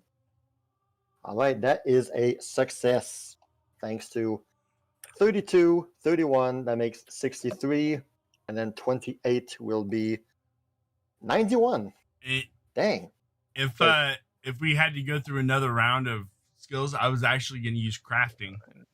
59 Oh. and 32 is 91, yeah. How? Pinpoint the weakness of the airships and tear it apart. Yep. That's a good one. I like that. All right. And so, making your way across Kaineng at blazing speed, you are very successfully able to navigate your way without any without too many problems, and so you've reached the end with the best success possible. Sweet. With only 2 failures and 6 victories, that is still in the best result possible. Well done. And Kireji'Garou just lives behind. Sorry, guys. I tried. There was this door, and I just couldn't get past it. I saw a door. I couldn't help myself. Like, when I was flying through that cloud, it looked like a door and it spooked me. I got real scared. The door of opportunity didn't open for me. Okay. Much rather it closed.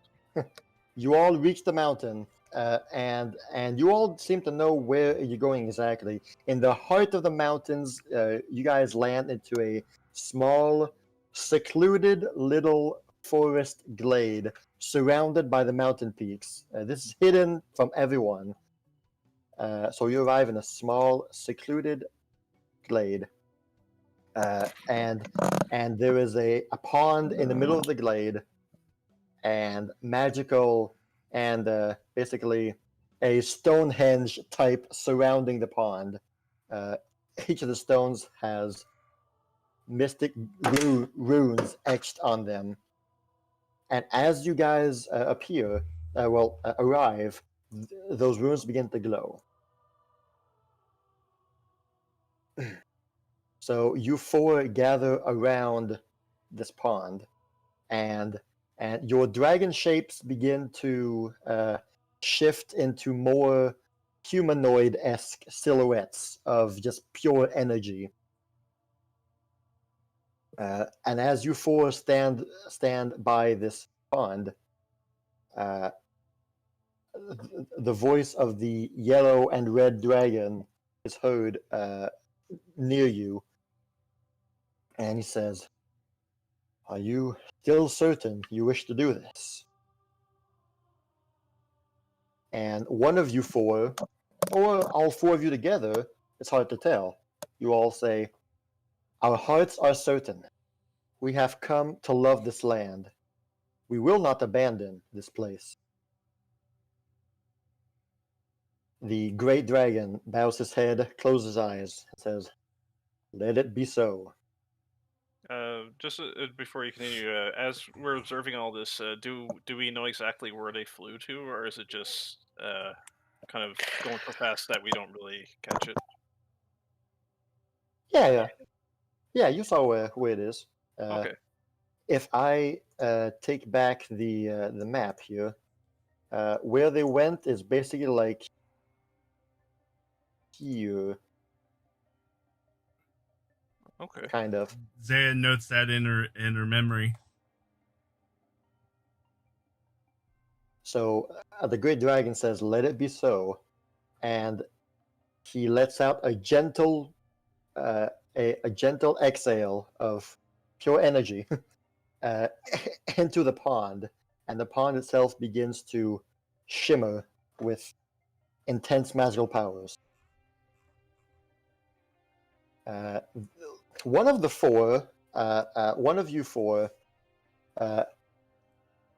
lets out a small sigh and says, I'm going to miss being with everyone. especially the children. Why, one of the little ones even gave me this today, and from his side he removes an item, a yellow crystal, and drops it on the ground beside him, and all four of you, in unison, begin walking towards the pond and descending into it.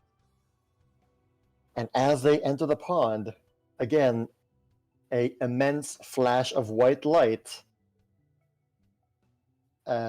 blows your senses, and again, all you see is white around you and nothing for about 5 seconds. And when it ends, when the 5 seconds are over, you find yourself back where you guys were,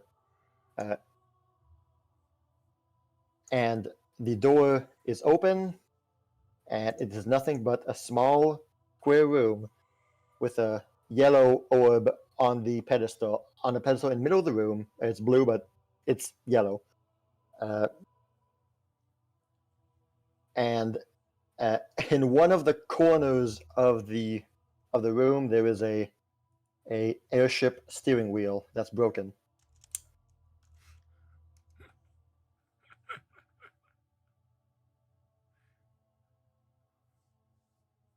Wow. That was a lot to take in.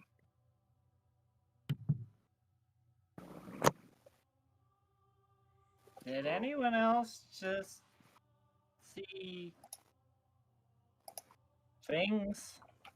Yeah. Yeah, that's a lot to take in. Do you have the map? I want to write this What? down. The map of Kain, of that area. Yeah, I have a map. It's right in my drip. We need Well, to write you're that. wearing it. I take it out Oh. and I mark the area where that pool was. Good. Well, we might want to stop there sometime if we can. And then I look around the room.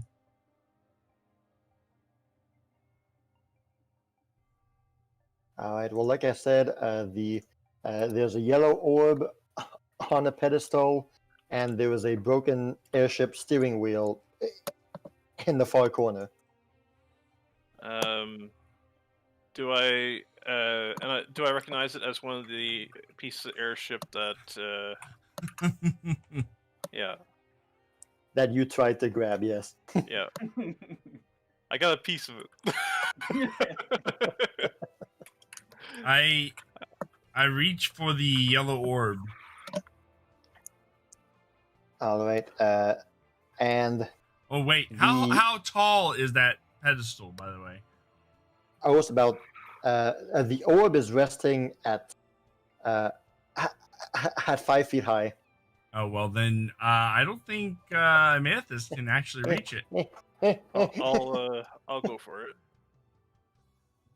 She can reach it. It's just she has to reach up. All Are you right, guys stealing another orb of power? Maybe. as you approach the orb and you touch it, it immediately crumbles to dust, and yeah, it just becomes a pile of dust. What kind of dust? Crystalline dust? Old dust. Well, Wow, great. What? look around. What was that? But once you guys came back from the dragon experience, you notice in the far end of the room, the third symbol lights up already. Is there a symbol is there a safe under that symbol too? No, however, underneath the broken wheel, you notice some things. Ooh, what did we notice? Again, there was a magic scroll. There is a potion, and there was a bronze key. for I wonder. having completed the skill challenge without reaching the second tier of failure or the first tier of failure. Nice. Okay, All right. Zaya, put it in a bag and let's go. Yeah. Done and done. Let's now do we I walk out here to the main hallway and look at the I'm guessing Wait, that Zaya. yeah. Did we get a response from Uro? Oh, open. Nothing yet. Should you want to wait? I mean, there's no harm in looking at things, right? It definitely won't do Yeah. anything devious, right? Knowing No. this place. Well, let's keep going. I One think. was hatred, so Yeah. what is Hatred. I don't know. The diplomat's pouch suddenly flashes with light. open? A letter, and it's Uriel saying that she found out one of the missing two. One of them, the other one is lament. Is the state of lamentations. So regrets. Perhaps. Hatred, lamentation.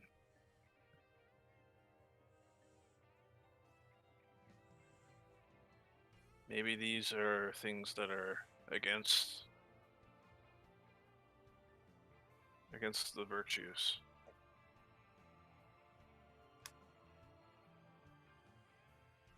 I don't know.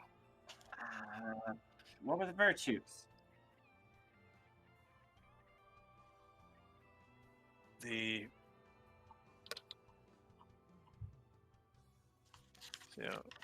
virtues were integrity, community, tranquility, and stability.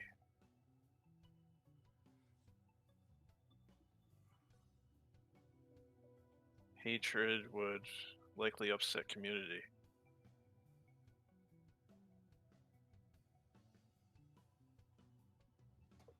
What would lament do? Make you sad. Yes. Which makes you unstable? Stability? Or maybe it eats away at her integrity. How long has it been since we ate? Since you ate. Yeah.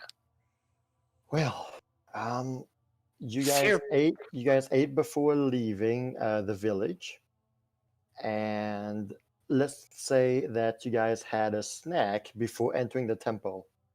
Okay. And how long has it been since you've been in this temple? Man, time flies, huh? Who knows? I feel like Has it been 1 hour? a 7 large hours?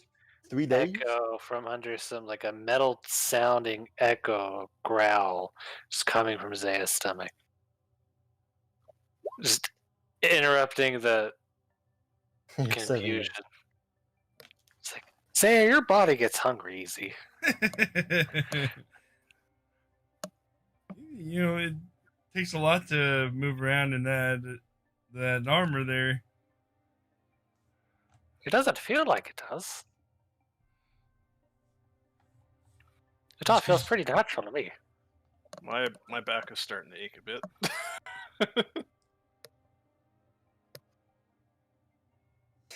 Yeah, I'm sure it is. So, of course, now the 3 symbols are glowing on the big door in the back, and the entire wall is now radiating a glimmer of light, of magic. And now that you're close to the door, something that you didn't notice before when you were in the back is that near the door is a treasure chest, a box. Ooh. what is does this treasure chest have 3 keyholes? Hey! Eh, Yes, it does. We put No. the gold key in No. the gold slot, the silver key in the silver slot, and the bronze key in the bronze slot. You fool. I mean, yes, it works. Yes, so the 3 keys fit perfectly, the locks open, and the chest opens well. And there are 3 items in that chest. One, you take out. Will this show well? Here, let me just do this to make it more obvious. Put that there. You find a star knife, a very fancy looking star knife. Interesting. That looks like a fancier version of those things that I gave Urel. It has a ornate central grip that depicts the claws of a silver dragon. The head and sharp wings of the dragon make up the 3 blades. The handle and claws are polished to a mirror-like shine, and the blades are a dull, flat, cold iron gray.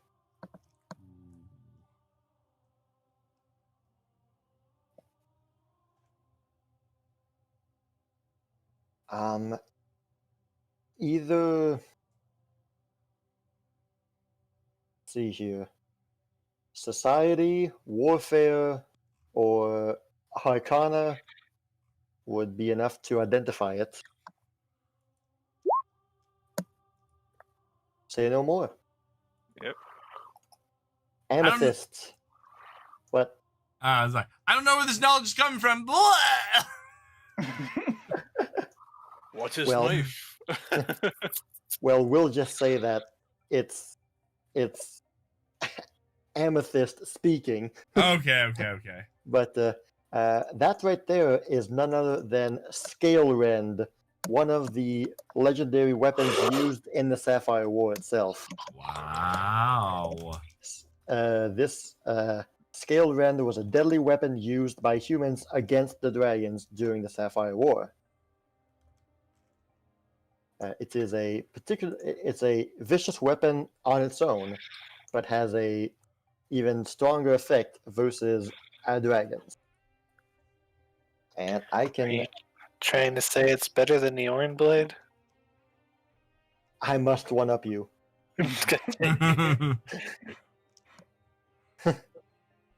Everyone who's seen this weapon says, "Man, that's better than your blade."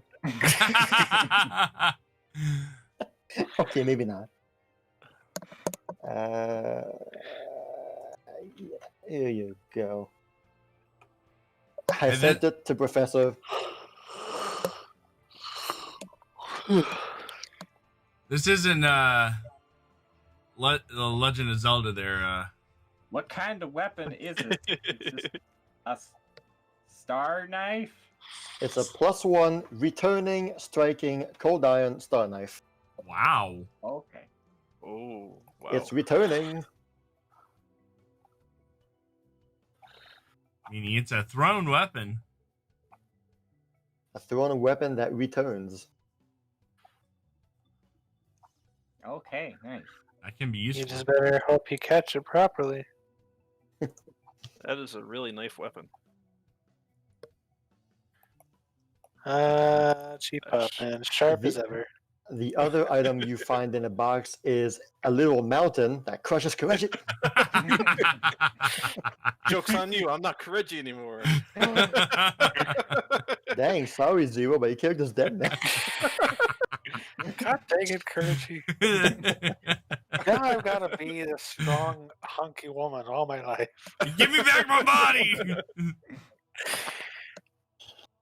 Another can- item, one other item that you find in the chest is a seemingly harmless wooden rod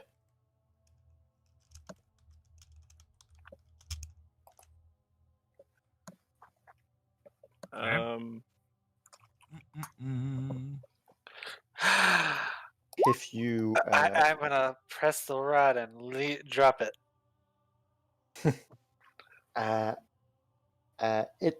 you identify it as a rod of wonders. Oh, okay. It's not what I thought it was. No. Rod of Wonders. That sounds pretty strong. That sounds wondrous. It, I wonder what it'll do.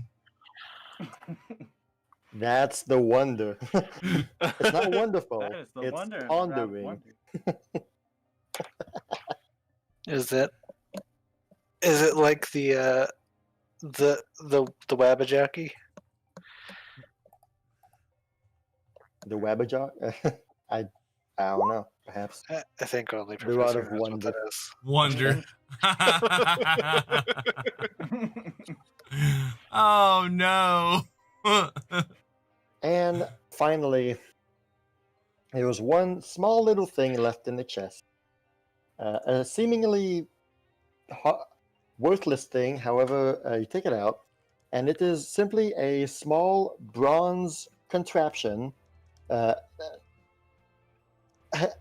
It fits in your palm, and it's the shape of a flying insect. Inside the mechanical shell of the insect is a long strand of silver rope wrapped around the core. Yet, despite all of these use, a faint magical hum still resides inside this machine contraption thing.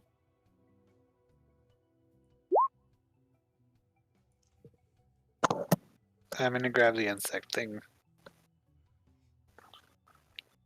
This item was very well noted in history books that talked about Sapphire War, and what you see here is called a wire bug. And it was used by humans before the Sapphire War for a multitude of applications. Loved by thieves and mercenaries, some farmers and some kids. However, following the Sapphire War, this technology was lost to the ashes, and no one has since been able to recreate this technology. This may very well be the only wire bug in existence. I just want to say out of character, I want it. Thought so. Is it? I'm gonna whisper at the bug and say, "Tie up Emma, the girl right there." It don't do anything. Darn. So Amethyst was the one who identified it, and I will send Kumo the info about the wire bug.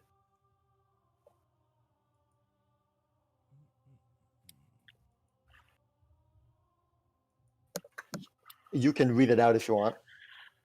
Deploy the wire bug. Send it to any point you can see within 15 feet. The wire bug then propels you to that point in a straight line. After deploying the wire bug, it keeps you aloft while moving. For the remainder of your turn, you can move along a vertical surface. If you end your turn on a vertical surface, you fall back to the floor.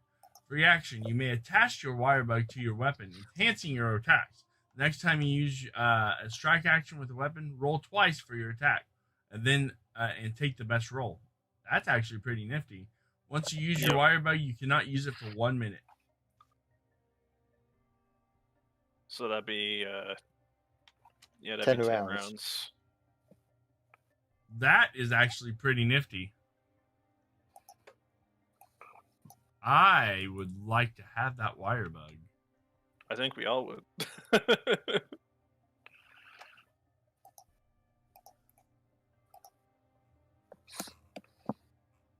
And the chest is now empty.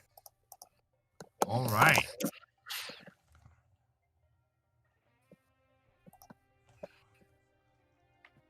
Cool. About the rod, did anybody Yeah. get anything? I'm pretty sure it was.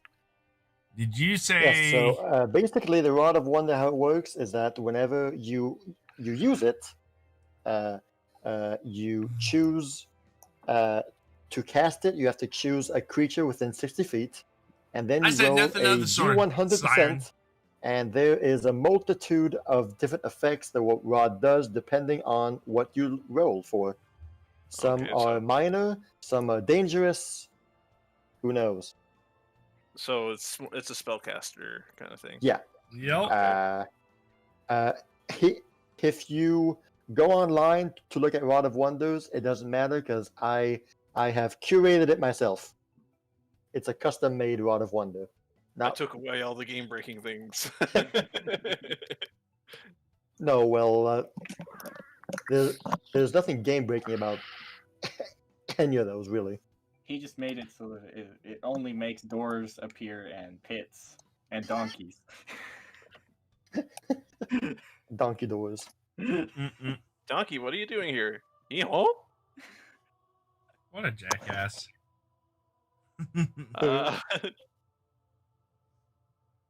Uh, and the scalar end is really neat too. Yes. That's. Oof, we'll have to divvy it we'll up have later. to- I yeah. checked the diplomat's pouch, see if there's anything. While we Still were, nothing. we ready to press on, or we? I guess so. Yeah. Let's do it. I will simply describe what you guys see in the next room, and then we'll end it there because Ray has to go. That's fine. And it's 1, so, I mean, yeah. That's I would fine. rather wait for next session. So Spirit Island after us, right? Hey, I mean, yeah. Mm-mm-mm. Okay, and so the 3 symbols are glowing. You have conquered the dungeon, and as you all approach the door, it reacts to your presence, and it begins to. The door begins to open from the inside. The door is split in two, and it opens as though you were pushing it. And what you see simply is a very, very large round room, like a humongous room. Here, let me just look at what the actual size is. That should be it. Yeah. A large room, a very large round room.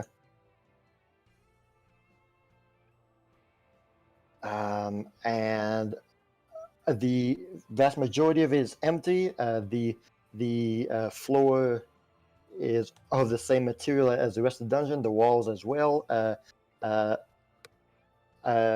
the far end of the room, there is again a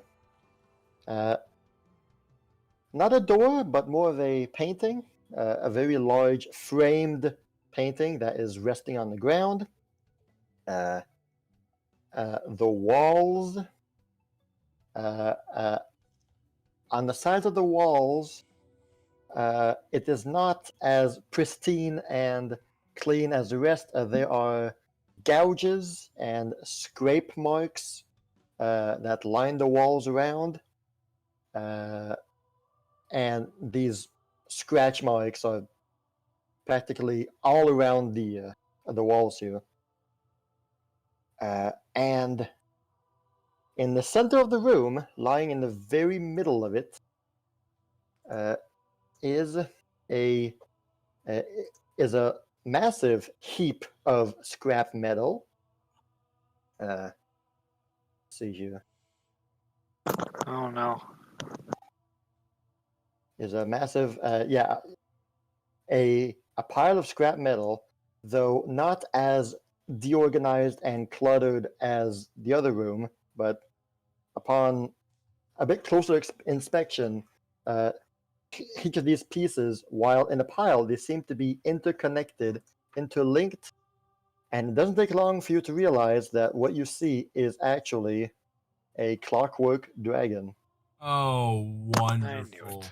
Are we in our normal bodies? No. Oh The pile of metal is not active, it's not moving. It's just a pile of scrap right now. But I look over. you see a clockwork dragon. I look over to the others and I say, "I don't think kissing this one is going to work." No, I didn't think kissing the other one worked. Me neither. But yeah, you're right on that one. I think you have the right of that one. I concur. Wow.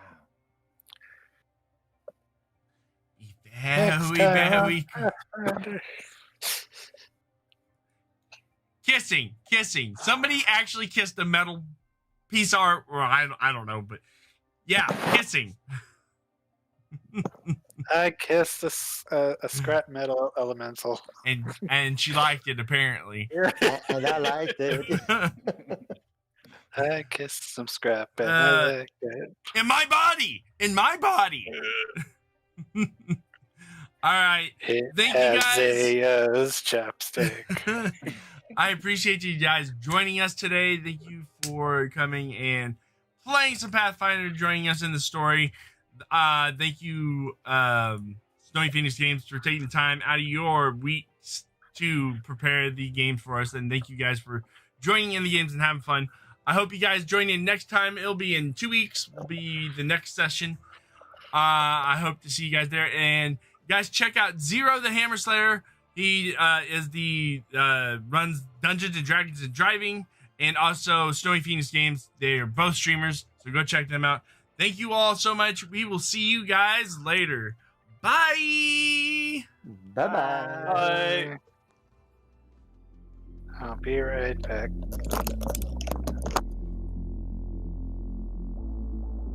When the night is